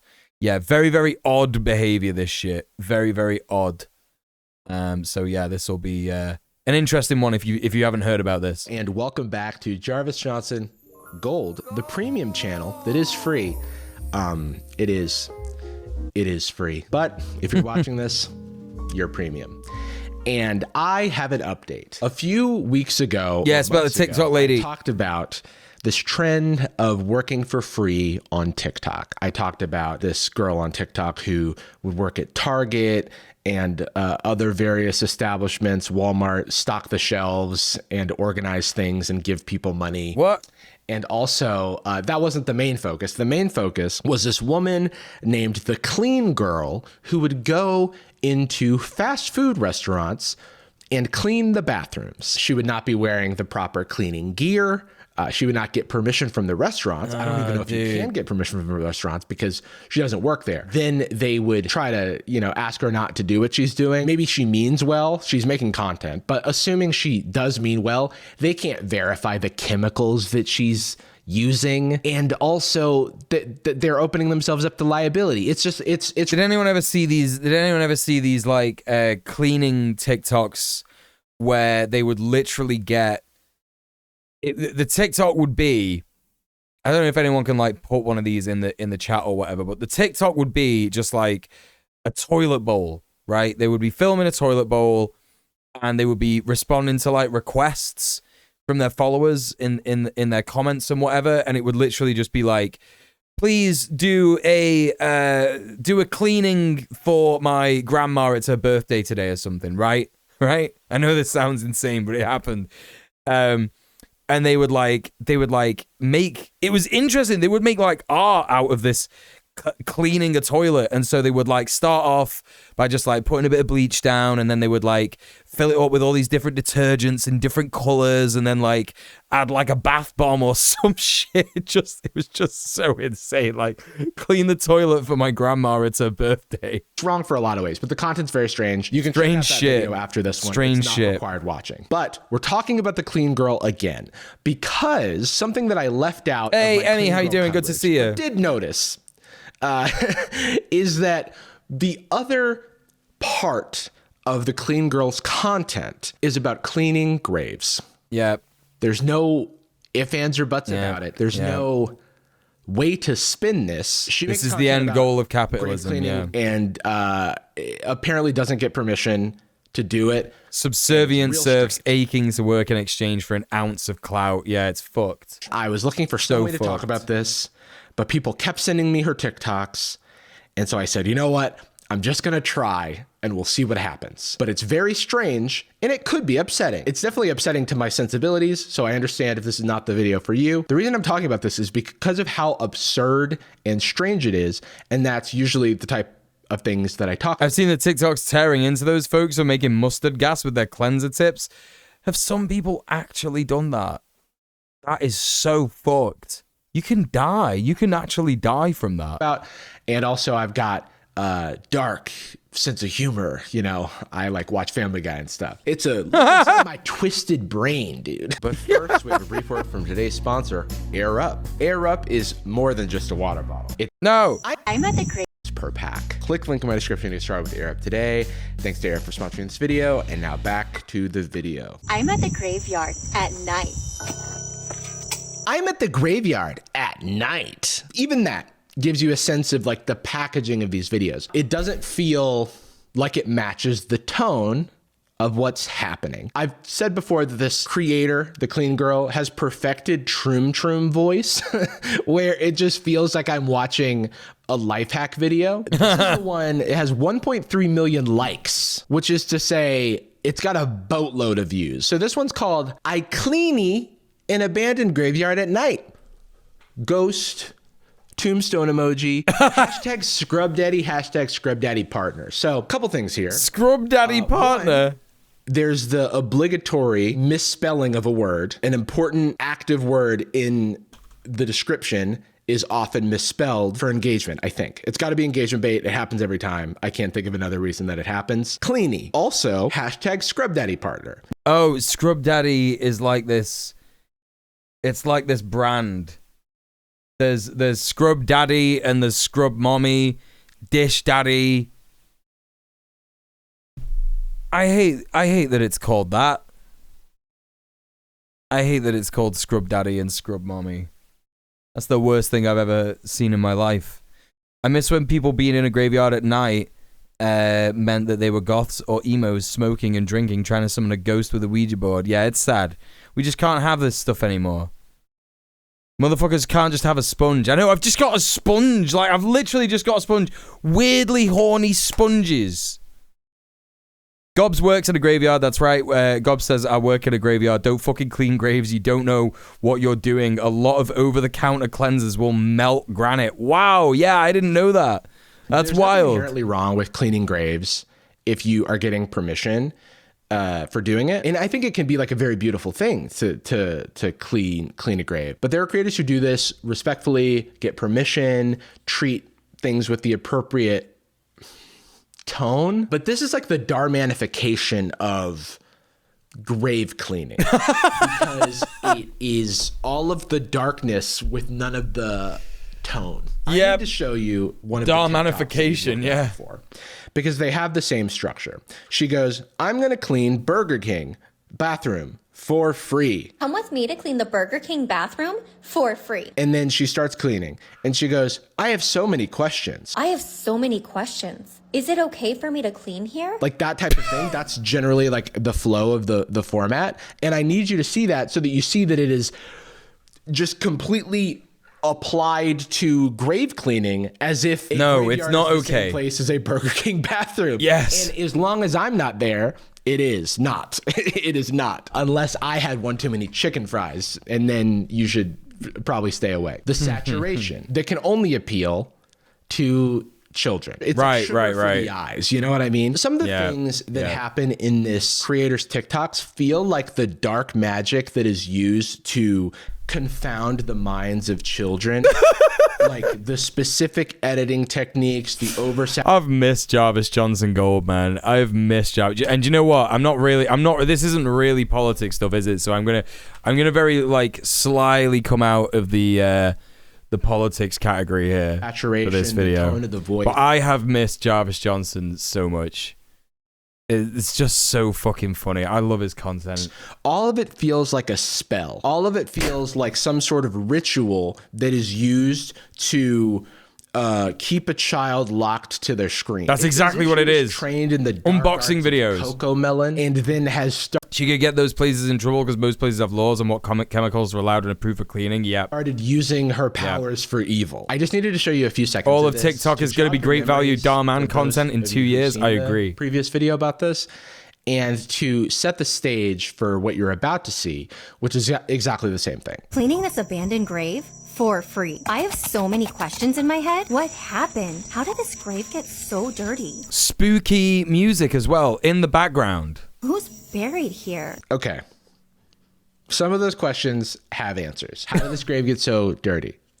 It's old. It's old. Is the main contributor to that. It's the just other old. Question that you had was who's buried here. There's hey, congrats, Mr. Dank. Usually it has the name of the person that's buried there, and sometimes they're unmarked. In which case that question's valid. In this case, you're about to read. It's also just outside. Yeah, it's old outside near the dirt. So dirty. What do you want? Buried here. Her name's Bienvenida. Wow. Her name means welcome in Espanol. Wait. I can't believe that this is actually the way that the content is edited. It feels so weird, dude. What is going on? So you've answered your own question. So shout out to you, I guess. So dirty. Who's buried here? Her name's Bienvenida. Wow. Her name means welcome in Espanol. Wait a minute. Her grave should be welcoming too. This is fucking foul, dude. The scrub daddy smiling at the grave. This is the last thing you see before you die. And your grave has been cleaned by this. I have very important people to me who have passed. If I saw this woman cleaning their graves, it feels like a Tim and Eric skit. It does. Lose my mind. Wow. I would be very mad. I would be very mad. Wouldn't think it's funny. I wouldn't think it's cute. Wouldn't think it's nice that it's sponsored. And yeah, I don't think the fact that these are very old graves is any excuse for that, you know? Nah. We'll be doing the Dora the Explorer Spanish lesson as well. Who said it? Fab Forward said she sounds like Dora the Explorer. We didn't need that. I don't think that added any color to the story that you're trying to weave. This is the dirtiest grave I've I kind of hate this content and its format so much. I only just found out about it a singular minute ago. It's so bad. ever seen. Leave So bad. Bienvenida alone. I would rather you not go clean home my grave and stay silent than clean my grave and talk about how it's the dirtiest grave you've ever seen. Everyone deserves a beautiful resting place. Bienvenida. I can't get over the spooky music in the background with like the cicadas and everything. Died on July 23rd, 1980. Her star sign is Aries. My best friend is an Aries. I don't care. Also, 1980 wasn't that long ago. This person has living relatives that could. I was thinking that 1980, like that could be, you know, like my great grandma or something, you know? It's just crickets. Yeah, but like, you know what I mean? Just like the sounds, like the it's a spooky graveyard, but also like, wow, who's buried here? Bienvenida, dirty grave. Like, see this. Bienvenida's life was like. Does she like chocolate cupcakes? What killed her? We don't want TikTok to get banned, right? Congress is like, they need to sell TikTok. We need to get rid of TikTok. And have it be an American owner or something, or else we're shutting it down. I'm against that. Let the record show. But if they had showed these videos, I feel like it would be open and shut. Actually, you're not helping TikTok's case, okay? It's trending right now that people are posting the reasons to not delete TikTok. And this person is... What killed her? You cleaning her grave, literally. Dedicated to posting the reasons to get rid of it forever. Yeah. I'm really just obsessed with the construction of it, right? Because it's not tone appropriate for a grave. I agree, like Emmy. Calculated content where every second of these 44 seconds has been meticulously chosen. Why did she eat a chocolate cupcake? Was she just feeling particularly hungry? She had to bring that from home. Nah, you know what? I've seen like clips of this TikTok before, and I have consistently thought every single time I've seen it, it doesn't look like she actually takes a bite. It looks like she kind of puts it up to her face and goes like, I want to like see that again. Why did she eat a chocolate cupcake? Does she actually have a bite? Was she just... Doesn't look like she has a bite. Doesn't look like she has a bite. Feeling particularly hungry? She had to bring that from home. There's not a bakery at the gravesite. No, there isn't. It's late at night because she doesn't want to be caught doing this. She also ate the cupcake after cleaning this. She might have had a little nibble. And I assume that there's not like running water somewhere that she can wash her hands. I hope that she has... Oh yeah, that's true as well. Like she's been handling all that like weird, gnarly cleaning products that's probably got like... That's probably got mustard gas in it and shit. She's probably poisoned her own brain with mustard gas. That's why she thinks it's like okay to do this, right? She's given her. She's like stopped her brain from getting the right amount of oxygen, and she's just not thinking correctly. She's just not thinking straight. And she like brings the appropriate cleaning supplies for. It's okay. I've been there before. Where I've been cleaning the bathroom and I put too much bleach down and now I'm like really high, but I'm actually not high. I've just like given myself solvent poisoning or whatever. I get it. Everyone's been there, you know? To keep herself clean. But in the Burger King videos, she's like on hand and naked knee, like scrubbing down the Burger King, exposing her body to God knows what chemicals. We've talked before about how like when you don't know what chemicals are around, and you're using cleaning chemicals, it's very easy to Breaking Bad yourself into some mustard gas. Yeah. Or into some... We were just talking about that. Toxic to the skin. It just isn't worth it. It just isn't worth the views. I'm without words other than the ones I've said and will continue to say. Does she do the same stuff for every TikTok, like a food brought with her for every grave? I'm not sure because I've not seen like any of her other videos, but maybe we're gonna see it with Jarvis now. Wait, it gets deeper. The date is July 23rd, 1980, the date of this person's passing. And they say... Bienvenida died on July 23rd, 1980. Her star sign is Aries. Her star sign is Aries? July 23rd. How do we even know her star sign if that's when she died? It doesn't have her birthday. And I didn't even think about that. She got her birthday confused with her death day. If this were the birthday, this would not be in Aries. Aries is in like March and April, right? I don't know this that well. I'm a Taurus, by the way. So I know that Aries is like right before me. When I die, I'm haunting her.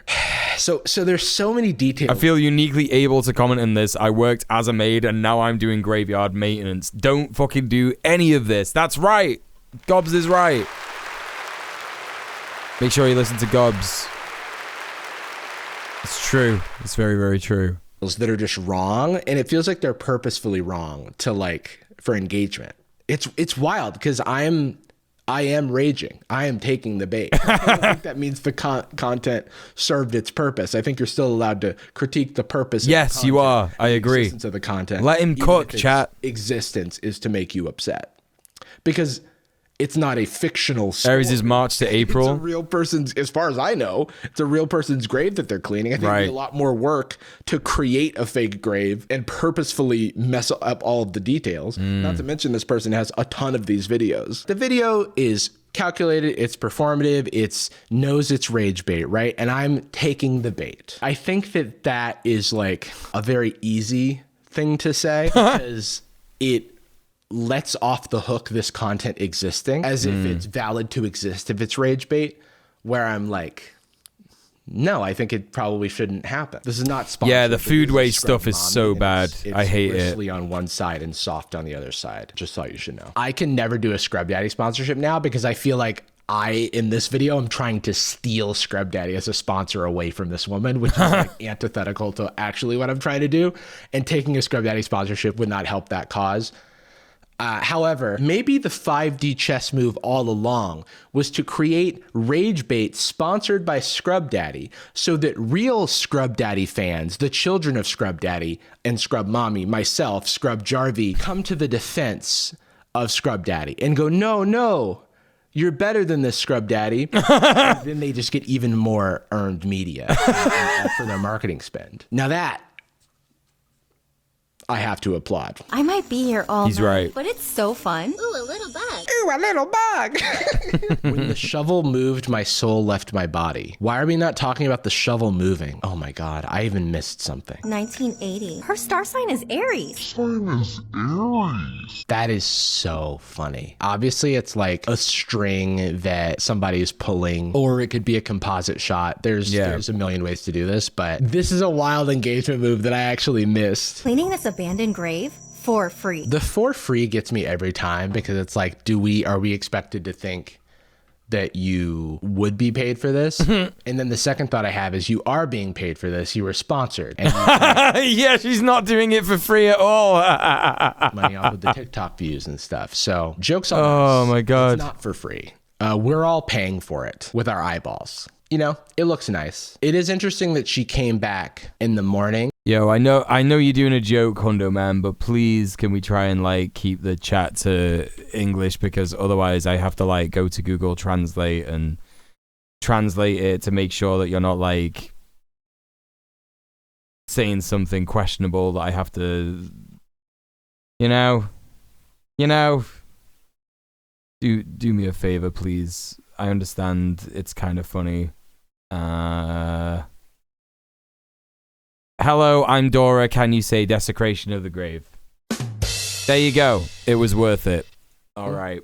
Thank you. Because it wouldn't look so good if she was using her like harsh horror movie lighting. This brings out the worst parts of me, because now I'm questioning if she added dirt and branches, you know? Like, oh, those branches that you picked off at the beginning, were those there or did you add them? Why would my brain do that? Because it's so, the content is already so disingenuous that it takes my brain to the darkest places and assuming the darkest motives. I don't like thinking this way. In times like these, I can't help but think of Pimp My Ride, a show where it seemed like Exhibit was doing really nice things for people, but in the ensuing decades, we found out that they were just putting popcorn makers in people's trunks, aquariums in people's windshields or whatever, just for the views. And the cars were still barely functional at the end of the day, and a lot of them... The before image has soil all over the raised topper. That doesn't happen. I think she did actually. Well, that's what I was thinking, Gobs, right?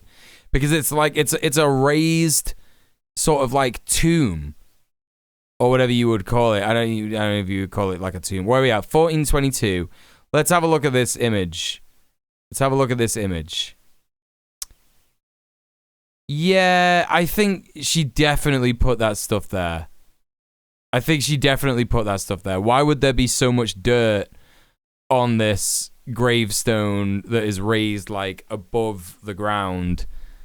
Oh, dude, this is messed up. She's desecrating those graves, man. Were still barely functional at the end of the day, and a lot of them were never driven again. I can't say that is what's happening here, but it does give me the vibe of content over everything, and it's a tale as old as time. But the only way to know is to watch more. Cleaning an abandoned grave for free. Petition to stop saying for free. We know. It was completely covered in dirt, so I had no idea who this person was.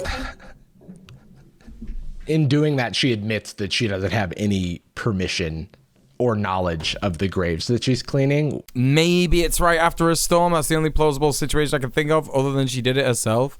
Yeah, I mean, that's the only, like, possibility, right? But, yeah. Unlikely, right? Unlikely. Which doesn't make it better, I think. There's no hashtag Scrub Daddy here, but this one is eligible for commission. Cleaning an abandoned grave for free. Why is it abandoned? Is it abandoned because it's dirty? That's another thing, right? Abandoned? What do you mean? Dark way to look at a graveyard. I feel like you're going to see a lot of abandoned headstones. But as I started scrubbing the dirt away, I could finally read the name. So a couple things about this one is there's flowers and there's an American flag here, and yeah, not abandoned. Not abandoned whatsoever. Someone has been visiting this grave and grieving. Those things are not dirty at all. Yeah. So either she added them or someone else added them and it's not abandoned. But I'm assuming that she added them, at which point she... Yeah, technically no headstone is abandoned because there's a corpse there. That's true. That's true. Added them before she cleaned off the thing, so how would she know? You know what I mean? Like the timeline the continuity doesn't line up for me. He was a well-respected firefighter, a family man, and cared deeply for others. 2004? This guy died in 2004. Are you joking? And he was only like 40 at the time? You've got to be joking, man. That's fucked up. And he is missed by many friends and family. It appears that this is a graveyard where it is actually taken care of and they're putting flowers. They're keeping the flowers fresh there and putting an American flag for people, public servants. You know what's funny is in this one, for some reason, she has a more somber tone.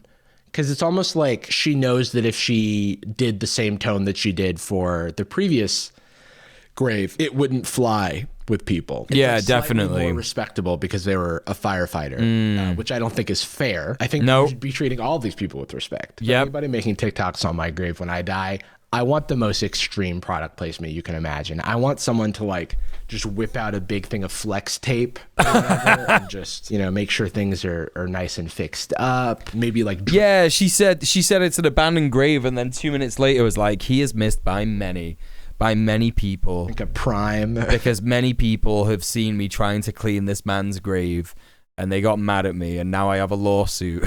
Or something with the logo facing out. Do kneel, do a Tebow or whatever on my grave. Disrespect me in any and all ways. I swear, if you clean my grave without a paid product placement for Raid Shadow Legends, I don't want it. Don't post it. There's an abandoned grave in here. The cuts are... Sonic will never again be a pain in my egg! Wobagong! Solidarity, mate. Always good energy in your streams, and I appreciate it. Thank you so much for donating the tenner. That means, chat, we hit the £500 goal of today. It's not the monthly donor goal or anything. Chat, we hit £500. Wobagong, thank you so much for supporting the stream. Thank you so much for subbing off Twitch. Really appreciate that, and solidarity to you too. Yeah, honestly, thank you so much. That means we've only got £100 to go. £100 to go to get to the final dono goal for this month. Let's fucking go. Thank you so much. And you had your nice new alert there. Eggman's dream. Sonic has died. So fantastic. Sonic is dead. Thank you so much for supporting the stream. You killed him. You killed Sonic. That's what happened. Anyway, let's crack on back with this. Hope you're doing good, Wobagong. Are so funny. These have so many views. Oh, that's wild. Most liked one so far. This has 33 million views. It's been on so many people's For You pages. That explains why so many people have sent it to me. And it goes 0 to 100 immediately. There's an abandoned grave in a bush. Like, what? There's an abandoned grave in here. I'm gonna clean it today for free. I have no idea who's buried here. Half of this work feels like you should have a permit to do it. You know what I mean? Yeah. Like, can you just take a chainsaw? Like, aren't graveyards owned by the state or something? Like, this land is not yours to for free. What if I said, hey, when I die, could you make sure my grave is covered in brush? I don't want to sort of be out in the public. And that was my dying wish. And then you're like, someone covered this grave up. Yeah, you need permission and what shit. What are we doing here? Just keep uncovering more and more. My mind is swirling with questions. How did all this get so buried? Is this legal? Can their family find this headstone when they visit? That's question's insulting, right? Can we find this headstone when they visit? I could finally read the name. They just keep visiting. They keep visiting over and over again, and they're like, when are we going to be able to find it? When are we going to be able to find it? I feel like she asked the groundskeeper, and they were just like, yeah, I don't know. Nah, probably not, dude. Probably fucking not. I doubt that. Abandoned graves are usually just on private land. How like again, like you're assuming that she's telling the truth about this, that this is an abandoned grave. Also, as we were saying earlier, Nonny Moose, you know, pretty much like every grave in the world is abandoned, right? Technically, to a degree. Doris Lugo. Things I don't have the answer for. Are you allowed to just chainsaw whatever trees you want? I don't think so. That feels like it's illegal. Also, these industrial cleaning products are not like safe for the plants and wildlife around here. So it feels like it's, you know. Well, the closer and closer that I get to death, Chloe, which is every second, every day, every minute, every hour, the more and more I think I just want to be like left. Do you know what I mean? Just like put me in the woods so that the bears can have me and shit. Do you know what I mean? Like I don't want any of that. I just can't be bothered with any of this stuff. Like, what if you wake up in a grave, in a coffin? What if you wake up? What if you're not really dead? What if they did all the science wrong? I know it's so unbelievably unlikely, but that shit fucks me up. That shit keeps me awake at night. I want to be composted. Yeah, I feel like that, right? I feel like that's actually the right way to go, isn't it? Just to like actually decompose in the ground, literally become worm food, right? That feels like the actual correct way to go, you know? She's just rinsing that shit off into the ground. Yeah, it's fucked. This is why you're getting a tree burial. Yeah, I heard about the tree burials. They're pretty cool. Grounds crews that give a shit would be like, do you know the family? Are you the family? Do you have permission from the family? No, fuck off. Yeah, they wouldn't have just done that. They wouldn't have just asked the groundskeeper, and the groundskeeper would have been like, yeah, fine. So it's not gonna work. I want a mushroom coffin. Hell yeah. This has further solidified my desire to have no grave. Mark my place by like a tree or something. If you really need to know, I'm gonna donate all my organs, be cremated and decompose. Yeah, I mean, like, yeah, I keep thinking about cremation, and then I keep thinking like, yeah, it's like it's a lot of energy to cremate someone in it. Do you know what I mean? It takes actually like so much energy to burn a human body down. Yeah, it's not great for the environment. That's what I mean. Grow a tree out of me. That's what I want. Yeah, I don't want to be coated in harmful chemicals and buried in a $2,000 box to poison the earth forever. I just want my corpse to be thrown in a ditch. Let the earth take me. I agree, Kaylin. I agree. Would be like for indoor use only type thing. So much energy, yeah. But it does seem like it could be dangerous. Corpse in a hole. That's the way we want to go, chat. The porosity of the stone that's used here and whether or not it's okay to use. He's talking about what you were saying, Gubs. He's talking about what you were saying. It's really bad for the gravestone. Actually, it can like dissolve granite. He did it. Of cleaning supplies on the stone, what that's going to do to the stone over time. I don't know. I just am not convinced that she's asking these questions either. Nah. I could finally read the name. Doris Lugo. But we're only just starting to uncover her mystery. Call me a conspiracy theorist, but I find it a little weird that of the 3 TikToks that we've looked at, and this might be selection bias, Lugo is like a surname or like a maiden name in 2 of them, and the background is similar, which makes me feel like this could be like a family plot of some kind. She bought a house and it had what do you call it?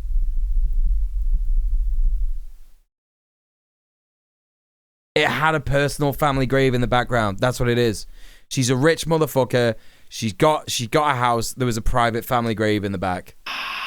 I just hope she had permission. Definitely what that is. I know Doris was born August 14th, 19... Okay. Please tell me this is just how she hides a product. Not that she has her own cleaning product that she's promoting here. Don't be a dirty girl. What waitlist? Join the waitlist for... No.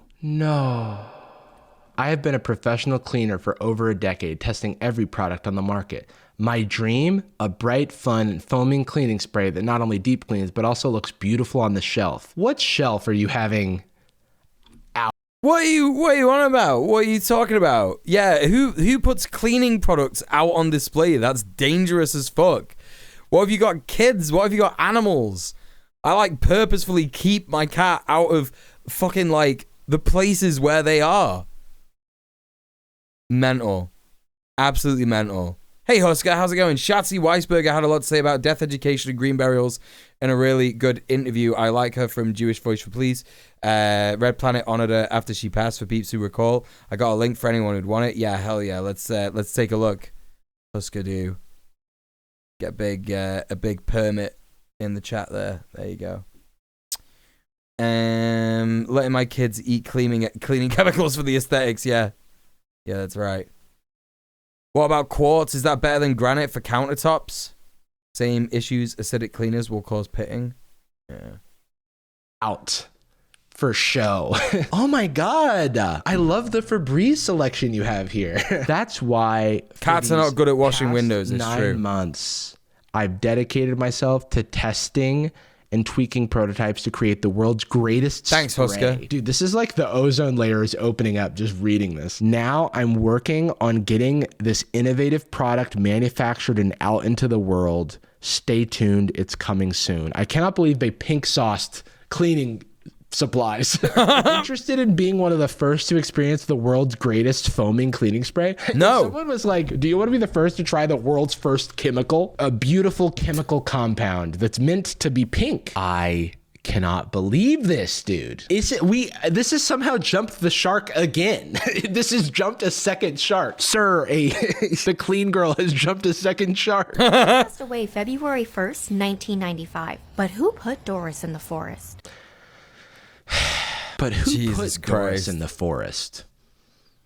I kept wondering what her life was like. Who did she love? Was she pretty? Did she have a dog? I'm mad. Dude, what is this? Was she pretty? Did she have a dog? These are questions that like a... It's just the worst content imaginable. I can't believe people watch it. I think people probably watch it for the same reason. Right, okay, so I watch on TikTok, one of my favorite accounts is Old Things Never Die. And it's really, really good because you get to watch like old things get restored, and it tickles a part in my brain. I think it's pretty communist, you know what I mean? Fuck planned obsolescence, restore old stuff, keep using it. It's really good, actually. It's not wasteful. All those things. And so I really enjoy watching that kind of, content. So I guess like a little bit. Do you know what I mean? It's like, I get it, like a tiny bit, like, okay, she's cleaning the gravestone up, so it's kind of like a restoration video, a cleaning video. Like, you seen those ones where they clean those old rugs and shit? You know what I mean? Yeah, why does it matter if that dead woman is pretty? Objectifying a dead woman you don't know in your mind, yeah, so weird.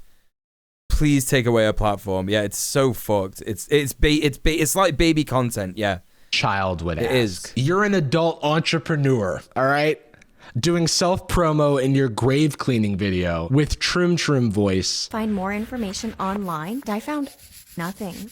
That made me so sad. Probably because people weren't hyper online when they passed away before the internet was a thing. Stand the thought of Doris disappearing into the forest, being forgotten forever. Making her corner of the world beautiful again is the least I can do. You can't. Whoa, hang on a minute. Did she like scrub the words off?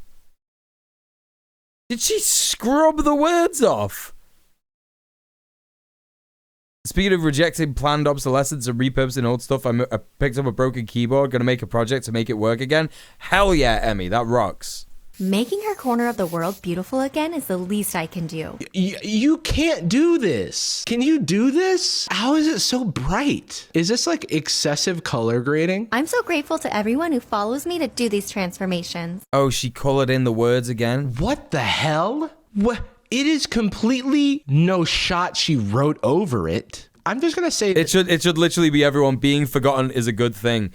So, you know, like I've always had like a very weird relationship with death. I've had like death anxiety quite a lot in my life, and I do get it like some stages still. But I remember hearing a talk. I went to Blue Dot Festival with my ex, like it was like 2 years ago. And there was a talk from this older South Asian guy. He was a professor. I can't remember what in. And he was like very much against like the idea of prolonging people's lives who are like supposed to die. And it made me look at like death entirely differently, because it is like, it's such a natural thing. Everything dies. Simply everything decays. And that's just how it is, right? But humans have put this like very important status on their own life, right? Whereby it is imperative actually for us to be remembered for decades beyond our death. And it's like, to what end does that serve us, right? You know, it's not natural. It's weird. You know, I understand if there are like preventable illnesses and stuff like that, and things that like, you know, shouldn't really happen.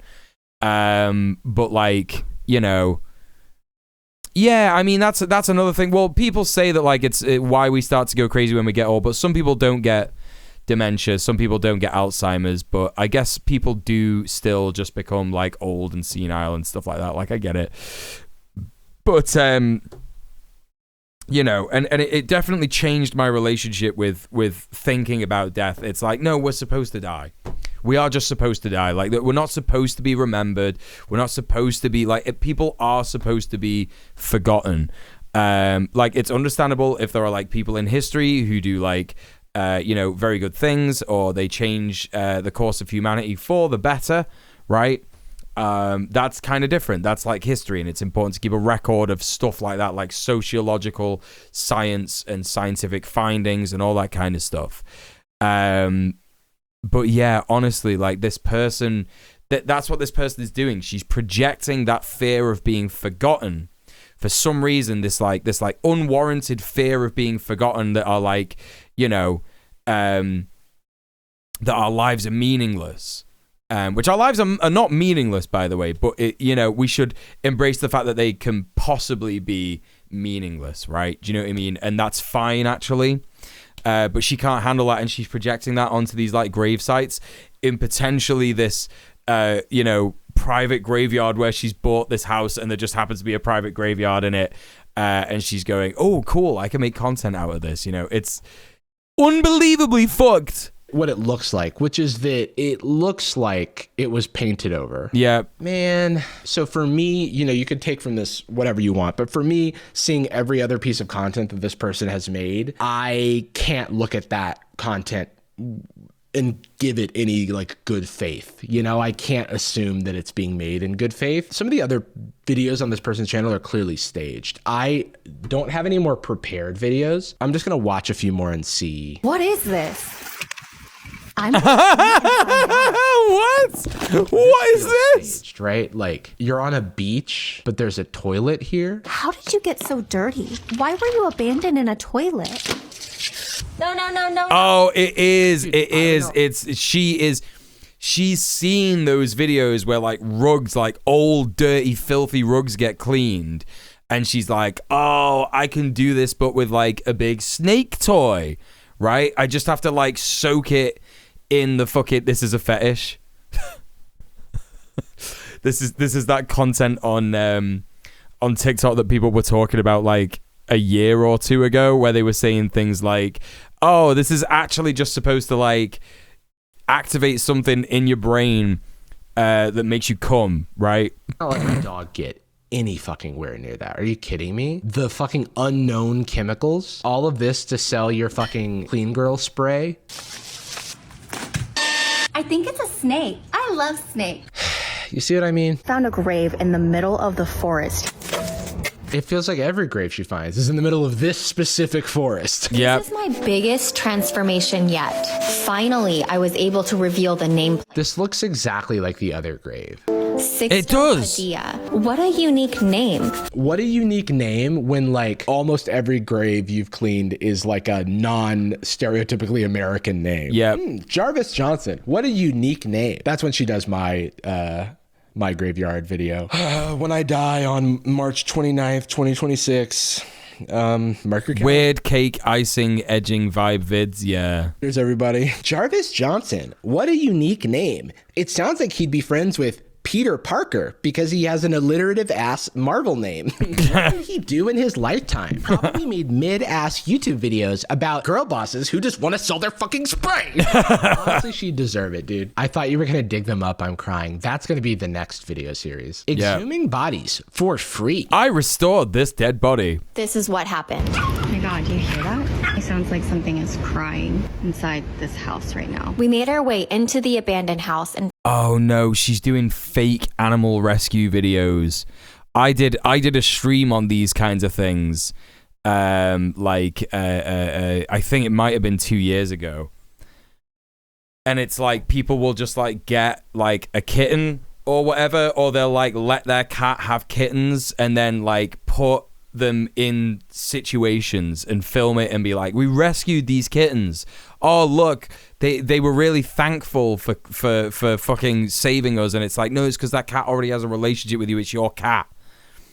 Always Sunny did a bit on fake animal rescues ages ago. Yeah, I feel like they did, right? Yeah, this puppy just had a bath 2 hours ago. Cleanest stray puppy ever. That's what I mean. As soon as I saw it, I was like, nah, this is a fake animal rescue video, dude. No, Gobs, yeah, that shit is a thing. It's so bad. Like, the famous one is something like, I can't remember what it's called. I feel like it's like Happy Animal Rescue. I feel like that's what it's called. I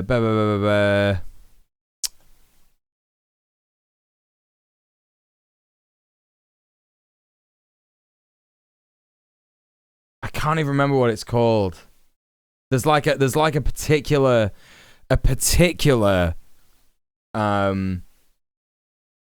YouTube channel, and it's called something like Happy Friendly Animal Rescue or something, and it was like investigated, and it was like, yeah, nah, these are all fake videos, you know? You seen the videos about Russians finding lost soldier remains? Okay, now too much content. We got too much content now. Not enough stream time left. Too much content. Those videos are so messed up. They were kind of struck from the internet. I don't think you'll find it. Oh, is that right? Crazy. Yeah, that's a good thing. Yeah, rescuing an animal is not. It's not a time you are thinking about recording and getting clout. Yeah, not at all. Not at all. Not at all. found this tiny puppy all alone.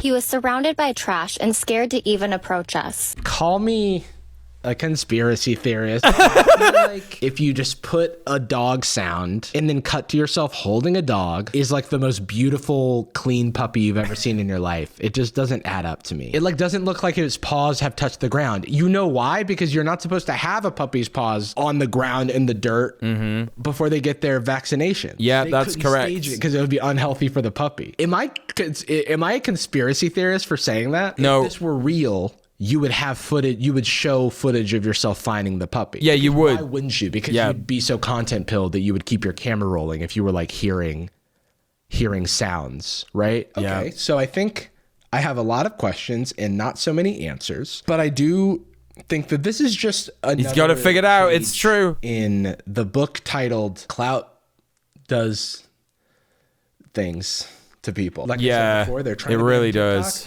and we found public enemy #1 for that cause. You know, there's a lot of good stuff on TikTok. I'll just say that. And this is not it. No, not at all. Not at all. Chat, that was a great video. Fantastic. The boy has not come back.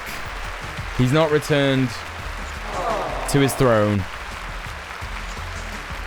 unfortunately.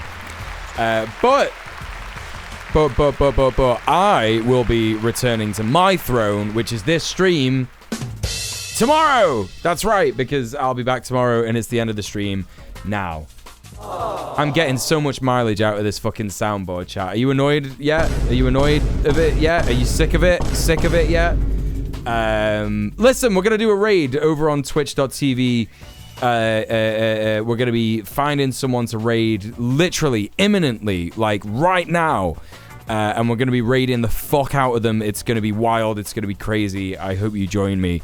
Thank you so much, everybody, for the support tonight. It's been really, really good. Thank you so much, everyone, for the follows. Thank you so much for the raid. Thank you so much for the donos. Thank you so much for everything. It's been really, really, really fucking cool. Thank you for getting me to that fucking £500. Incredible. Chat, we're going to go and head over to the absolute legend, Odnon. Please come and support my good friend, Odnon. He's a wonderful dude. He's a great streamer. You will enjoy his content. He is playing Balatro. It's like, this is the new thing. This is the new game that everyone's playing. That Conrad Zimmerman was playing it. I don't know about it. It's like a card game. It's something new. It's something different. I hope you enjoy the stream. So yeah, if you're joining us for the raid, you will enjoy that. Right, so in the meantime, if you can't stand 24 hours without me, there's my socials in both the chats. Make sure you check out my Linktree. I'm on TikTok, Twitter, Blue Sky, all that nonsense. So go follow me there. What else do I need to say? If you're watching this on the VOD channel, make sure you like, comment, subscribe. Share your friends, tell your family, all that stuff. I'll see you in the next one. Thank you so much for hanging out. I'll see you tomorrow. Good night, good night, good night. Peace, peace, peace. Mwah.